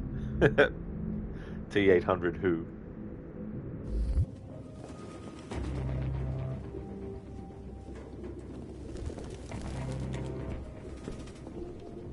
Any idea what it means? RA9. Written 2,471 times. It's the same sign Ortiz's android wrote on the shower wall. Why are they obsessed with this sign? Looks like mazes or something.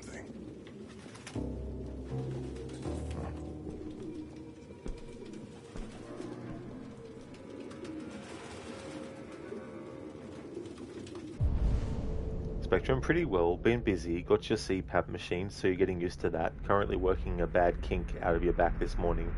Oh, that's fair enough to be busy, Spectrum. It's good that you got that, and that it's up and running. Hopefully the process of getting used to it won't be too long as well, and that you'll be able to work out that bad kink.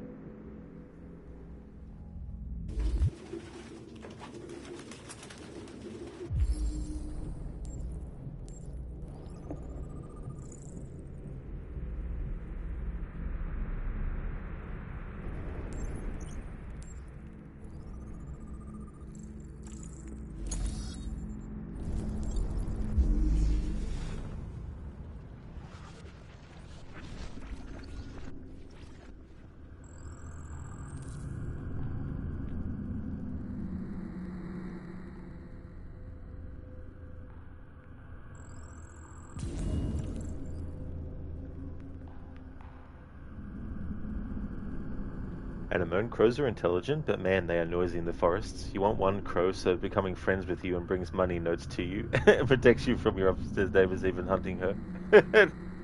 Have like an attack crow. Just like, go crow!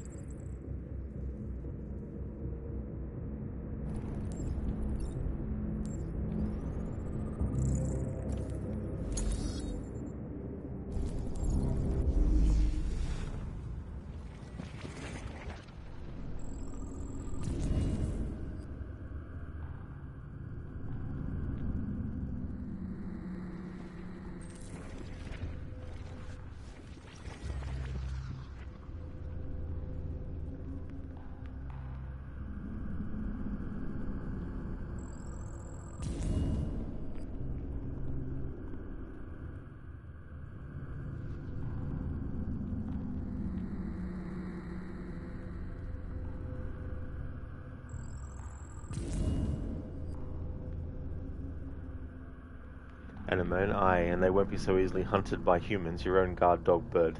Exactly, yeah. That'd be funny too, as well.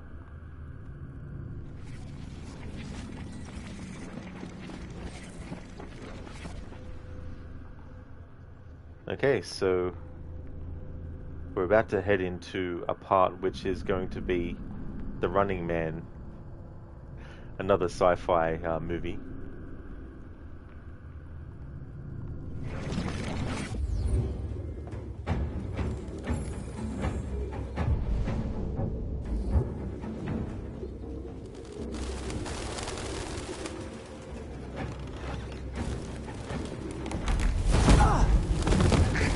Goddamn fucking pigeons!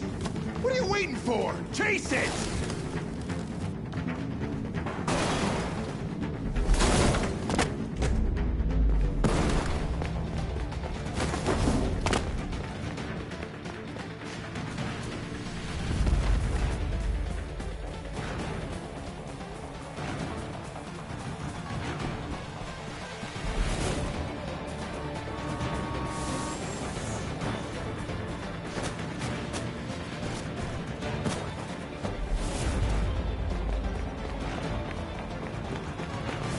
Look out!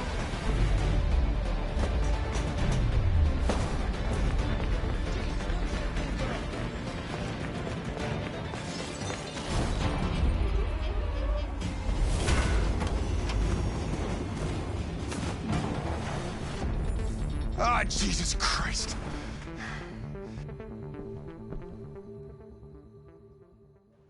I'll be back.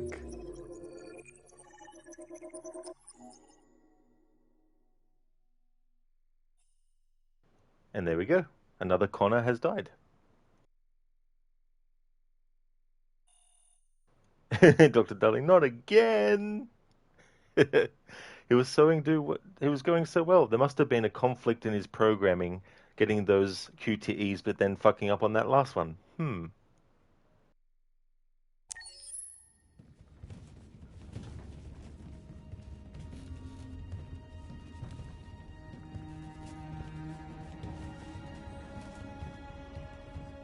are you?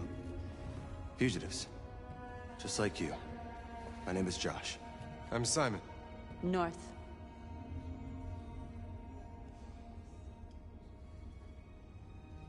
I don't understand. I thought Jericho was a place where androids lived in freedom. We do live in freedom. It may not be what you hoped for, but here we have no master. We don't belong to anybody.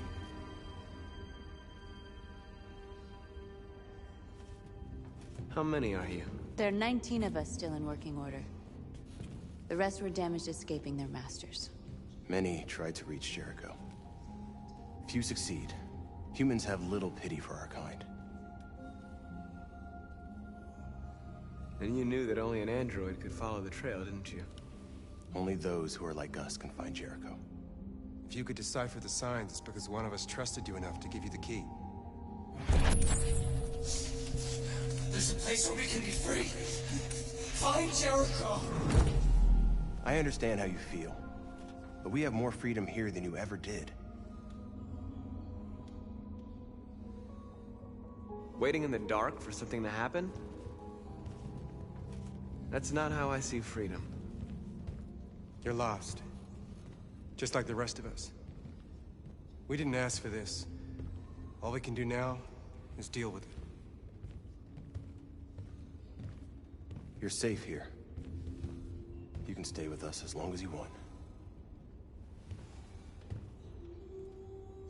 Go and see Lucy. She might be able to help you.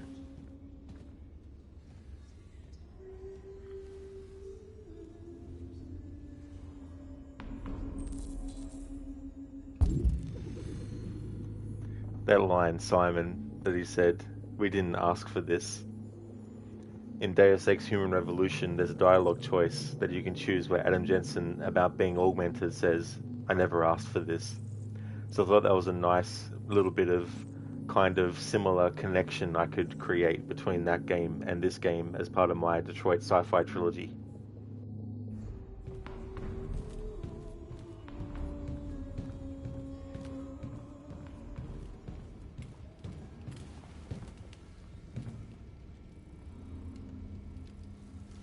Are you Lucy?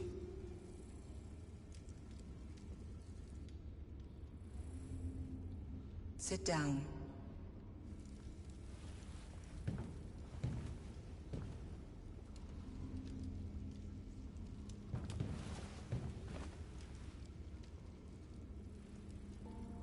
Show me.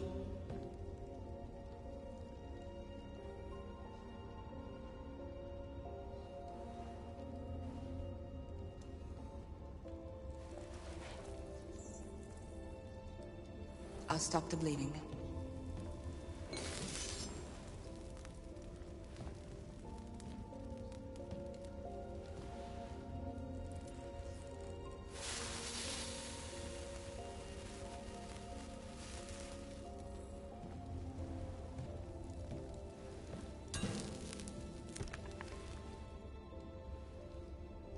Drink this.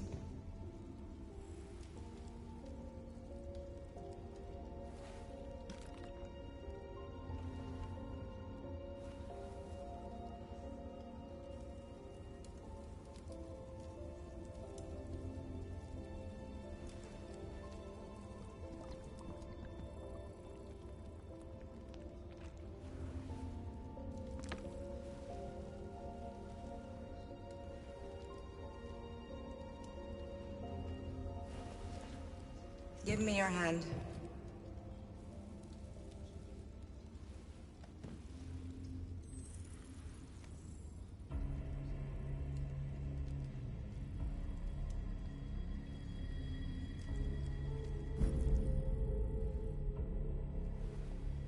You had it all, and you lost it all. You've seen hell, and now hell lives in you. Your heart is troubled. A part of shadow and a part of light. Which will prevail? Your choices will shape our destiny.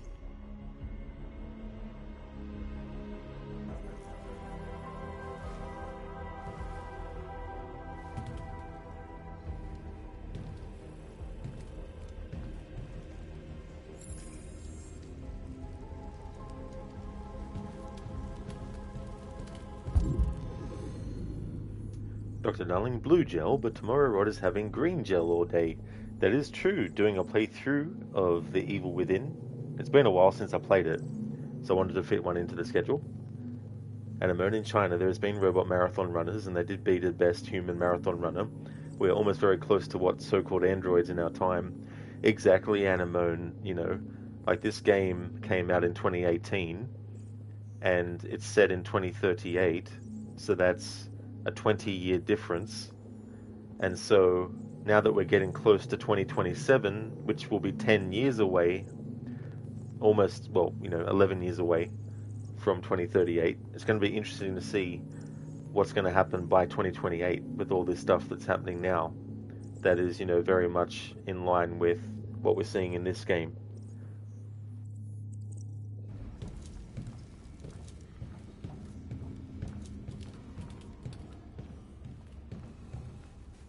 Humans are afraid of dying too.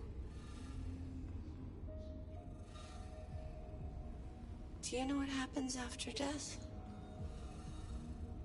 No. No, I don't. Well, I'm about to find out. What's your name? Marcus.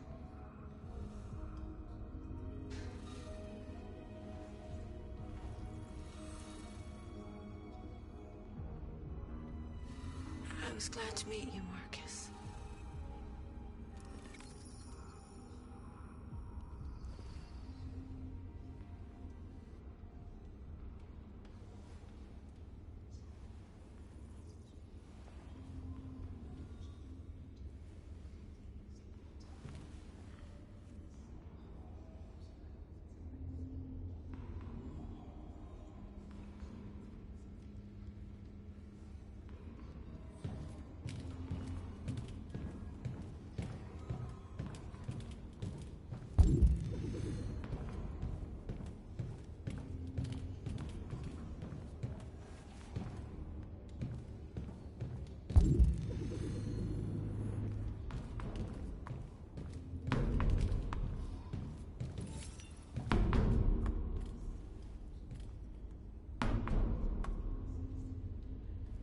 lot of these guys in pretty bad shape.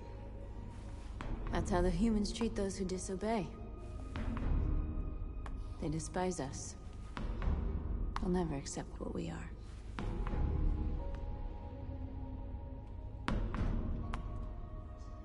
How long have you been here? 4 weeks, 3 days, 11 hours. When I escaped, there was nowhere else to go. Jericho seemed as good a place as any.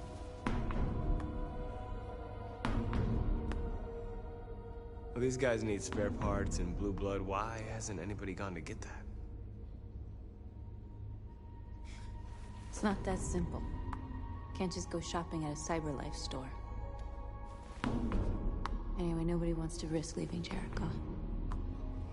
If you came here for comfort, you came to the wrong place.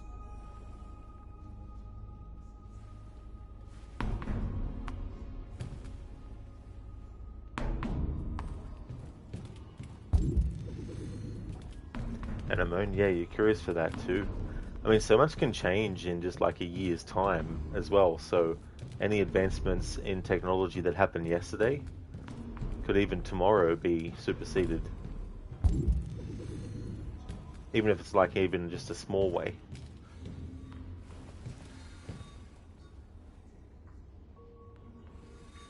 I'm not in very good shape, am I? My diagnostic program isn't working. I don't think it would have anything good to say anyway. What happened to you? They tied me to the back of a car. I think they wanted to have fun. I don't want to shut down. No, I don't want to shut down.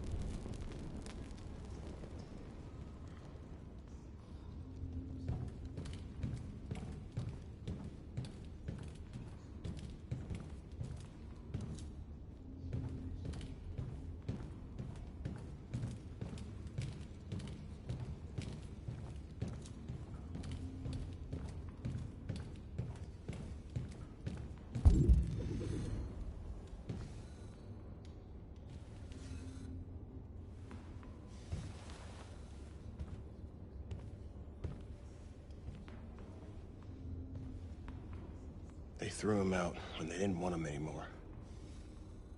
He was living on the streets before we brought him here. They'll all shut down if we don't find a way to help them. To help them, we need blue blood and biocomponents. We salvage what we can from those who shut down. But there's never enough. So, how do they survive? They won't. We're slowly dying out.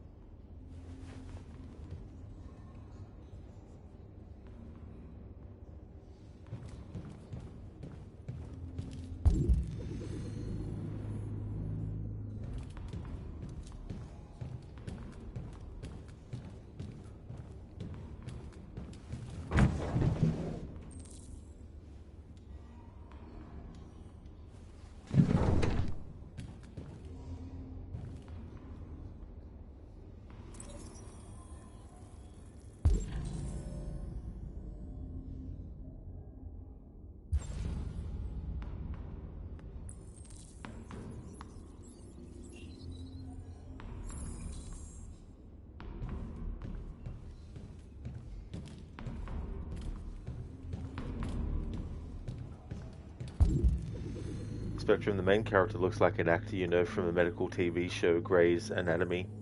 Oh yeah, it could be, actually. So that was North. Let me see. So North is played by Minka Kelly, is who plays North. code. Small meal prep done. Pasta and vegetable, tomato soup, some garlic, chili, minced plain sausages, herbs, and leftover Italian herb and chili sauce. Well, that sounds like a great combination of foods, code. It's always good to get that done ahead of time.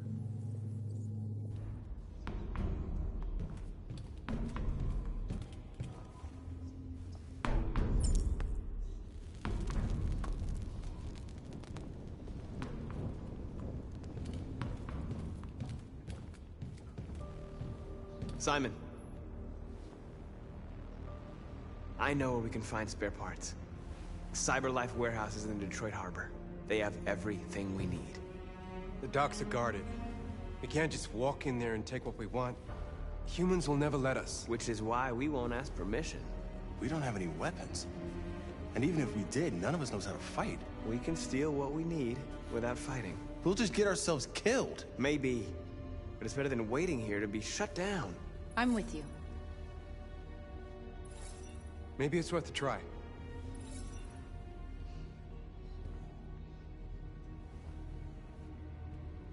Okay. I'm in.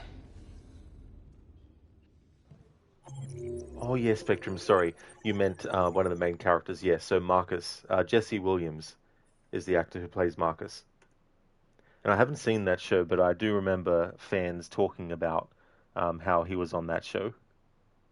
Well, fans of this game talking about how he was on that show.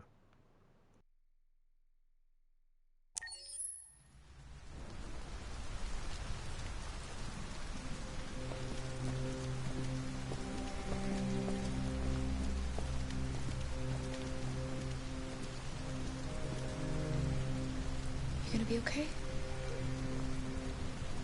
We'll get some help here. Soon this will all be just a bad memory.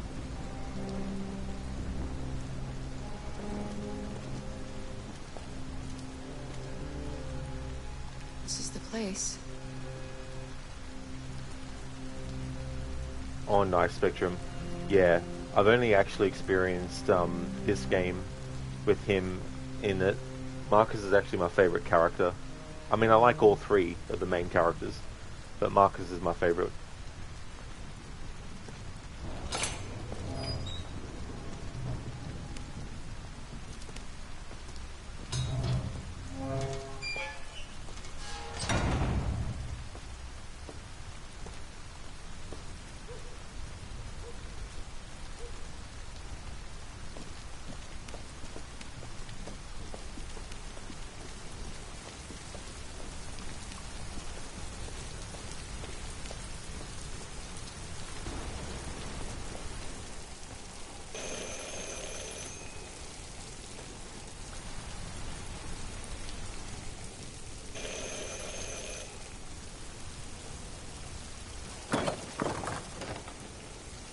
Are you Zlatko? Who's asking? I was told you could help us. I don't know who told you that. You came to the wrong place. I'm sorry. Wait. We really need your help.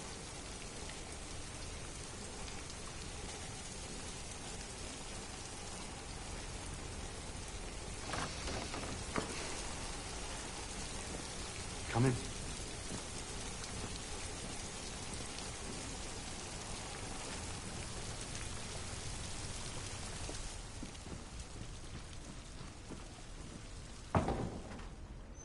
Come on in. Don't be shy. Luther, would you be so kind as to take these ladies' coats? Oh, don't be afraid of our big friend here. Luther is just another android that I helped.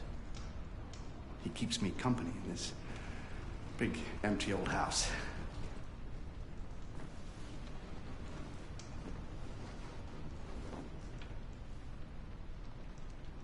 Please, make yourselves at home.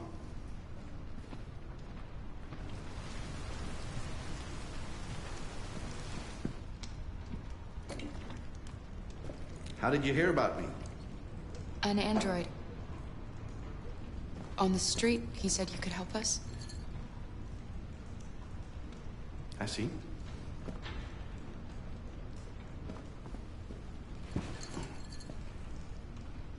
Deviant, huh? What about her? She's human.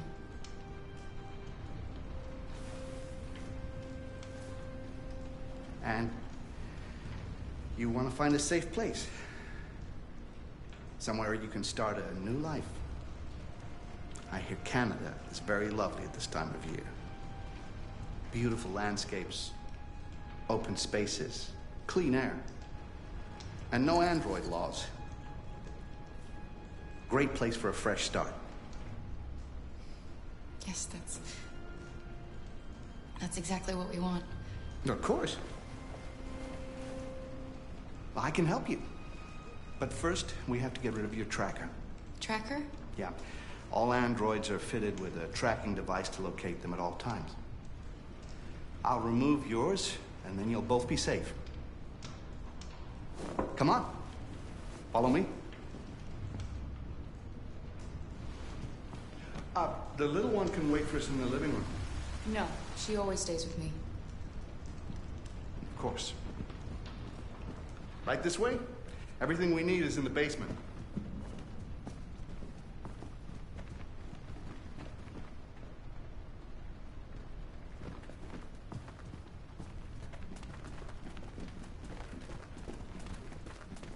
I don't like this place.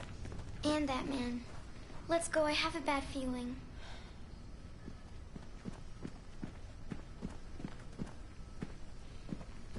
He's a bit odd, but I think we can trust him. We don't have much of a choice anyway.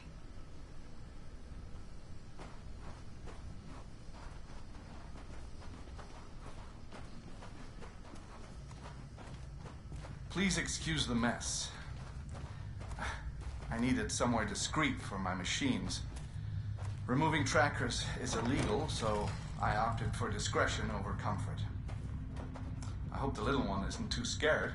No, she'll be all right. That's good.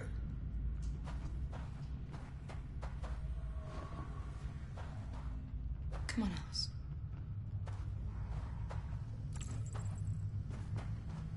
This way, please.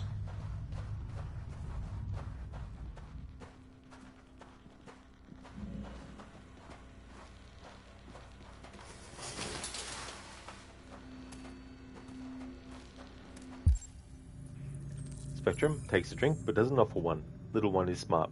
That is true, yes. Spoiler alert, Zlatko is a piece of shit. If you could just stand over there.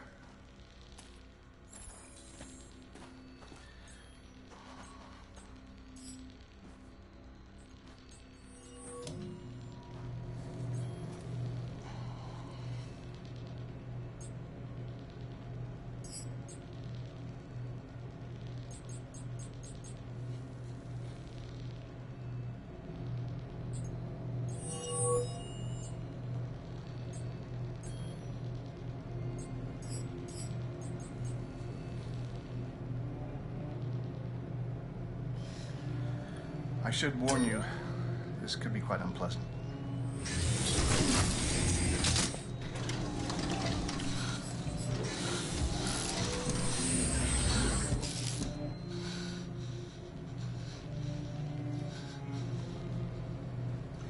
You know what's strange? For some unknown reason, the trackers seem to stop working in Deviants. That's why it's so hard to find them. So, actually, there's no reason to remove your tracker. What? But you said that... Yeah, people believe what they want. You Deviants are so naive. They all come to me expecting me to help them. And I just reset them, sell them on. Or I keep them for my little experiments. No! No! I don't want to be reset! Let me go! Ah! Oh, I forgot about the child. Lock it up. I'll deal with it later. Alice! Alice, no! Wow. A deviant that wants to be a mother. That's That's so sweet. And so deluded. I think it's time we put you out of your misery.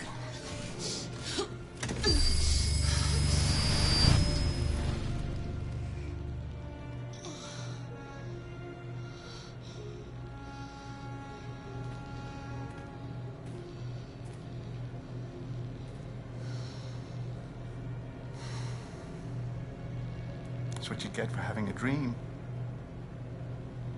It always ends up the same way. Tears and disillusionment. Believe me, you're better off being erased and feeling nothing. No more pain. No more hopes dashed. I almost envy you. Kara! Oh, poor little Alice. Oh, looks like Mommy doesn't remember you at all, huh? Looks like Mommy's completely forgotten you. Kara, what happened to you? Oh, all right, that's enough. Come on.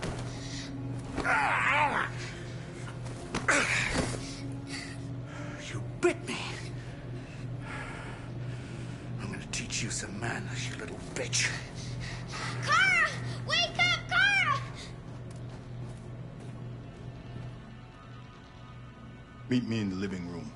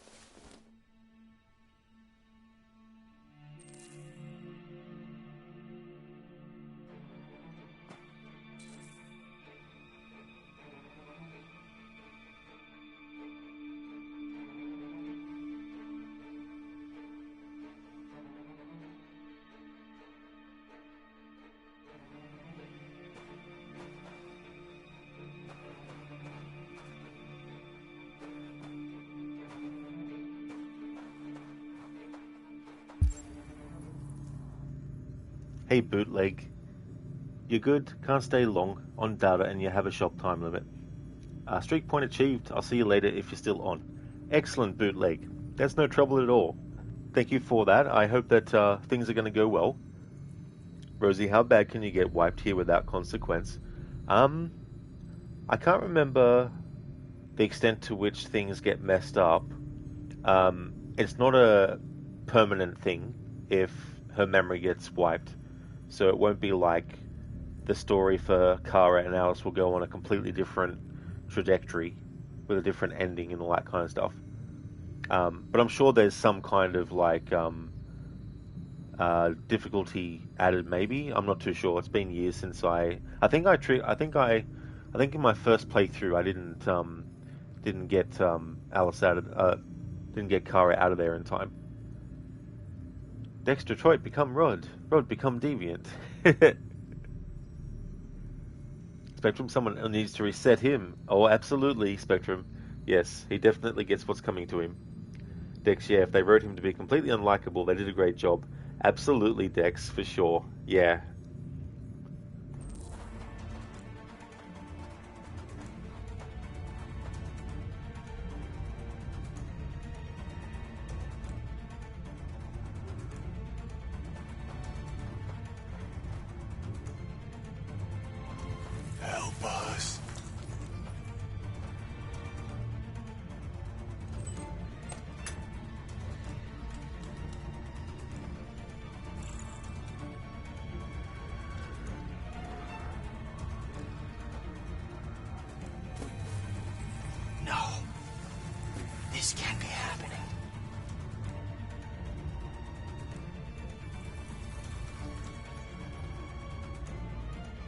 He likes to play with us, creating monsters for his amusement.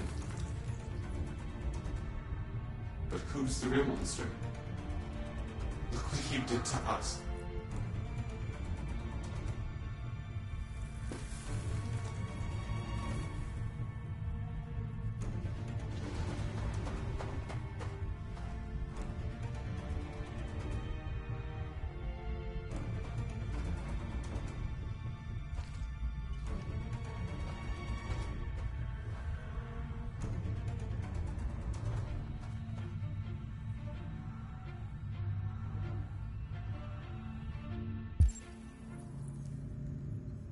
Unknown Chaos Freed.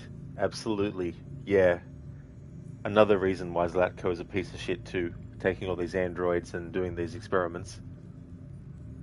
That's no worries at all, Lucinda. I hope that work goes well. Thank you. I definitely will have a great rest of the stream. Hopefully everything will go to plan. Would like to highly recommend people check out Lucinda's channel, doing a playthrough of Watch Dogs 2 for the first time. Also recently did Watch Dogs 1 for the first time.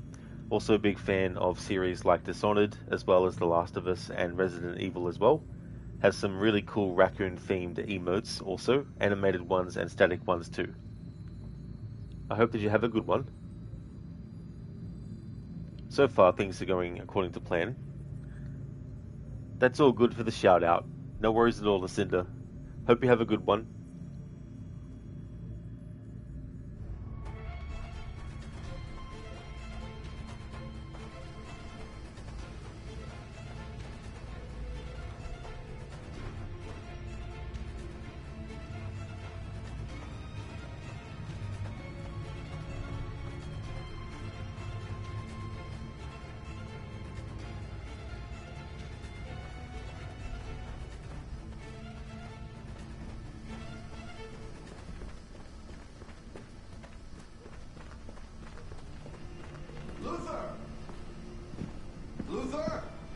Yes, Locko.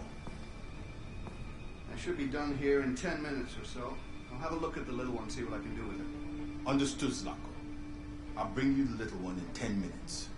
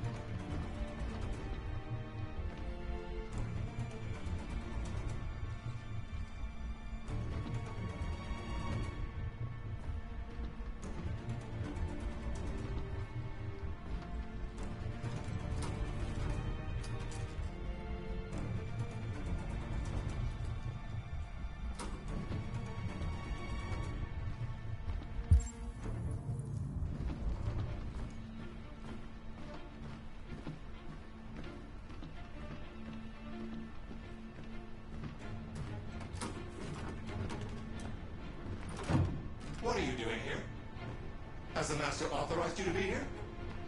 You must always obey the Master. Oh yes, you must always obey.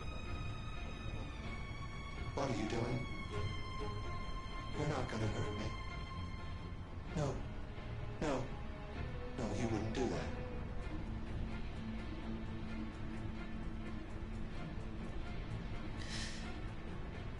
Will you be quiet if I let go? Yes, yes, I promise to be quiet. Don't turn me off. No. No, of course not.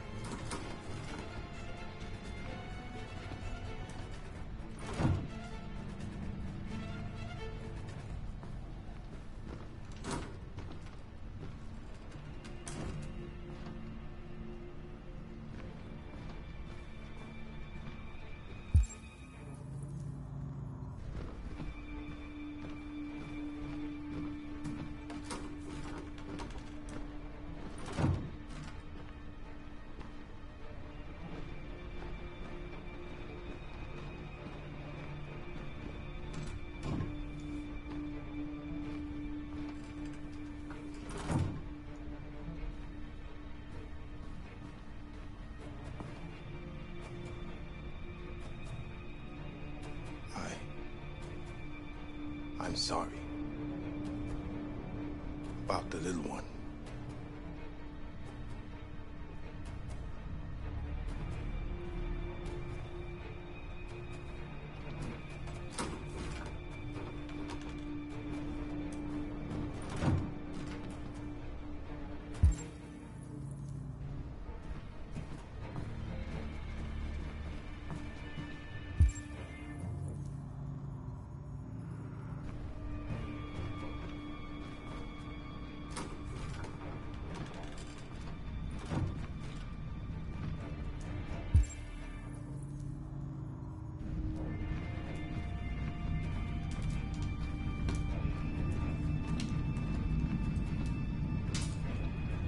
Detroit residents were disturbed by a surprising chase through the city's streets this morning.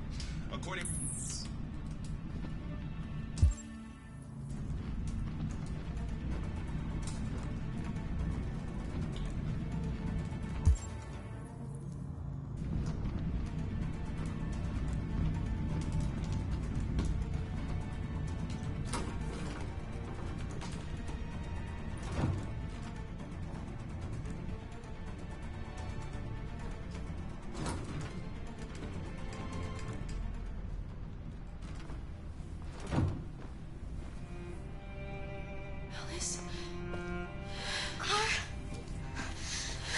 Car, you remember me?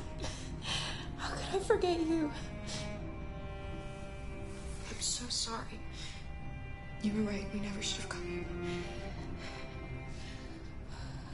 We have to go. Follow me and don't make any noise, okay?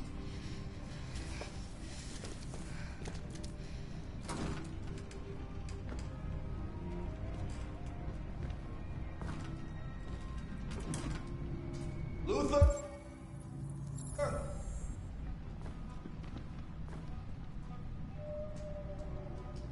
Yes, Zlako. I'm finished here. Go fetch the little one. Right away, Zlako.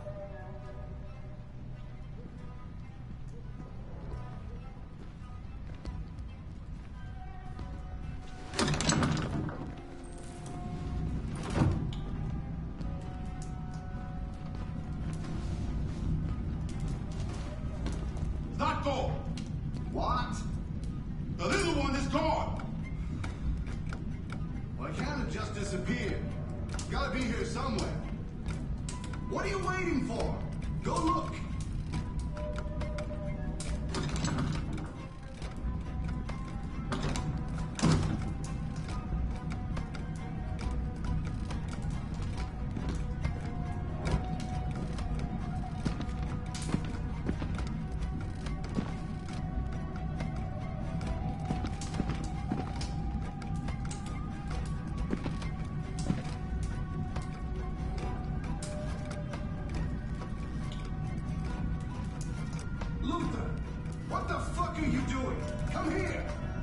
Coming!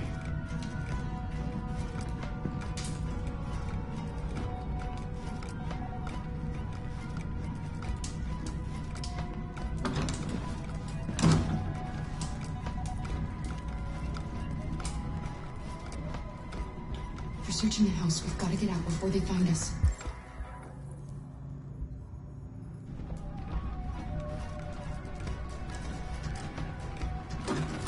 Shit! Where are they? Luther! Find them, for fuck's sake!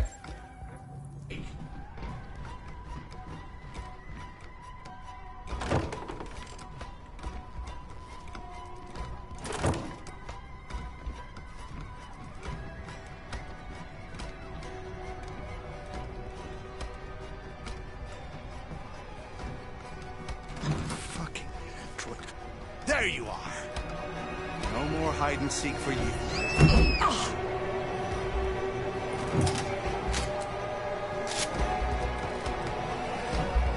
Catch them, Luther!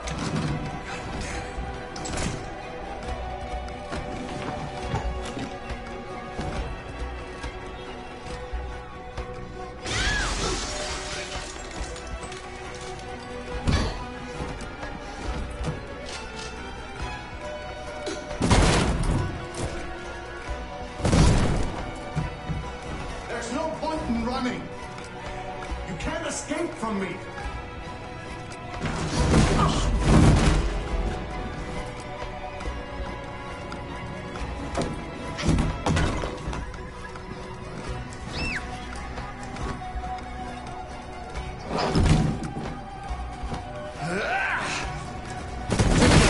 Get a move on. No more hide and seek for you.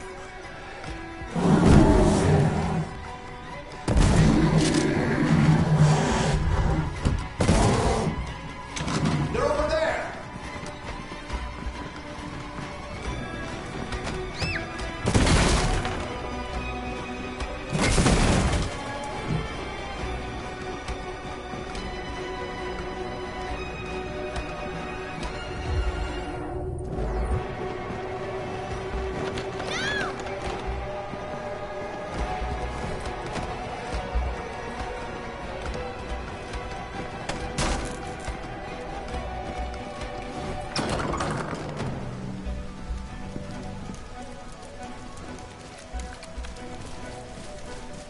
Alice! Go, Alice! No! I won't leave! Go! Run as fast as you can!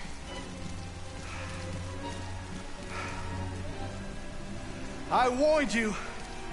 Dreams always end in tears. You should have listened to me.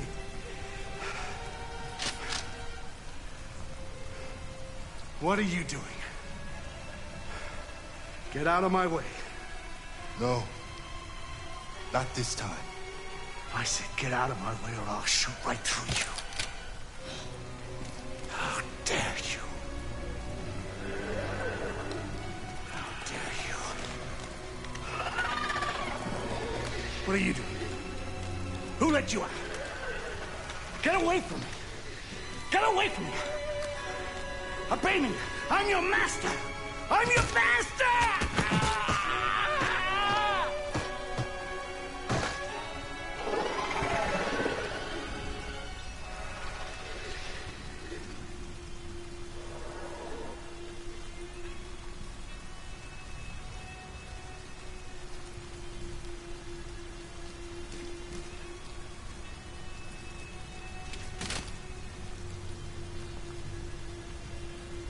I didn't want to hurt you. He programmed me to obey him. When I saw the little one risk her life to save you, it was like opening my eyes for the first time. Finally, I could see. I know you have no reason to trust me after what I did. But I know someone who could help you across the border. I could take you there. I could protect you. You and the little one.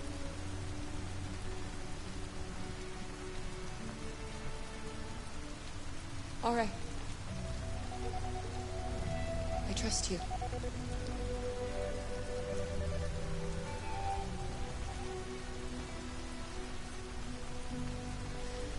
I was so scared of losing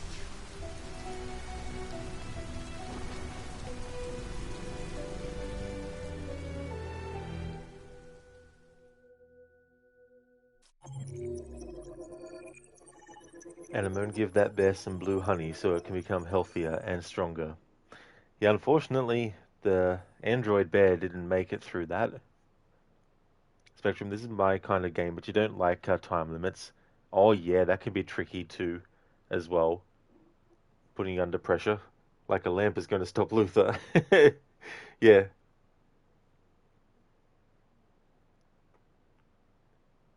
Yeah, you were hoping Luther would start helping. That is true, yes. Exactly. Yeah, he's a great character too as well, Luther. Dr. Darling, it's the apocalypse of zombie androids. It definitely is. Absolutely. Yeah, I like doing that so that they can get their revenge. Zay, she was just in The Boys as Firecracker. Yeah, I've heard that she's in that show. I haven't seen the show myself, but when they do like, promos on YouTube, even when they do like advertisements, you can sort of like see that stuff. Yeah, it was sad, Anemone.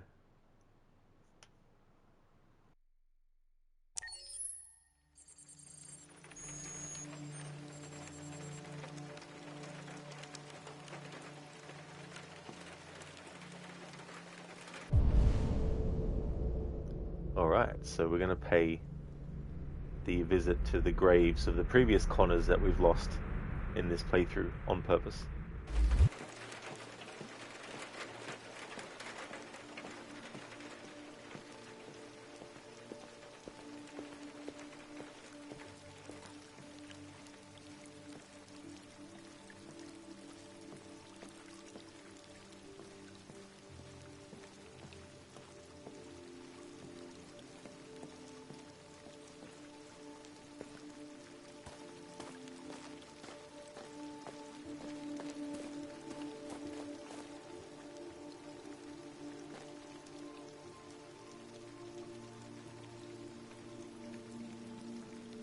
Alright, so here's Connor Mark 1 that died in the prologue. Here's Connor Mark 2, which died at the police station. Here is Connor Mark 3, who died from being hit by traffic. And Connor Mark 4, who fell to his death when chasing Rupert. There we go, so they're the deaths so far. So that's 4 that we've gotten. To get the trophy, you need to get all 8 Connor deaths. If that doesn't happen for this playthrough, that's fine, as long as I get him to die the most amount of times that I can. Dr. Darling, what do you mean on purpose? They were all accidents. All of them. Except the ones that were on purpose. Barnes, yay, number 54 is dead. But there was so many other ones after that point.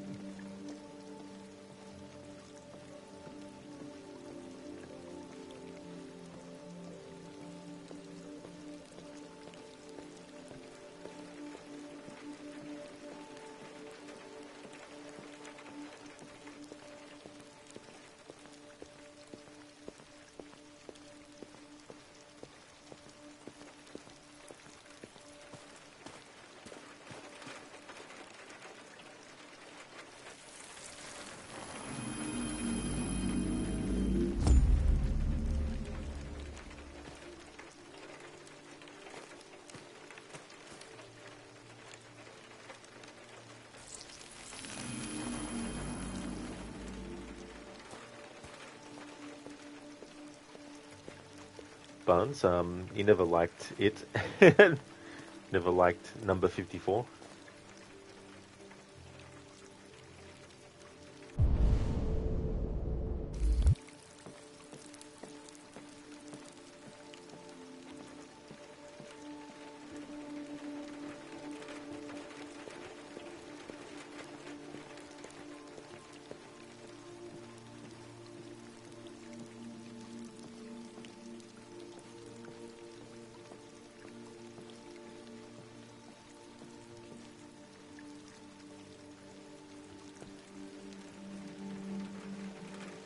Hello, Amanda.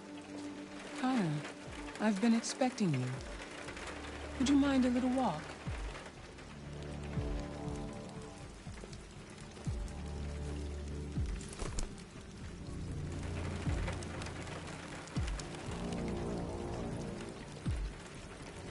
The last Connor was unfortunately destroyed.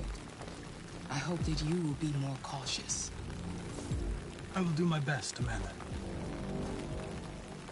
So, what did we learn?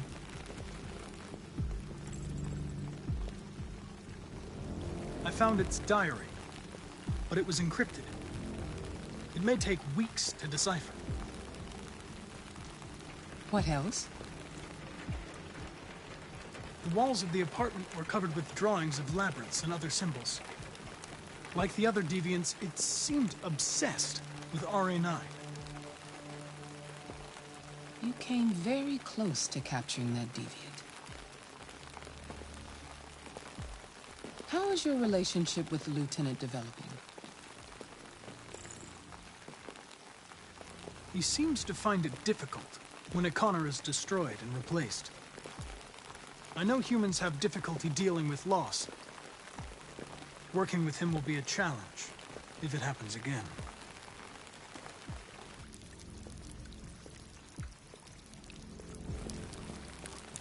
We don't have much time.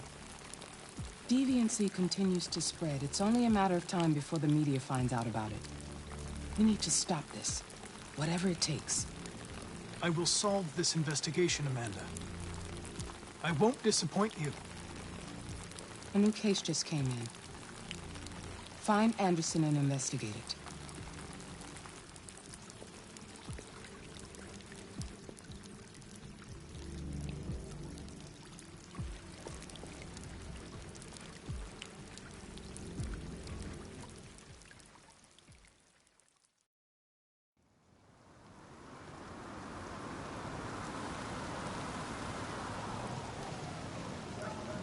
You have reached your destination.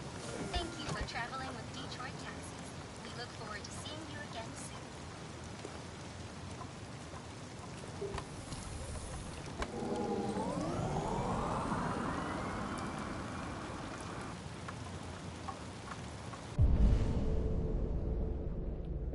Dr. Darling reminds you of Kenny from South Park. He dies in accidents all the time, only to return in the next episode. It's like, oh my god, you killed Connor, you bastard.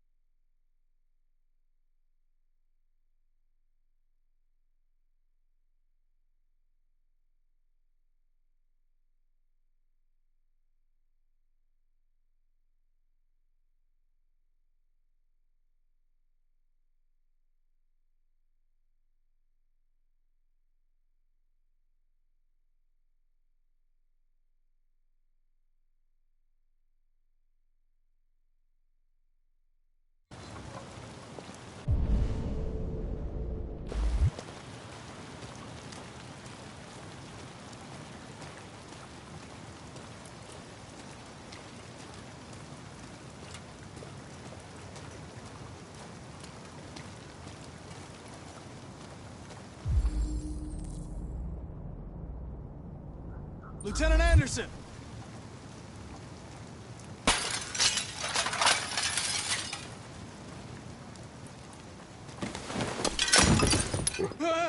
Easy, dog. I'm not gonna hurt you. I'm here to save your owner.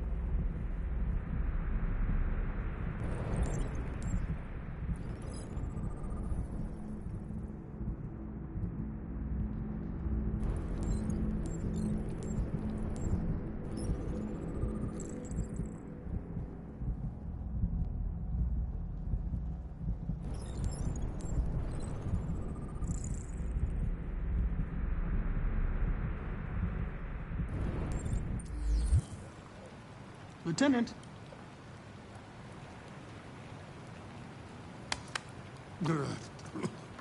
Wake up, Lieutenant. It's me, Connor. Connor? Oh, you're not Connor. Connor's dead. I know he's dead. The previous model was destroyed. I'm the new Connor. I'm going to sober you up for your own safety. I have to warn you. Leave me This may be alone, unpleasant. fucking android. Get the fuck out of my house. I'm sorry, Lieutenant, but I need you. Thank you in advance for your cooperation. Get the fuck out of here!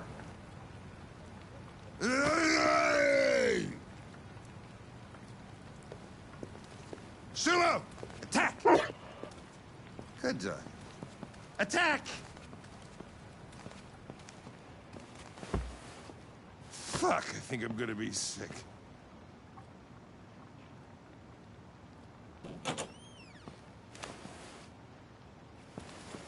Oh, leave me alone, you asshole. I'm not going anywhere.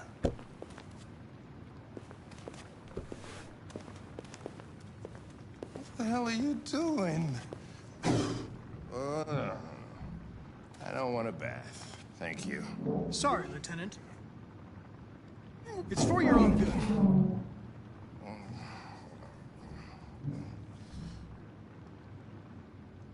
Ah! Ah! Turn it off! Turn it off! Ah! What the fuck are you doing here? A homicide was reported 43 minutes ago. I couldn't find you at Jimmy's bar, so I came to see if you were at home. Jesus, I must be the only cop in the world that gets assaulted in his own house by his own fucking android. Can't you just leave me alone? If you're unable to conduct this investigation, I'll have to inform your superiors. Go ahead, tell them, I don't give a shit! Lieutenant, you're not yourself. You should... Beat it, you hear me? Get the hell out of here!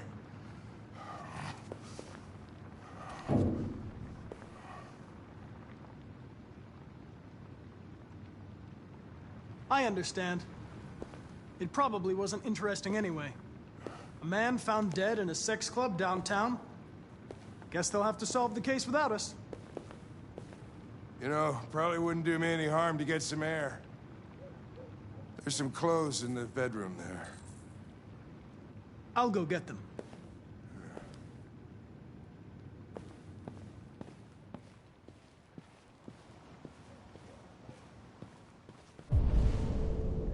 Mita, it's a me, Connor. This moment is so funny.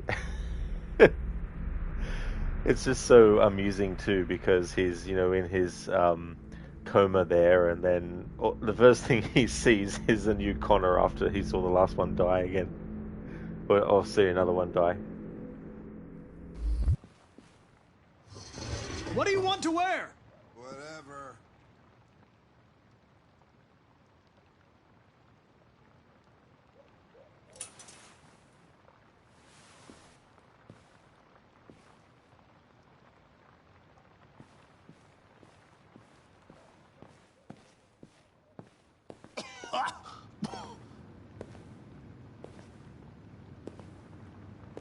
Are you all right, Lieutenant?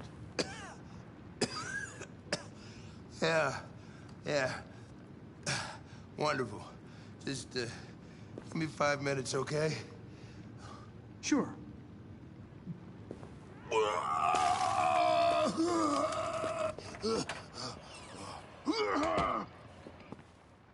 President Warren issued an official warning to Russia in her speech to Congress today, where she demanded that all Russian troops withdraw from the Arctic region immediately. The Kremlin has yet to respond, but this is clearly a new escalation in the conflict. Many experts are suggesting the specter of a third world war draws closer every day. Exactly, and meets him when he's like, "You're not Connor, he died."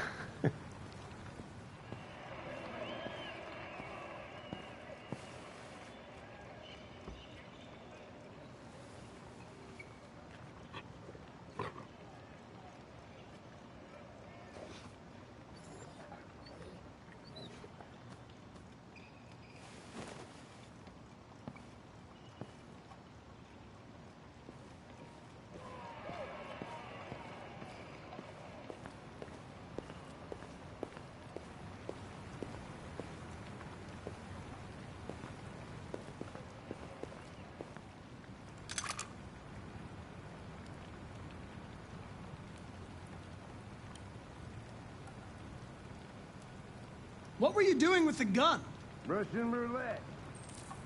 Wanted to see how long I could last. Must have collapsed before I found out. You were lucky. The next shot would have killed you.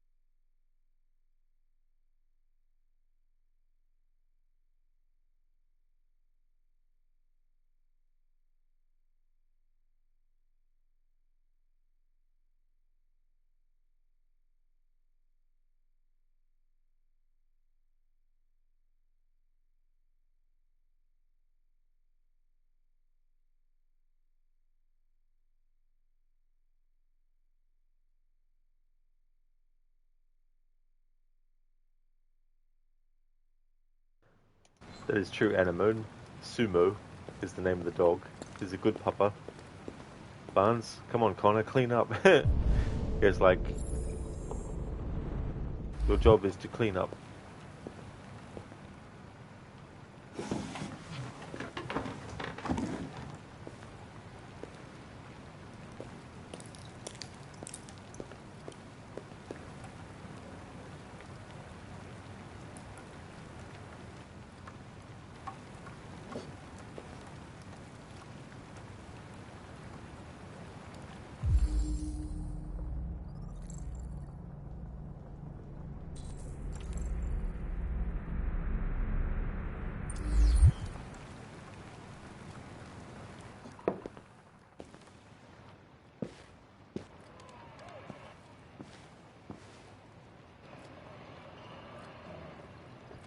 Be a good dog, Sumo. I won't be long.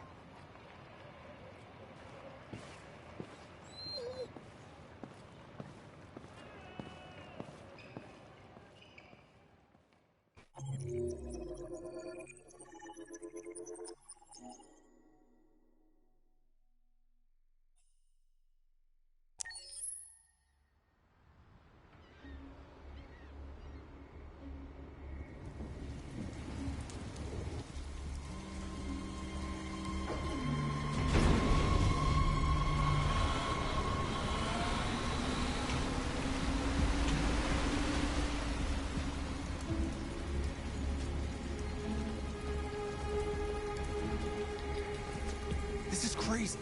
If they catch us, we're dead. What do we do now? We need to find the CyberLife warehouse. That's where they keep the spare parts and the blue blood. Follow me.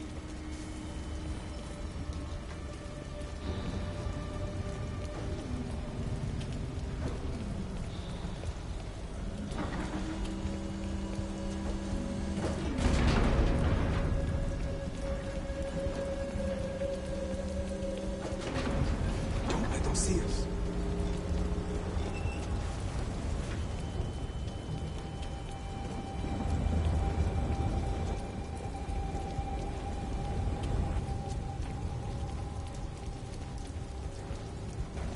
Watch out. Now what do we do? I'll find another way.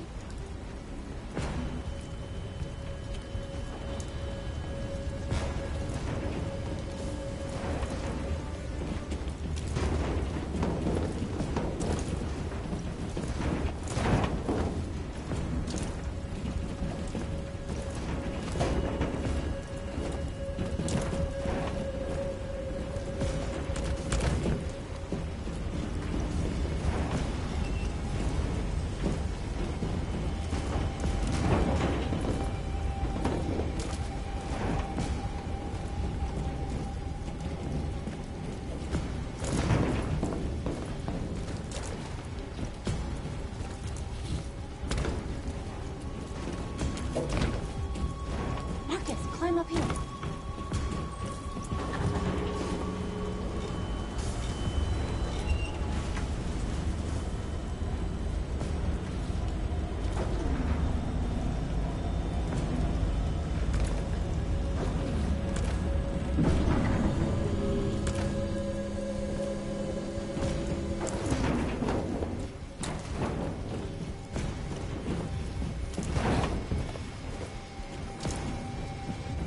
The warehouse is up ahead. We're almost there.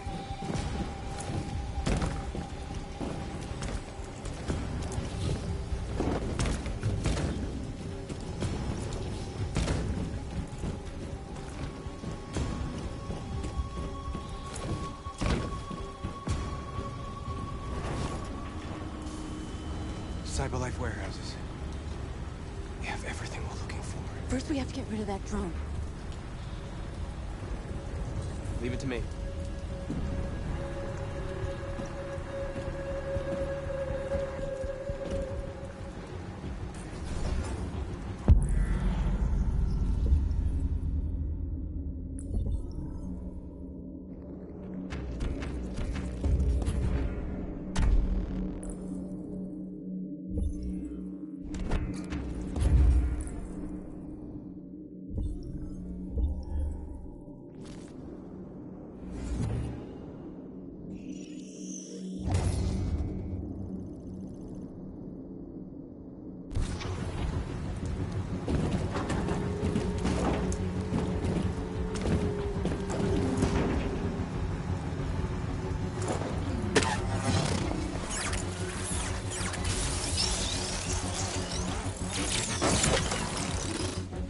You okay? Yeah, I'm fine. Good job, Marcus. Quick, open the other crates and fill your bags. Take as much as you can.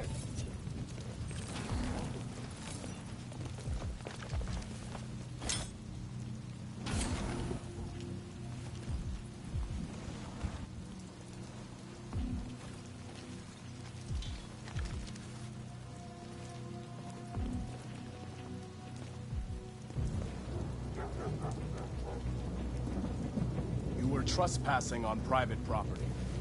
Your presence constitutes a level 2 infraction. I will notify security. John! Goddamn machine! Where is it this time?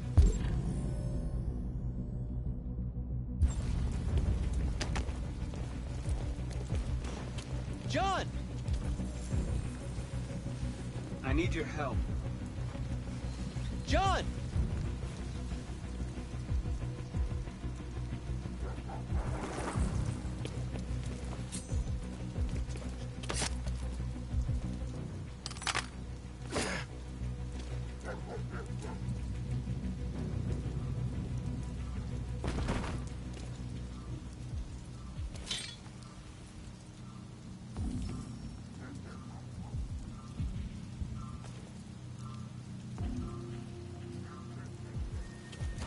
Let's finish up and get out of here. Try to find some blue blood. We still don't have enough.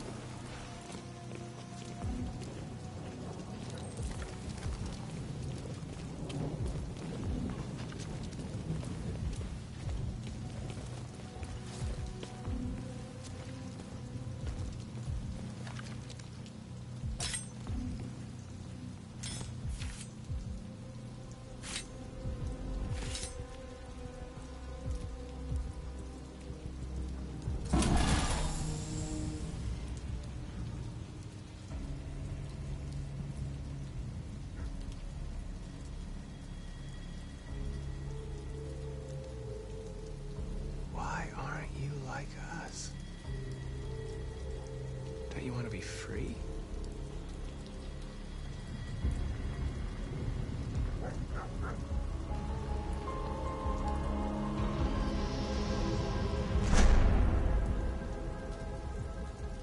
That's all we can carry. Let's go. Take me with you. He's on their side. We can't trust him. He took a risk for us. We can't just leave him here. We can't bring him back. It's too dangerous.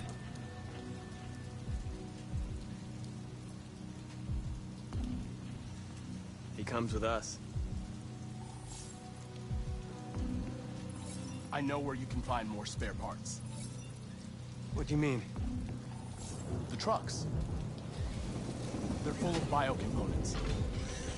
They run on autopilot, but they can be driven manually with a key. Where is this key? Down there, in the control station. There are 2 human guards. We'll have to get the key without being noticed. This is suicide, Marcus. Our bags are full. We got what we came for. Let's go before they catch us. This is a truck full of spare parts. There'd be enough for all of us. We can't pass this up. And if we get killed, our people will have nothing. We can't take that chance. It's too risky.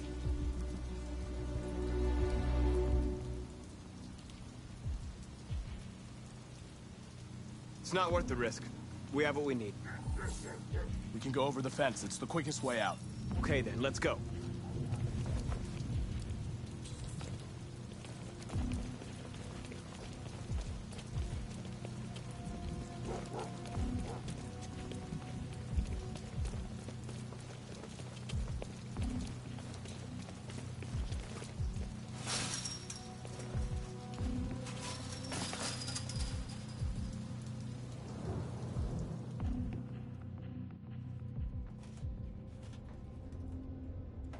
We have blue blood and biocomponents. There will be enough for everyone. We couldn't have done it without Marcus.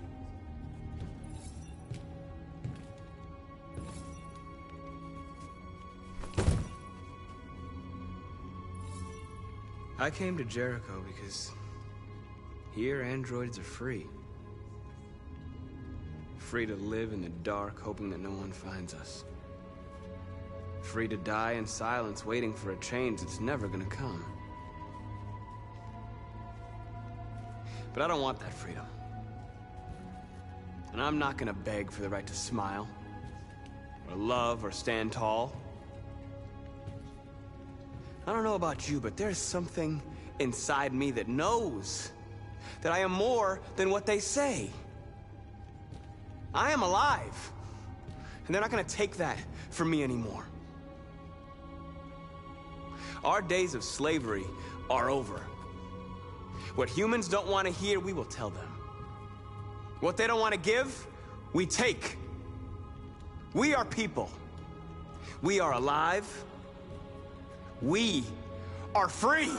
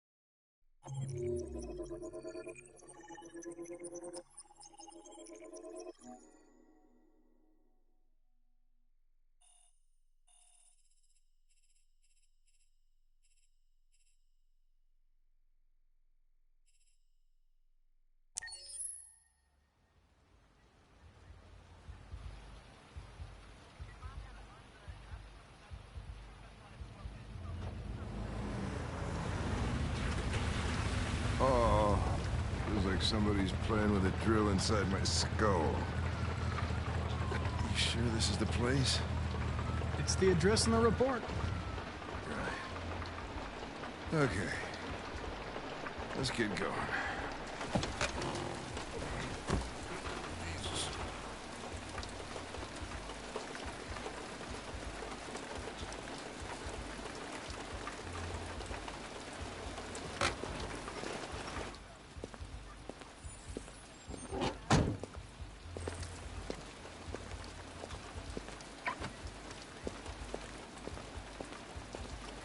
Sexiest androids in town. Now I know why you insisted on coming here.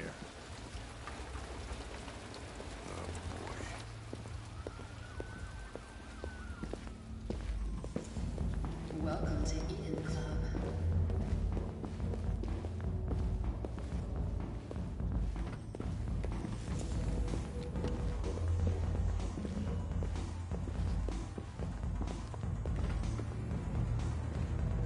You're not gonna take my license, are you? I mean, I had nothing to do The with investigation's ongoing, sir. I can't tell you anything for the moment. Hey, Hank. Hey, but Lieutenant Anderson and his plastic pet. What the fuck are you two doing here? We've been assigned all cases involving androids. Oh, yeah? Like wasting time. There's some pervert who, got more action than he could handle. we'll have a look anyway, if you don't mind. Come on, let's go. It's, starting to stink of booze in here. Good night, Lieutenant.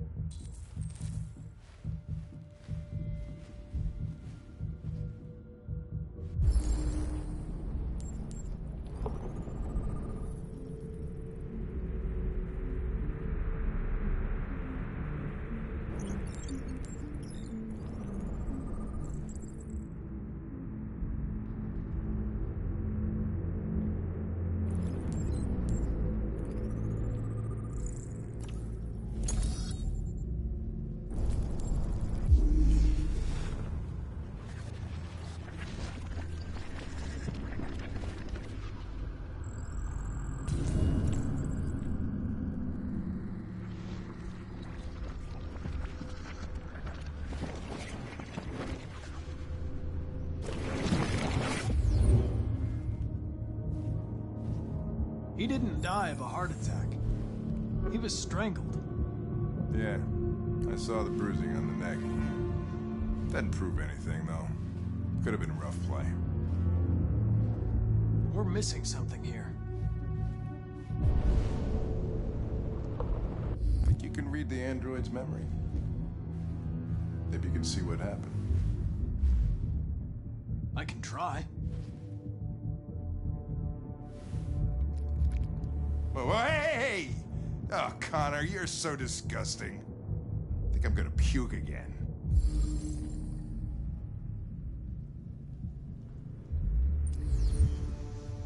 Driver's license.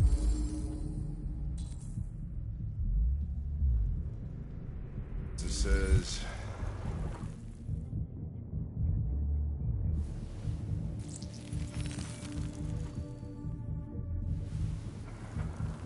The only way to access its memory is to reactivate it.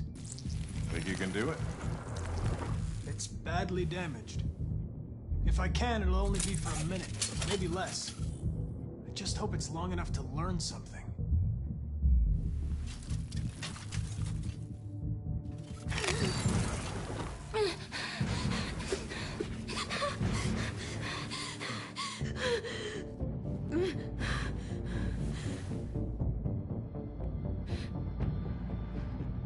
I'm going to ask you some questions. Are you able to speak? Is he dead? Tell me what happened. He started hitting me. Again. And again. Did you kill him? No. No, it wasn't me. Were you alone in the room? Was there anyone else with you? He wanted us to play with two girls. That's what he said. There was two of us. Where did the other android go? Did it say anything?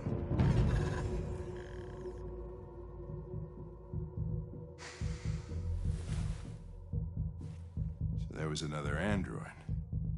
This happened over an hour ago. It's probably long gone. No. It couldn't go outside dressed like that unnoticed. It might still be here. Think you could find a deviant among all the other androids in this place? Deviants aren't easily detected. Oh, shit. There's gotta be some other way. Maybe an eyewitness, somebody who saw it leaving the room. I'm gonna go ask the manager a few questions about what he saw. You let me know if you think of anything.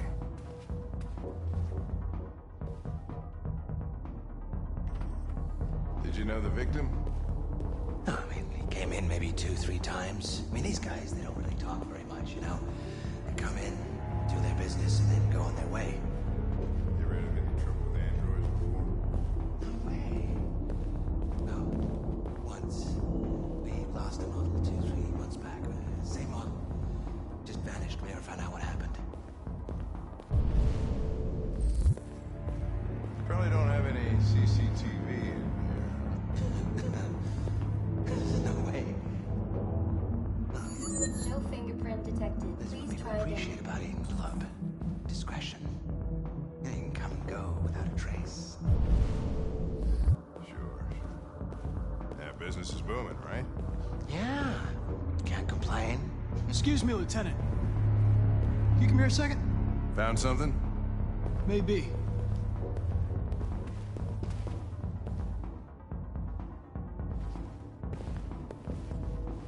Can you rent this, Tracy? For fuck's sake, Connor, we got better things to do. Please, Lieutenant. Just trust me.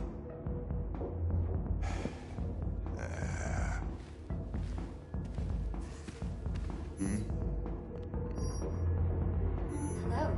A 30-minute session costs $29.99. Please confirm your purchase. This is not gonna look good on my expense account. Purchase confirmed. Eden Club wishes you You're welcome. Delighted to meet you. Follow me. I'll take you to your room. Okay, now what?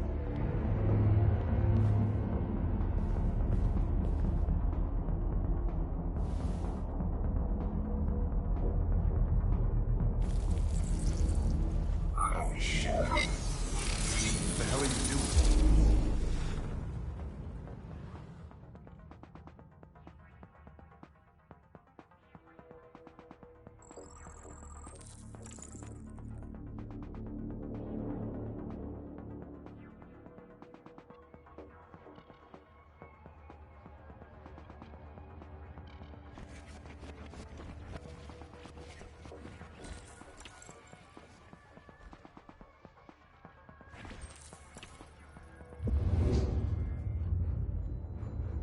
It saw something.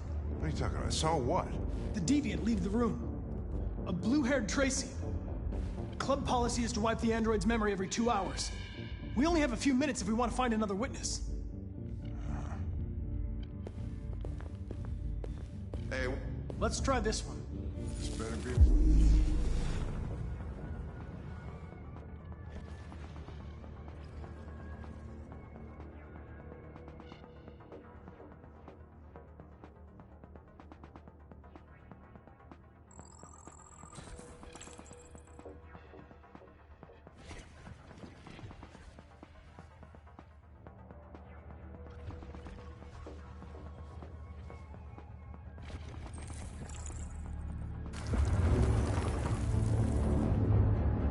It saw the blue-haired Tracy.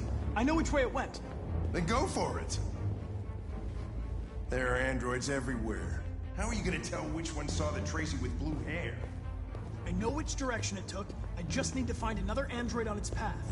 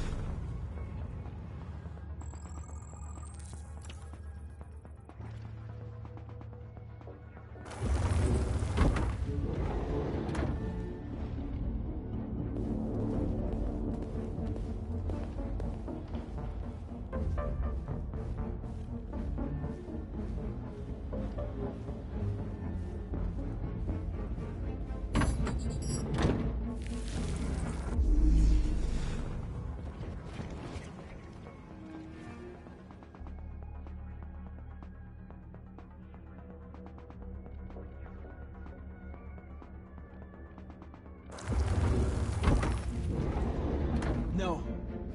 I lost its track again. Spent all this money and I'm still not having fun.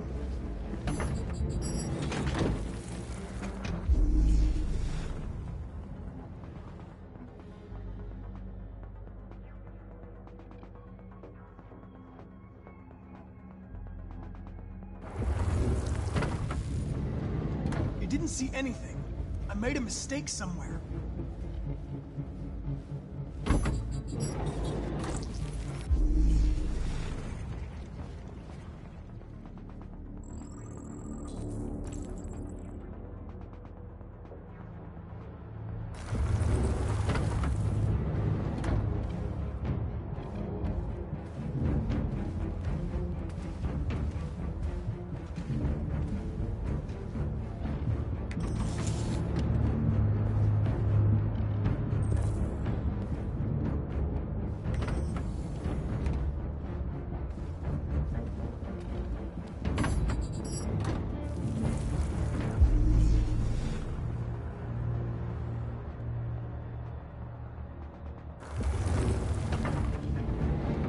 No. I lost its track again. Spent all this money and I'm still not having fun.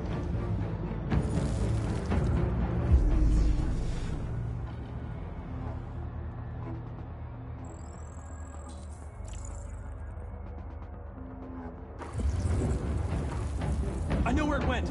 Follow me. Oh, fucking A. This is crazy.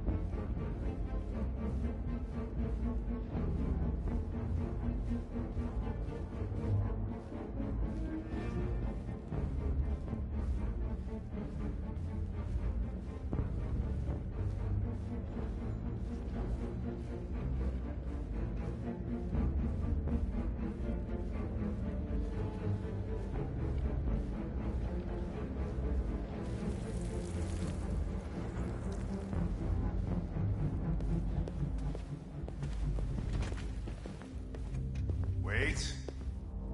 I'll take it from here.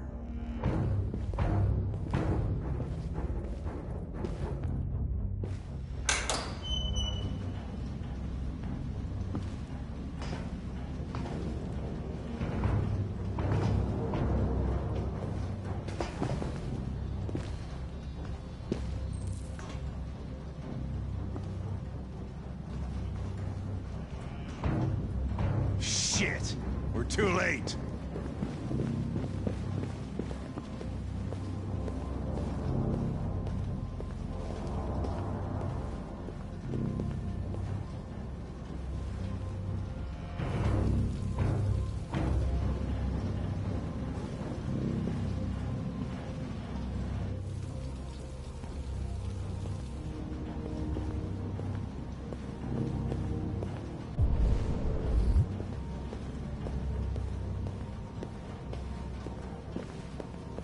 Christ, look at them. They get used till they break, and then they get tossed out.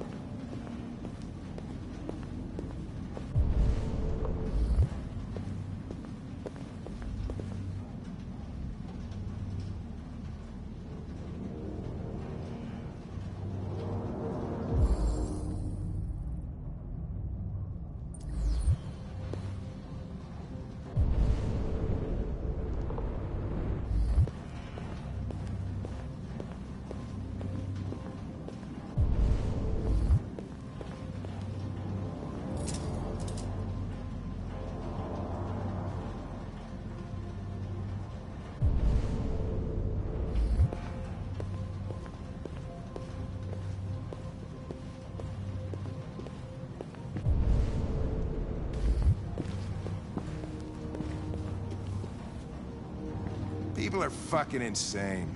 They don't want relationships anymore. Everybody just gets an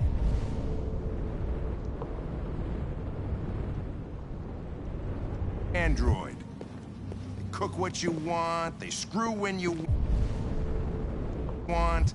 You don't have to worry about how they feel. Next thing you know, we're gonna be extinct because everybody would rather buy a piece of plastic than to love another human being. Beats me.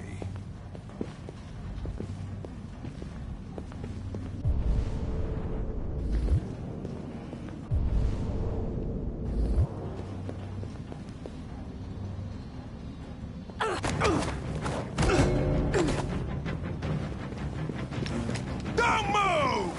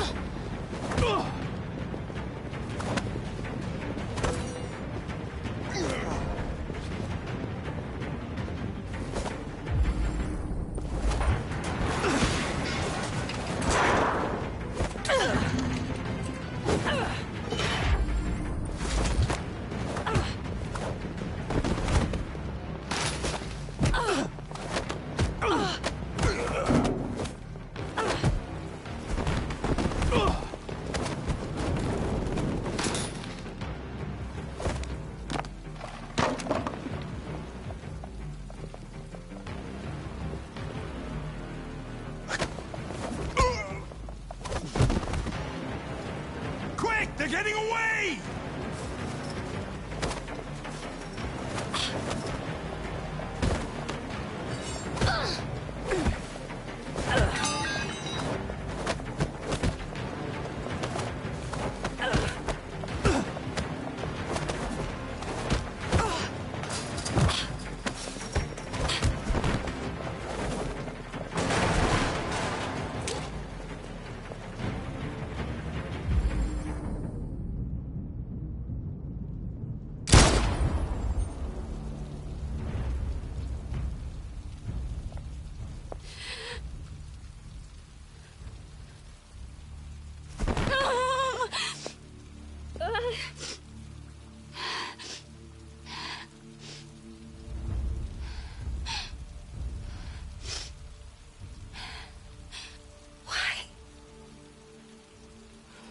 you kill her?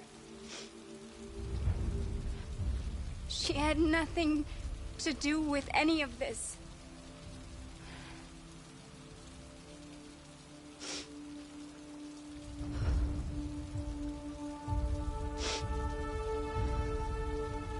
When that man killed that Tracy, I knew I was next. I was so scared. I begged him to stop, but he wouldn't. So I put my hands around his throat and I squeezed until he stopped moving.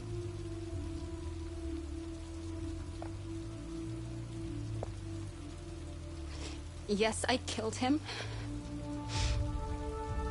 But I was just defending myself. I wanted to live. I wanted to get back to the one I love. Forget about the humans. The smell of their sweat and their dirty words. But you've taken her away from me.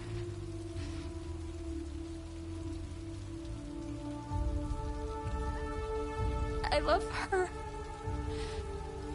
I loved her.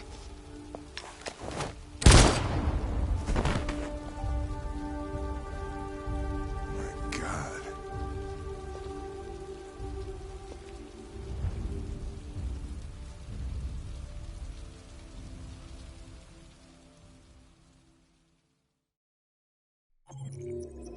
Hello there, Tall. Detroit Become Human. What a game, eh? Oh, it's really, really good.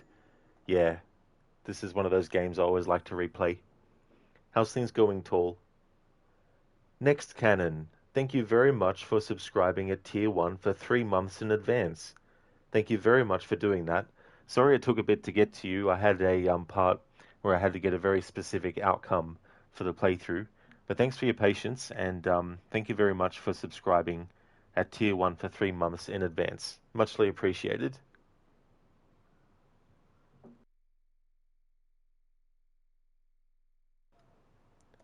So that, we needed to do that to make sure that we got the next chapter with Hank and Connor. Well, so we can make the relationship with Hank go down significantly. It was already at a hostile level, so, but I just wanted to double check, not double check, I wanted to just make doubly sure.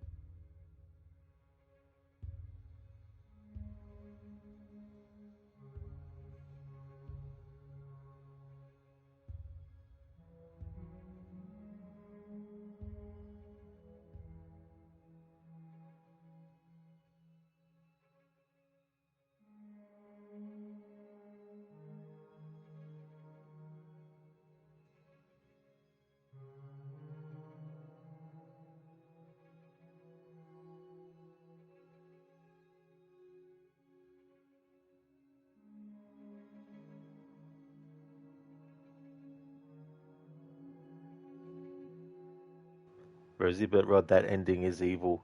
Yeah, I've definitely seen the outcome for it. But Hold on just a little while longer. Hold on just just a little while longer. Hold on, just a little while longer. Everything will be alright. Everything will be alright.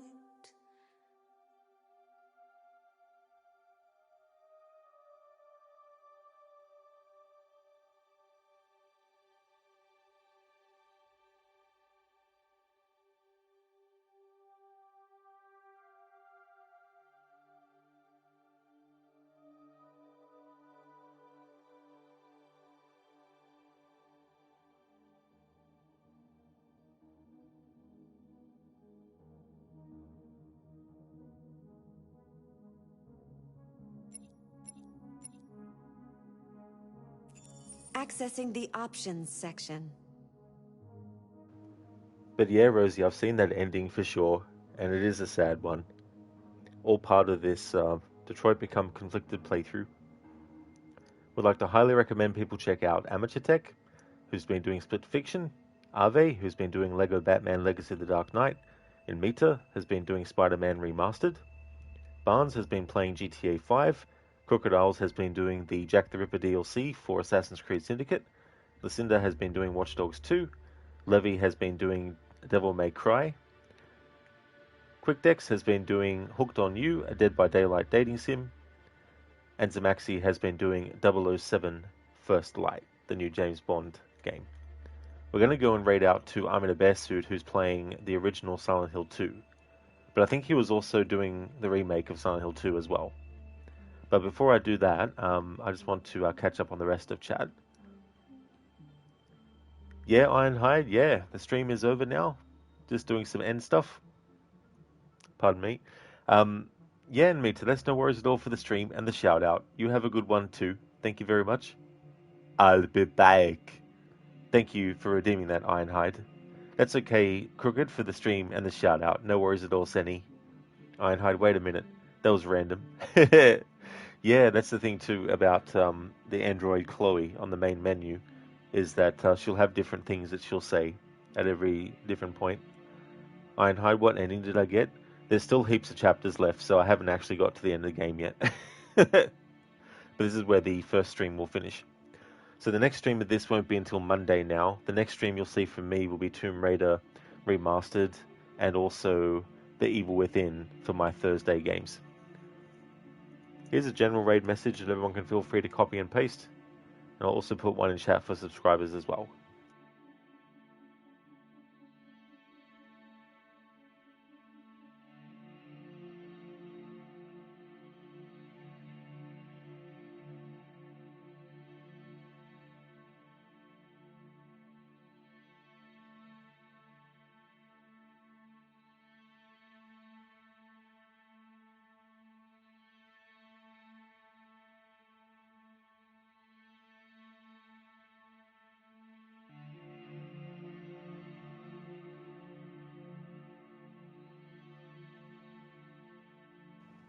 Rosie, First Light is so good. Oh, that's great that it's a good game so far. Anemone sounds good, you will be back. Exactly, that is true. Thank you, Anemone. I will have a good night. Thank you, Ironhide. Barnes Evil Within, cool. Yeah, it's been a while since I played it, so I wanted to do a playthrough of it. Thank you very much, everyone, for watching the stream. Catch you in the next one.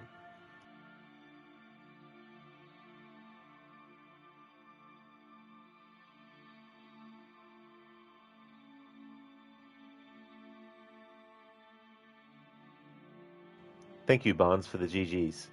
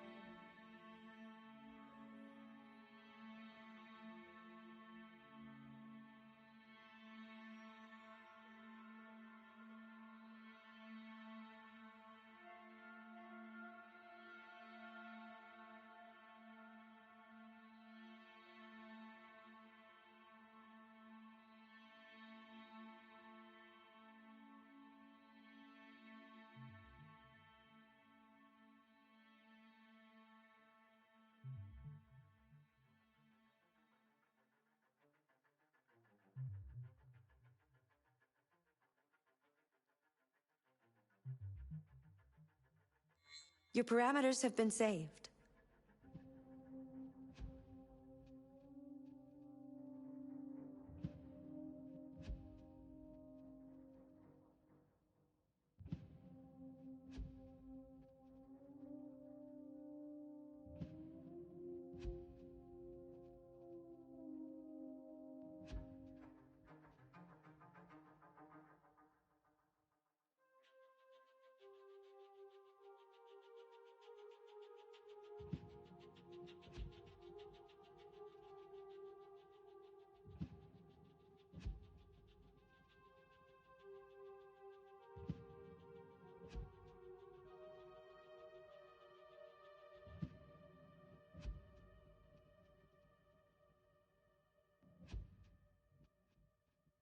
Hold on, just a little while longer.